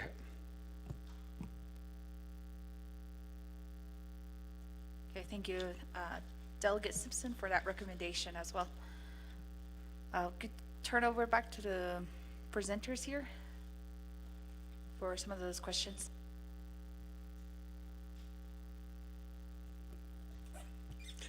Thank you. I really do appreciate the opportunity. Again, this is Leonard Redhorse with Navo DPS. The first question comes from the Honorable Speaker in regards to whether or not we verified the 16,000 in unallocated dollars that we expect to return back. And we have only done an unaudited amount.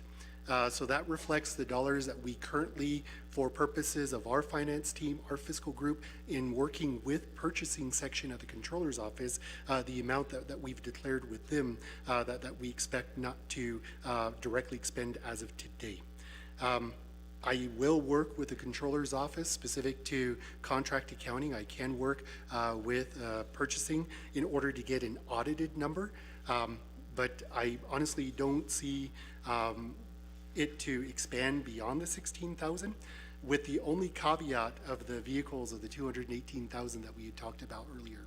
But the emphasis that I would like to place there is all the moving parts to transition from the requisition into the purchase order, that was already done in advance. So the only thing that we're waiting for now is for it to be populated in FMIS because the 6B process has been completed to then revert to purchasing, well, going through contract accounting and then from there going to purchasing for purposes of that transition. Historically, it does take anywhere from 5 days upwards of 20 days. And then we do have those outliers that exceed 120 plus days. But as of right now, that's the unaudited version. But I will ensure that we work to get you the audited version that can then be pushed out forward progressively. In regards to the second question from Honorable Nez for purposes of whether or not our program is working with Mr. Baldwin and what processes and protocols that we're currently following. Indeed, we have asked community development to begin the coordination process of ensuring that we are aligning with the two governing documents that have been passed by council. I believe they come from 2009 and other procurement documents as it would relate to how addressing is done. And in these respective resolutions, we're working with his office because his office historically has worked with the SDR element, the addressing element, and that's how we assigned the liaison with MC Baldwin's office in order to ensure that we're aligning with those requirements and needs. One of the things that we found out recently is out of the chapters that are pushing forward with their internal addressing, the number that we've come to is 9. Out of those 9 chapters, we understand that there hasn't been an effort to ensure that the 9 chapters with NDPS, with community development, are aligning in regards to the outcomes. So one of the requests that we pushed forward in our last strategic discussion 2 weeks ago was to ask community development to begin that coordinating process between us, the DPS project, the 9 chapter level projects, in addition to the active work that is being done by rural addressing at community development. And what I do want to say is I believe your description in siloing is accurate because I can't, it's harder to get internal GIS data from internal NAVO entities than it is from our external partners at the county and the state level. But what I do want to emphasize is a lot of it deals with personality in understanding that there's a process of trust development. And once you begin that trust development for purposes of our collaborative partnerships, that's when you get information sharing. Our liaison with Community Development's Rural Addressing Project recently got access to the WIN system approximately 2 weeks ago. So it took roughly a month and a half to build that relationship to gain that confidence building in order to secure access in that regard. But I do want to express that those are the outcomes for purposes of what we're building. And it's those processes and those steps that we build into confidence building in order to assure that we're developing. The next level answer is those processes and protocols, they're based on model addressing requirements. And the contractor, SDR, is well aware of those model requirements and those processes that we would have to execute for purposes of ensuring that we can now publish our addresses into the United States Postal Service data, which then will allow us to get your Amazon, your UPS deliveries, indeed your FedEx deliveries. So it is a long-term sustained process that will go on into how we successfully deploy this. In regards to Delegate Honorable Simpson's question about what are the next chapters in line, we see Loop, we see Upper Fruitland, but what about the other chapters for purposes of addressing? What I would like to inform the leadership and those that are listening is it is published on the website on addressnavajo.org, and it shows by color code those areas that we're actually implementing and executing. I don't believe we have it in the handouts, but there are 4 areas that we have divided Navajo into. And they basically fall into Eastern Agency, Northern Agency, north of 160, the areas of Central Fort Defiance Agency with Chin Lee, and the Western Agency, that's anything north of Hopi, west of Hopi, around Flagstaff and the Delcon area. Our contractors do understand that their movement has to be in concert and that it has to be parallel. So we're starting in Loop, and it's going to work out from there. It's starting in Upper Fruitland, and it's working west and south from there. We are starting in Navajo Mountain, and it's going to start from there, and then it's going to go south and west in order to ensure that we get those respective chapters aligned. One of the biggest things that I want to emphasize to the leadership and those that are listening is the process of addressing can be complex. If you don't have the right equipment, if you don't have the right resources, if you don't have access to the right software. But once you align the experience, once you align the expertise of knowledge, once you align the tangible equipment, vehicles, software, GIS technology that goes into the sky, and once you align the technical capacity of those that are executing the equipment, if you align those 4 elements, then it goes quick. And I think that's what Upper Fruitland proved for us. Because again, we're aligning with historical attempts that take tens of months, even years to do, but we're able to do this within a 6-day design. And we expect that to occur in Loop because they're addressing yesterday and they're going into today. So I don't have updates from them, but it's also what we expect for purposes of the regional applications as well. Honorable Speaker, I turn in my time there. Okay, thank you, Mr. Redhouse, for your responses. And we do have a question by Chair Eugenia Charles Newton via Zoom.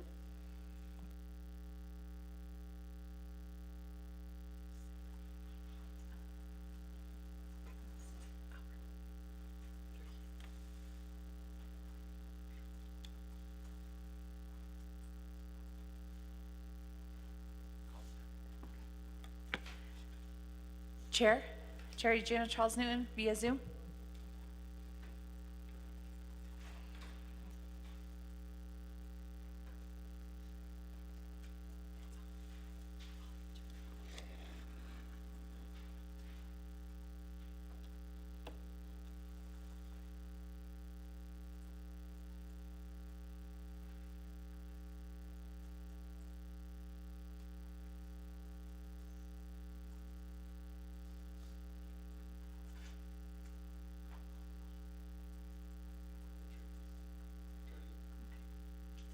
Chair Eugenia Charles Newton, if you're online via Zoom.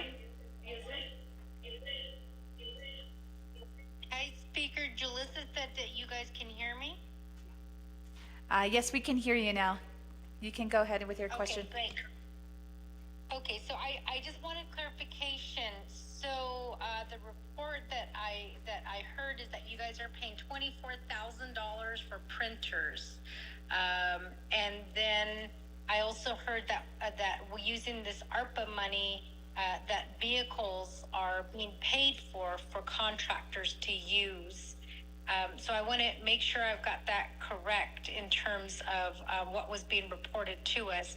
And I want to know, why are we paying vehicles for contractors to use? Thank you.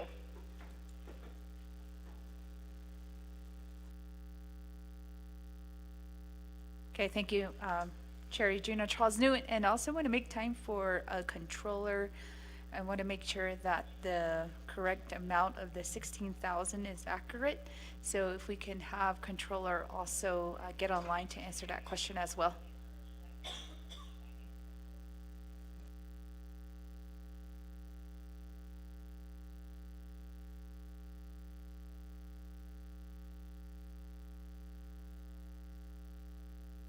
Controller, if you can hear us?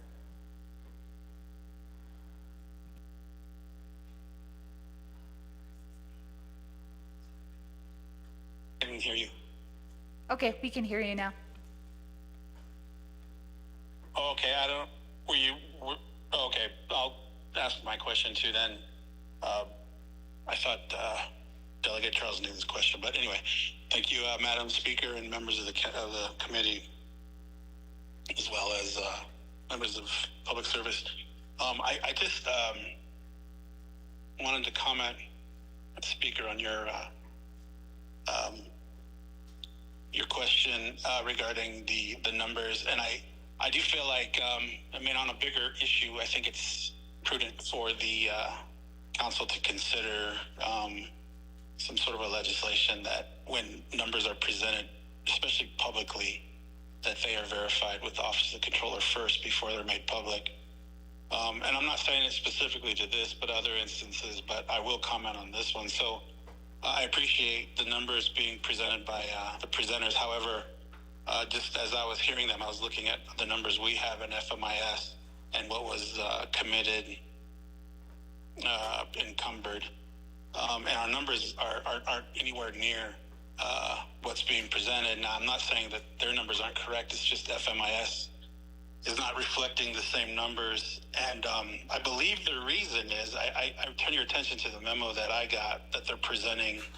And if you look at contract C00165534, some of this money was used to hire a consultant that managed the procurement and 164B process, which I'm not sure. I mean, I know who it is. And in fact, I met with them last week to get an idea exactly what they were doing on behalf of the Navajo Nation. And my concern there was, was that we're beginning to wrap up the single audit portion of the Navajo Nation audit. And procurement is traditionally a very big area of concern when it comes to compliance with federal regs. I mean, in 2022, I know we got about 16, 17 federal findings, and I think 5 or 6 of them were procurement related. And they range from no-cost price analysis to documentation about how procurement was done, not being able to be found, and some other issues.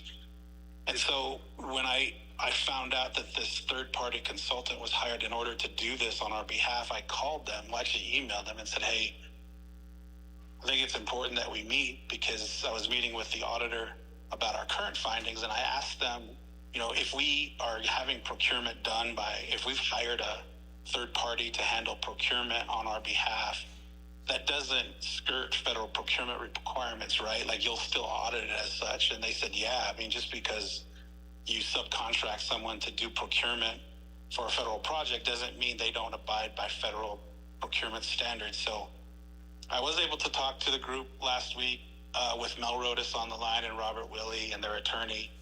And I was supposed to go meet with them Friday before the Shiprock parade. But I caught a cold, so I wasn't able to meet with them, and I didn't go to the parade either. But I did verify with them, are you guys procuring on our behalf? And they stated that an agency agreement was signed with DPS, I think through the DPS attorney at DOJ, for them to act on behalf of the Navajo Nation. And I basically just said, well, I'd like to see your procurement files just to make sure we are procuring under federal guidelines, because it will be audited as such. They were very open. They said, yeah, come on by. Like I said, I was supposed to go on Friday.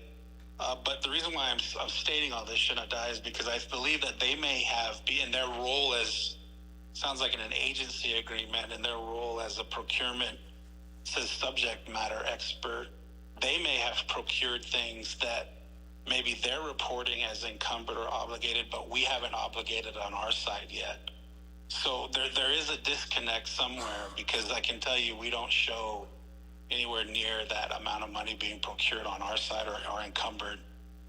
So I'm not saying the number's wrong, but I will say it doesn't match what FMIS is saying. And I did mention to this contractor that's acting on our behalf, I mean, you can kind of see those two contracts. One is a financial consultant will assist in processing project invoices. Yeah, and I'm not sure what that really means on our behalf. And then right below it, managing procurement 164B. So I think whatever this contractor is doing, and like I said, they verified that they're doing it through an agency agreement with DPS that I can't say I was aware of, to be honest with you, but nonetheless, I think we have that understanding now. And I don't think it's necessarily a bad arrangement. It's just we need to be sure that, one, they're following federal procurement. They said they were, and they would allow me to look at it. But also, if they're procuring things that they're saying are obligated on their side because they took care of the procurement and maybe signed an agreement or something that they think obligates the Navajo Nation, that yet has gotten to the FMIS system. I'm still unclear on how that really works through that agency agreement, but Mel and I are kind of, Mel was on the call with me with them, and he was asking questions as well. So that's why I make the comment that I think it really is important that before numbers are presented, that they're verified by the Office of the Controller. Again, that their number may be right, but based on my conversation with this contractor last week and what I see in FMIS, they don't match up to what they're saying. And I'm not saying this to bring up any kind of, finger pointing or, oh, what are you guys doing? I'm just saying, when you bring up the question, Shinada, did you verify this with the controller? No, we did not verify those numbers. I think I know the reason why they're different, but I'm not exactly sure why. So that's all I wanted to say, Shinada, and that's I appreciate the opportunity to clarify. All right, thank you, controllers. So maybe for your homework assignment, maybe you can forward over the exact number that that was reported here, especially the remaining balance of the 16,000. So if you could send us the exact amount, that would be very helpful to the committee members here. All right, and next in queue we do have Delegate Shauna Antlaw via Zoom.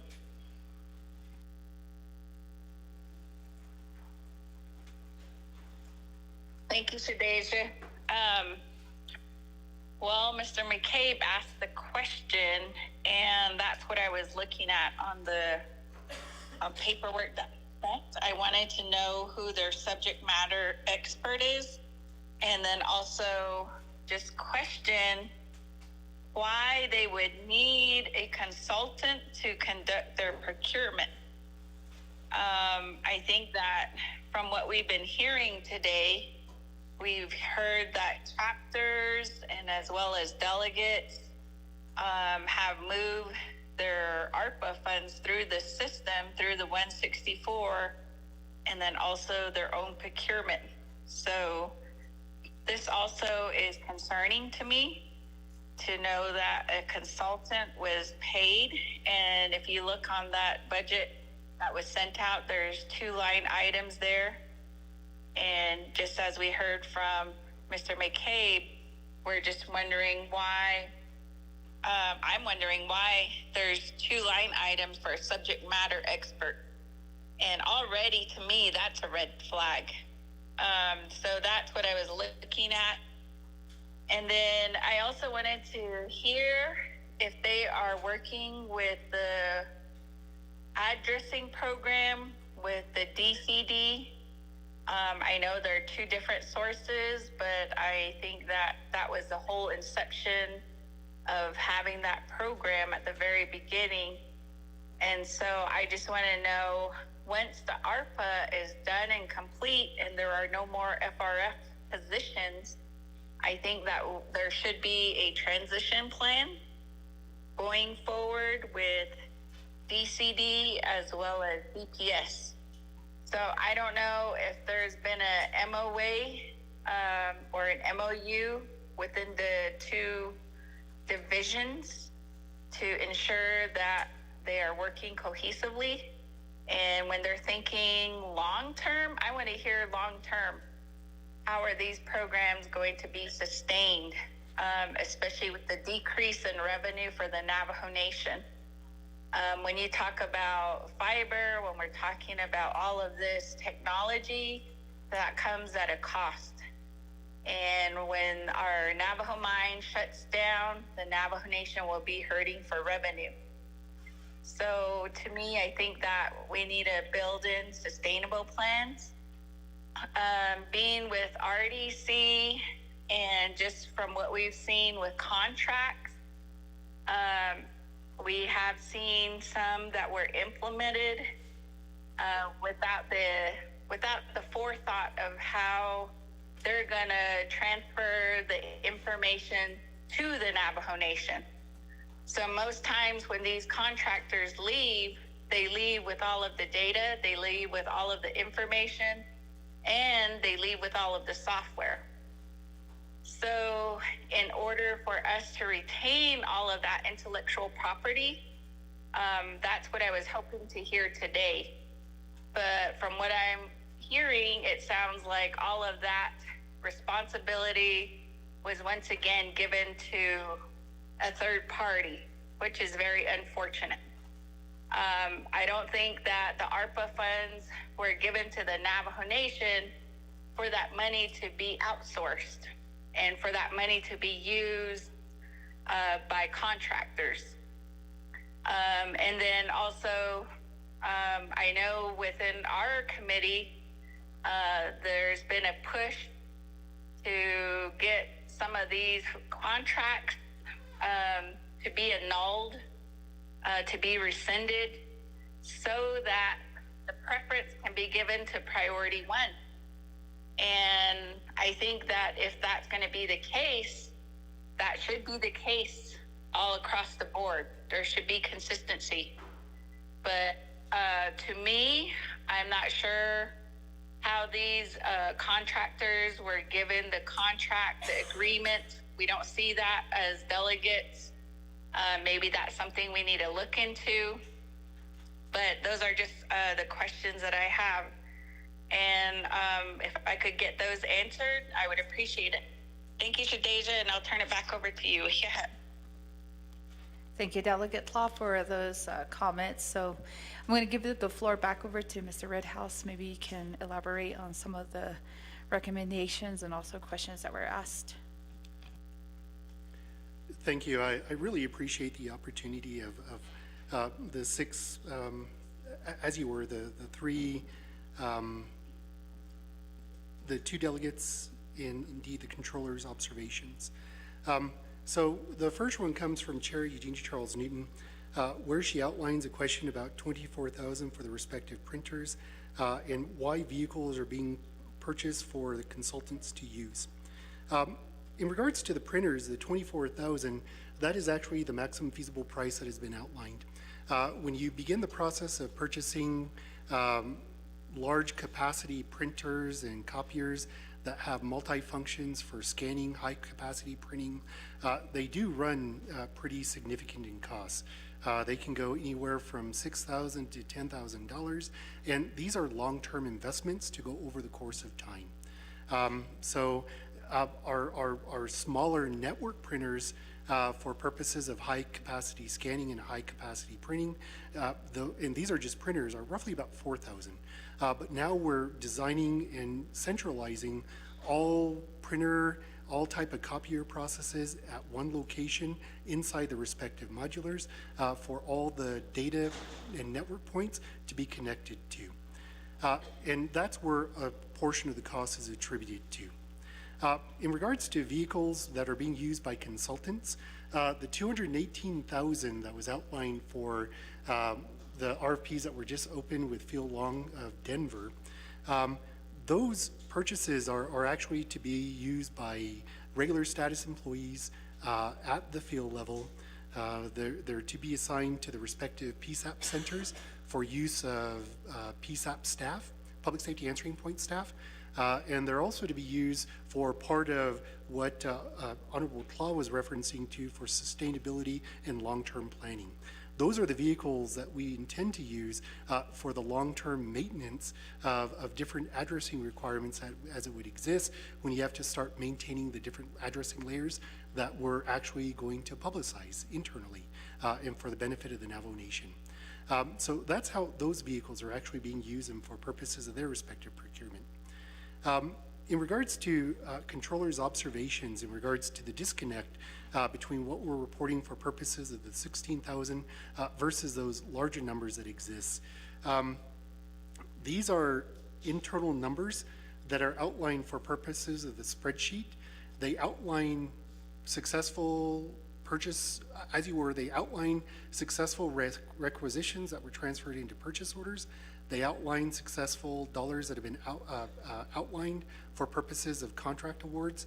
And they actually, the only ones that are not outlined is the vehicle procurement of $218,000 and the copiers for the $24,900 and the $16,000 that we outlined initially. And that's certainly what's not outlined for purposes of the actual open commitments.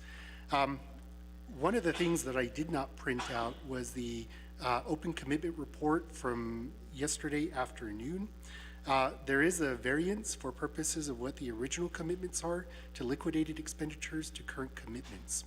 So the original commitment on the open commitment order is roughly $34,900,000.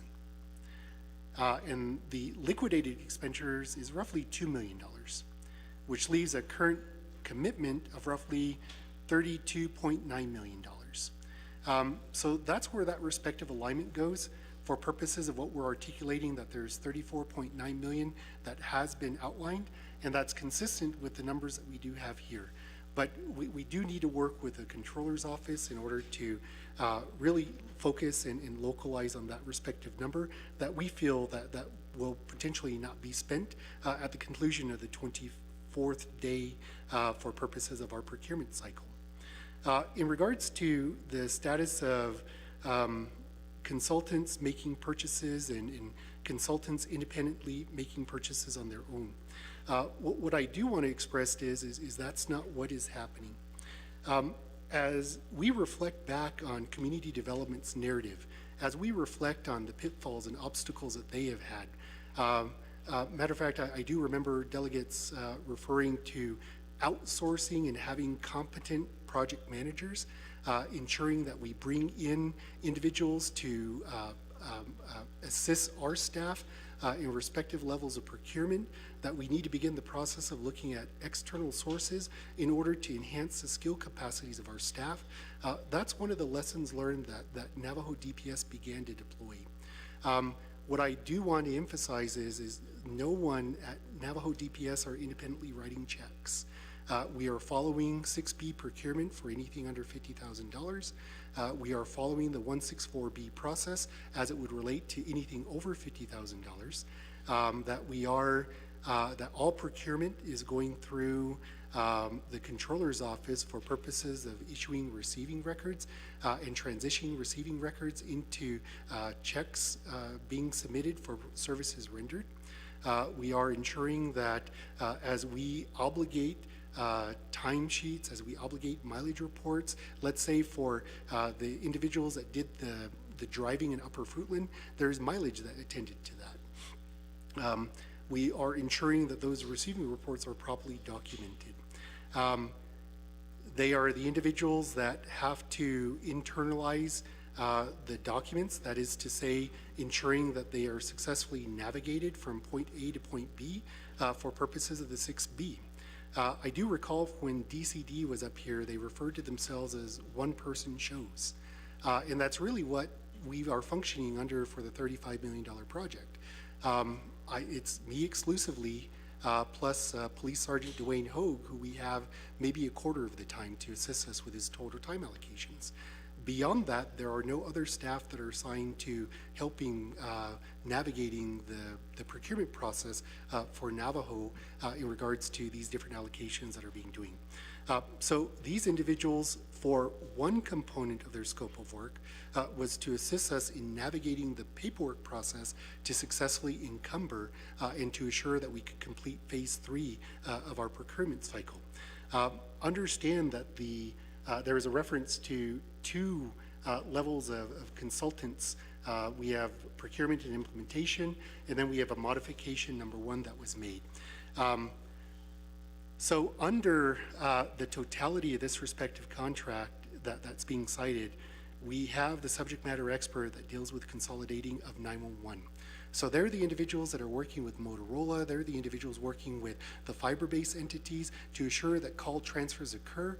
They're the individuals that are consolidating collaboration with Navajo Tribal Utility Authorities, indeed other cellular networks, to ensure that we can get a 911 call from one of our citizens directly to the associated public safety answering point. We have subject matter experts as it would relate to the global positioning, those individuals who have real-world experience of navigating the GIS process to ensure that residential structures are properly addressed, that they're properly aligned to the different layer processes that exist within the ArcGIS database, which is what's being used by rural addressing on Navajo. It's what we are used because it's the national standard.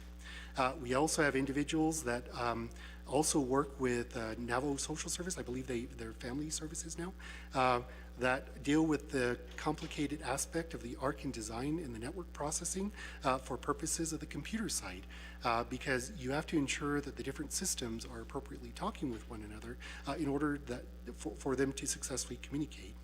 We also have individuals that are that help us design and write the business compliance reports that help us write the internal documents that are necessary to create compliance for the 6B process and to assure that we are successfully navigating the federal requirements to assure respective procurement. And then we also have a fiscal component that's built in to ensure that when audits are done, we actually pass them because they'll be able to publish those internal audit reports in working collaboratively with the Controller's Office to ensure that we're all aligning the respective reports that we're doing. I was really encouraged when the consultants did meet with the Controller's Office, as was described, because I think it's just part of that misunderstanding that goes a long ways when you sit down and talk about processes, because we are encouraging executive departments to begin staff augmentation by using consultants, and that's what we've done in this respective case. And I think that goes a long ways to ensuring the timelines are being met and how we can continue the process of ascertaining our outcome commitments. In regards to Honorable Claw, her question was, who is a subject matter expert? We do have 9 of them that exist here. They're all outlined for purposes of their respective entities, and they're also outlined for purposes of what their priority statuses are. For instance, Aerotech on my right, they're a priority 1 vendor. We know that Ellison Media is a priority 1 vendor. We have worked with our Navajo Nation enterprises, including NTOA, which is a priority 1 vendor.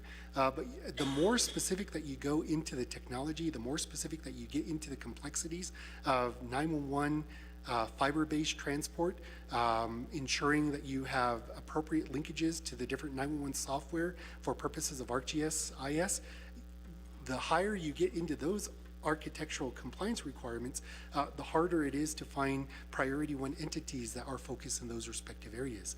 But I do want to be encouraged that we do have a number of priority 1 vendors, and we are engaged in those processes. In regards to the question about why are we using a consultant for purposes of procurement, I do want to emphasize that we're not using consultants to do procurement. We're using consultants to help us with the process that justify the requirements that controller's office at purchasing level and accounts, contract accounting level require of us. For instance, business analysis, writing those out, ensuring that we are properly researching the market to allow us to get maximum feasible prices in place, to assure that we can get those tangible processes moved within the system.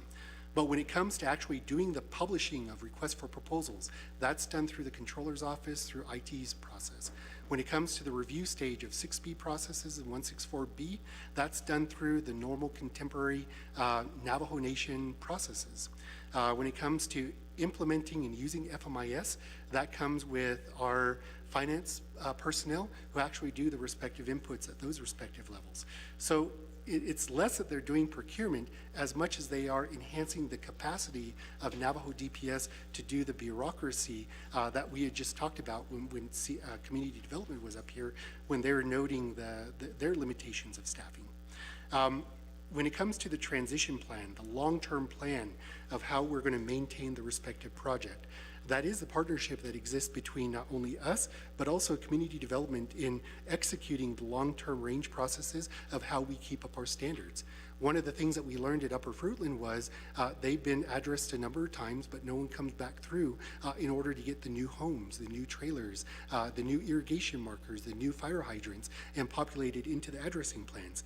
So I do want to emphasize that we built that into the process.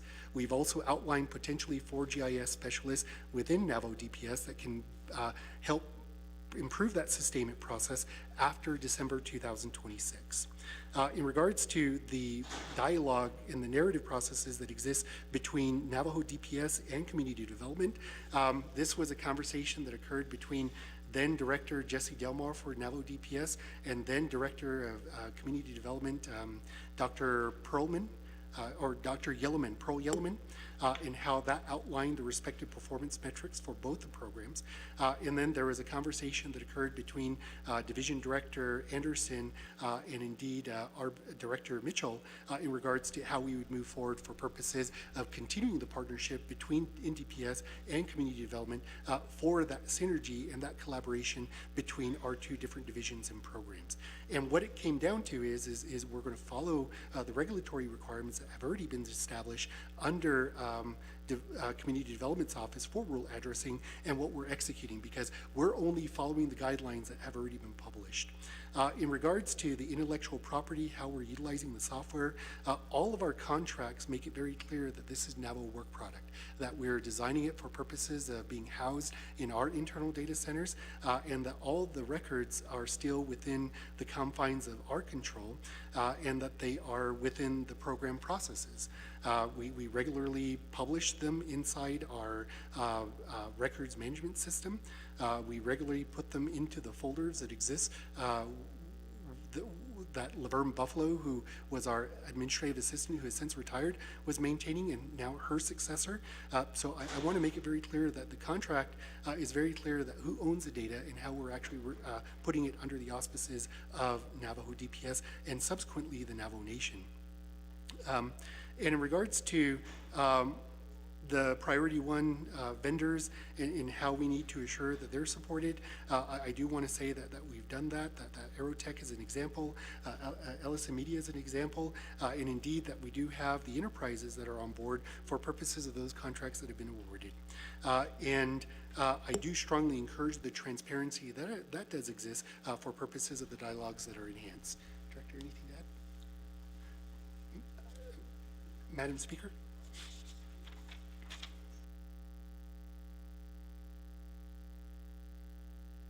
Thank you, Mr. Redhouse. And colleagues, I'm going to go back over to the floor. We do have a question via Zoom. Chair Eugenia Charles Newton.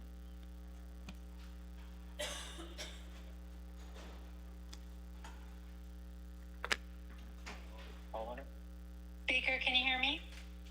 Yes, Chair, we can hear you. Hello, can you hear me? Chair, we can hear you. Speaker? Yes, we can hear Can you. anybody hear me? Yes. Maybe we're muted. Chair, we can hear you. Okay. So I was just now going through the email that was sent to us regarding the information that has been provided from Division of Public Safety, and I am so glad that that Delegate Shauna Claw talked about her concern for the subject matter experts, because I too I'm really concerned.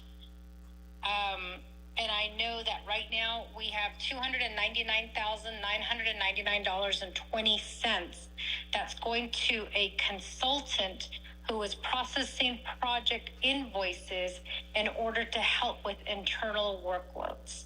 Now, I understand that maybe there's not a team that's dedicated to getting this project going, but $299,000 to pay a consultant to help with processing project invoices. In addition to that, $7,449,784.52 for a consultant to manage the procurement. Now, on the record, Mr. Redhorse did say that they're not, they're assisting with the 164. So there's a little bit of contradiction going on with the statement that he made, and then what we're seeing here in black and white, hiring a consultant to manage the 164B process at $7 million. And I understand that the consultant's going to be moving to project implementation and oversight. I don't know what oversight is, because oversight belongs to the committee, and it belongs to Naa'bik'iyati, and it belongs to council. And we don't get paid $7 million to do that.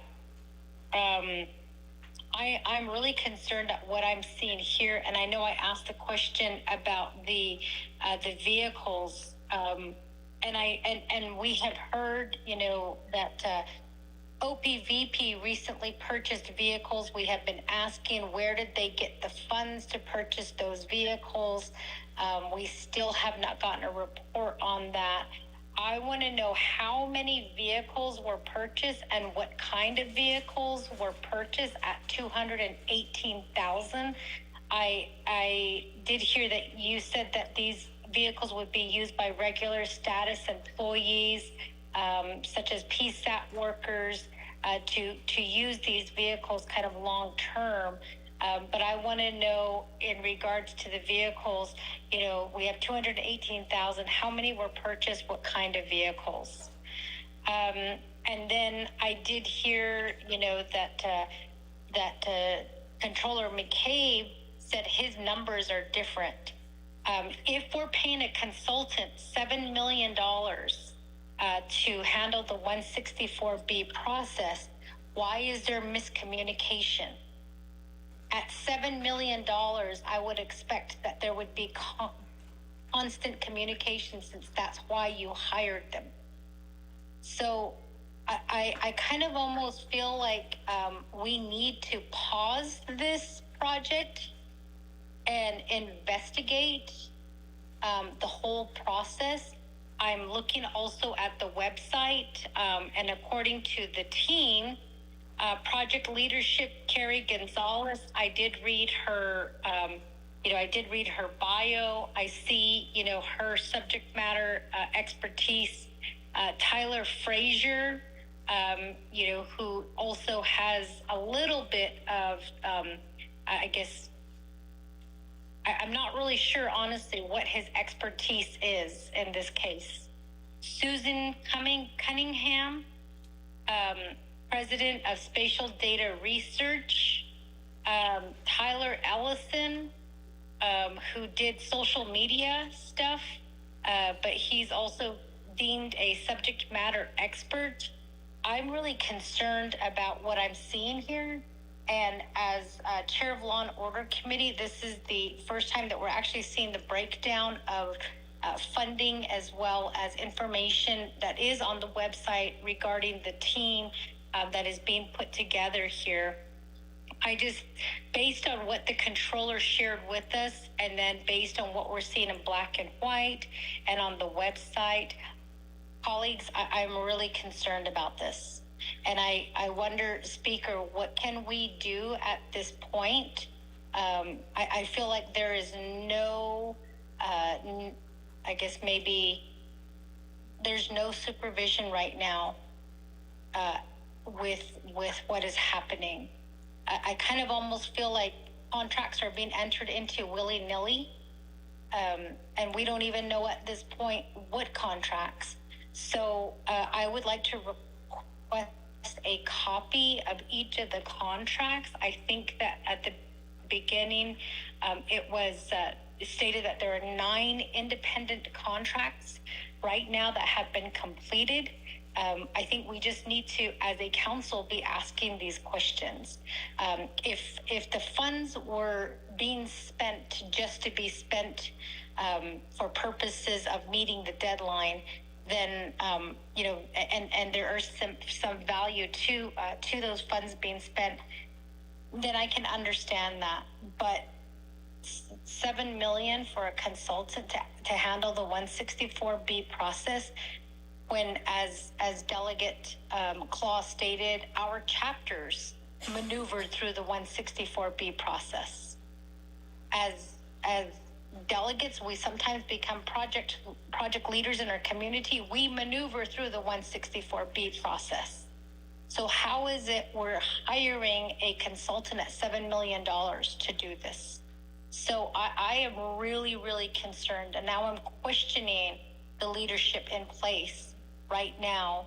And I wonder if there's, Speaker, with your guidance, what council can do to look into this further. I know that it's going to pause the project, possibly. I'm just worried that once these funds are committed, they're committed. So we should be doing what we can to look into these funding sources and question whether some of these consultants are even needed.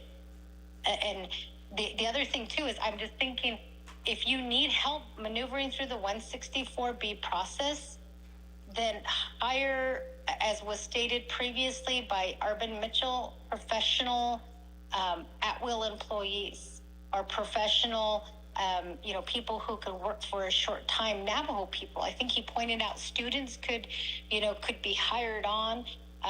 So I'm just wondering, whether that $7 million, we should be questioning that. Thank you.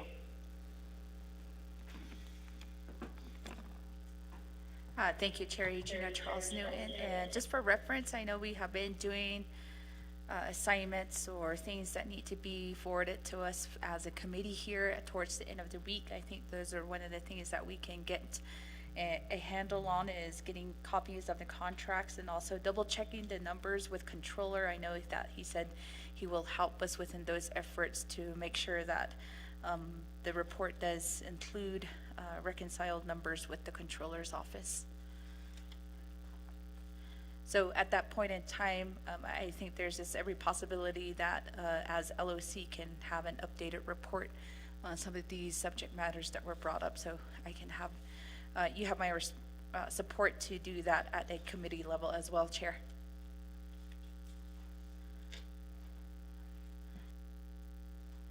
Okay, any other feedback from our colleagues before I turn the floor back over to our presenters here? Okay, I don't see any. Mr. Redhouse, any closing comments that you would like to provide? Thank you. Thank you. I really do appreciate the opportunity. And as we generate these documents and we talk about procurement versus oversight, and as we discuss the semantics of the words used, maybe I erred for sure I erred in putting oversight, because that's not what we're intending for purposes. We're intending to assure that we are creating mechanisms that outline processes, ensure that we follow through on those processes, and ensure a level of accountability for the outcomes that we go towards. For instance, one of the outcomes in oversight that we need is to assure that the timelines, according to the Gantt chart, are being followed. And that's how we are beginning that process of oversight. That's not to say that we're attempting to overstep the prerogatives of our legislative leadership or our executive leadership. So if there's error in that part, that falls on me. In regards to vehicle purchases and what we intend for the 218,000, if I recollect correctly, they are for Traverse SUVs. We have found that they have the requisite utility to do the road performance that we require on our roadways. And if I recall correctly, the budgeting was for 4 at roughly $55,000 a vehicle, rounded up. And in regards to the disconnect between controllers and the consultant's office at respective $7 million amounts, these are what is published for purposes of the contracts, for purposes of the purchase orders, and for purposes of the in-FMIS requisitions. And as stated, there are 2 documents, the vehicles and the printers/copiers that actually are not reflected in the open commitments report generated by FMIS. But we remain committed to ensure that we value that respective transparency and that we get those respective audited amounts. There are a number of individuals that have been identified on the respective website. Their bios are there. What I can say is that in regards to Mr. Fraser to my right, he has managed $100 million projects, ensuring that timelines are met, ensuring that fiscal dollars and allocated dollars are met for purposes of the residuals. And as we look at the total dollar amounts, we emphasize the $7 million. Don't forget that's over the course of 3 years. That's not just one deposit, that's not one check written. That's over 3 years, which is roughly $2.4 million a year, and that also divides into upwards of 9 different subject matter experts that are contained within that particular scope of work for that particular contract. So it's not just focused on one person or one entity, it's several people, several entities that are subject matter experts that are verifying performance. And one of our biggest observations from past attempts of projects of this scope is we never get the subject matter experts to verify that the vendors that are eventually selected are appropriating work that would work on Navajo. And that's why we took the additional step of verifying accountability by securing subject matter experts who could verify the work and verify the plans being put forward to ensure that they would work in line with what Navajo has to offer. And when you deal with computer technology, when you deal with fiber-based technology, you have to do your due diligence, and that's why we have these subject matter experts under the scope of work of that respective contract. And then when we talk about the aspect of ensuring that we hire students, ensuring that we hire individuals for purposes of at-will employment, I think it was put very well in earlier community development discussion, which was for the expertise that we need to navigate these documents, to create the justifications, and to create the formalized frameworks, you do have to pay a premium for those respective services. For instance, I think there was a discussion about $58,000 for a land surveyor, right? You're not going to hire that individual at the local level at that level, but they can make it $100,000 afterwards. And that's akin to what we're facing here. You're not going to find an engineer, an architecture engineer that can sieve together an architect of network, an architect of fiber, and transition 911 calls at $58,000 a year. These are individuals that are on the open market whose hourly rates are really high and significant. And then when you get to the level of certification that Mr. Fraser on my right has for purposes of national level PMBOP certification, his expenses are on the higher end as well. But we do this to ensure that we have a once in a generational opportunity to get this right. And the way we do this is by verifying the subject matter experts are in place in order to give total validity and total heart into the outcomes that we do want to place. And we will have those contracts available. Matter of fact, they're broken down by the calendar year for purposes of expenses. The documents that you have before you is the life of the entire project. So we'll look forward to having that respective discussion and indeed discussing the requisite scope of work of the different parameters that are had within the confines of this respective project. But we are encouraged, we are excited to manifest the requirements of the nation's first ever addressing program. And we're excited to enhance emergency communication to ensure that we can serve our people, because there are economic drivers that are outlined, and there are responsibilities that we have in order to assure their outcomes. Director? I would offer that I want to assure the council and speaker that I meet with the deputy chief and in fact have reviewed some of these same things to make sure that he's making sure that his team is in compliance of what how the funds need to be spent. So we do address these matters continuously to ensure that it is doing properly, because this is again a monumental project that is ultimately going to put Navajo Nation at a new level in the next couple of years, and it's ultimately can provide service that not only beneficial, just as the deputy chief mentioned, not only for the Division of Public Safety, but for other divisions within the Navajo Nation to ensure that we're bringing our services up to a new level for the Navajo people. Yeah, thank you.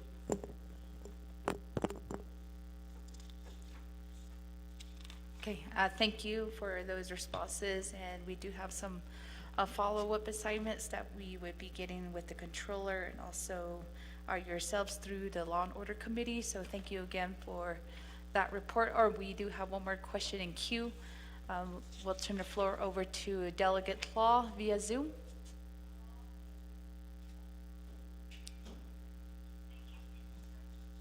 Thank you to Mr. Sosi for answering the questions. I do also agree that we do need a copy of those contracts. Also want to thank Delegate Charles Newton for those questions. But I also would like to have those contractors come before the council so that we can also ask them questions to make sure that they are deemed qualified and professionals. It's good that Mr. Sosi is answering, or Red House, I'm sorry, that he's answering on their behalf, but I feel that, you know, we are using a significant amount of the people's money, so we want to ask those questions to make sure that these contractors will perform to the best of their ability and that they will also deliver quality services for the people. So if I could make that recommendation, Speaker, to have them come before Naa'bik'iyati so that we could ask them questions as well. Thank you. Okay, thank you, Delegate Law, for those recommendations as well. So, colleagues, we do have Delegate Simpson.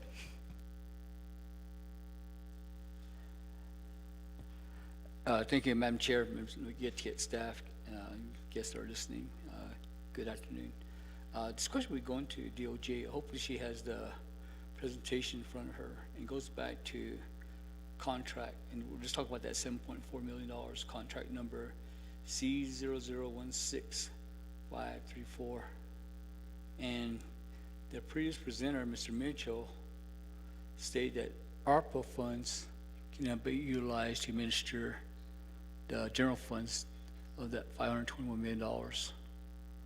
And if you look at the project activities that's presented to us, and it says, let's say work to secure sustainable operation funds through utilization of 911 surcharges and other grants funding is also underway.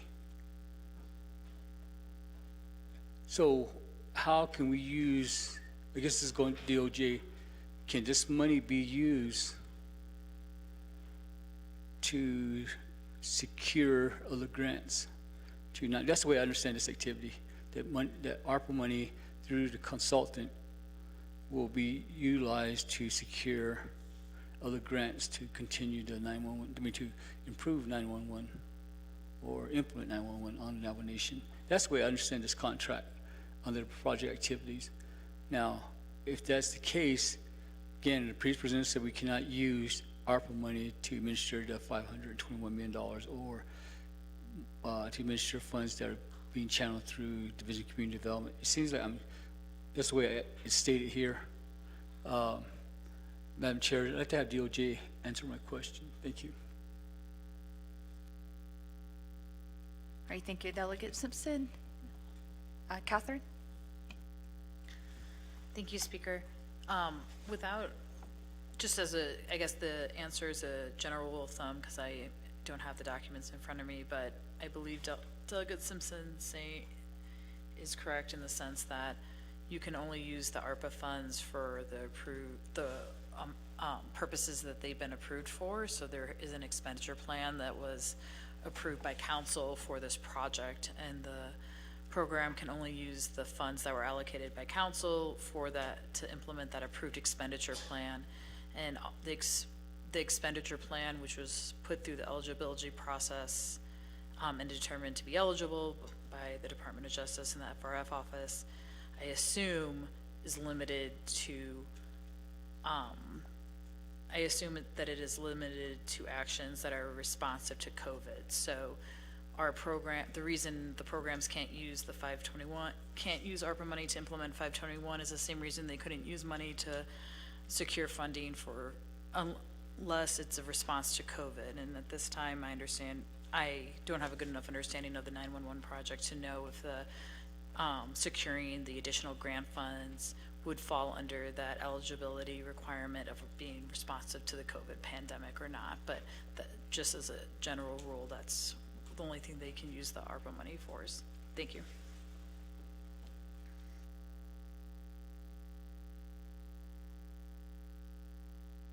Delegate Simpson, does that help answer the clarification you needed? Thank you, Madam Chair, members of the Naa'bik'iyati. I think public safety needs to work with DOJ to get that true clarification if this is eligible or not. So I'll make that recommendation to have the Department of Public Safety work with DOJ and our legislative council to get more clarification. Again, DOJ does not have the document before, Catherine doesn't have the document before her, so they can probably start looking into that and see, make sure that we're in compliance. Thank you, Madam Chairman.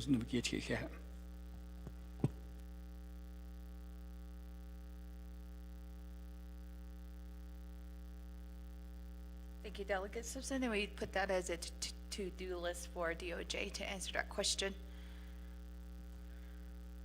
Chair Parrish? Thank you, Speaker Curley. Just really quick to my colleagues on this topic, the Department of Justice would have signed off on the contract in the 164 process. So in addition to all the contracts that are being requested, Speaker Curley, I'd also like to request that all the 164 documents, the cover sheets, also be produced. That way we can see who signed off on them. Thank you.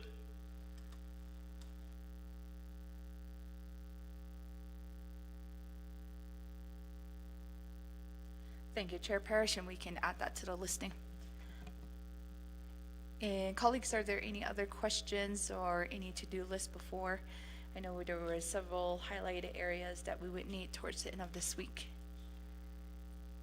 Okay, I don't see any. I believe that does conclude the portion of FRF dollars with public safety and cybersecurity. So thank you very much for our presenters, and then we will be keeping in contact.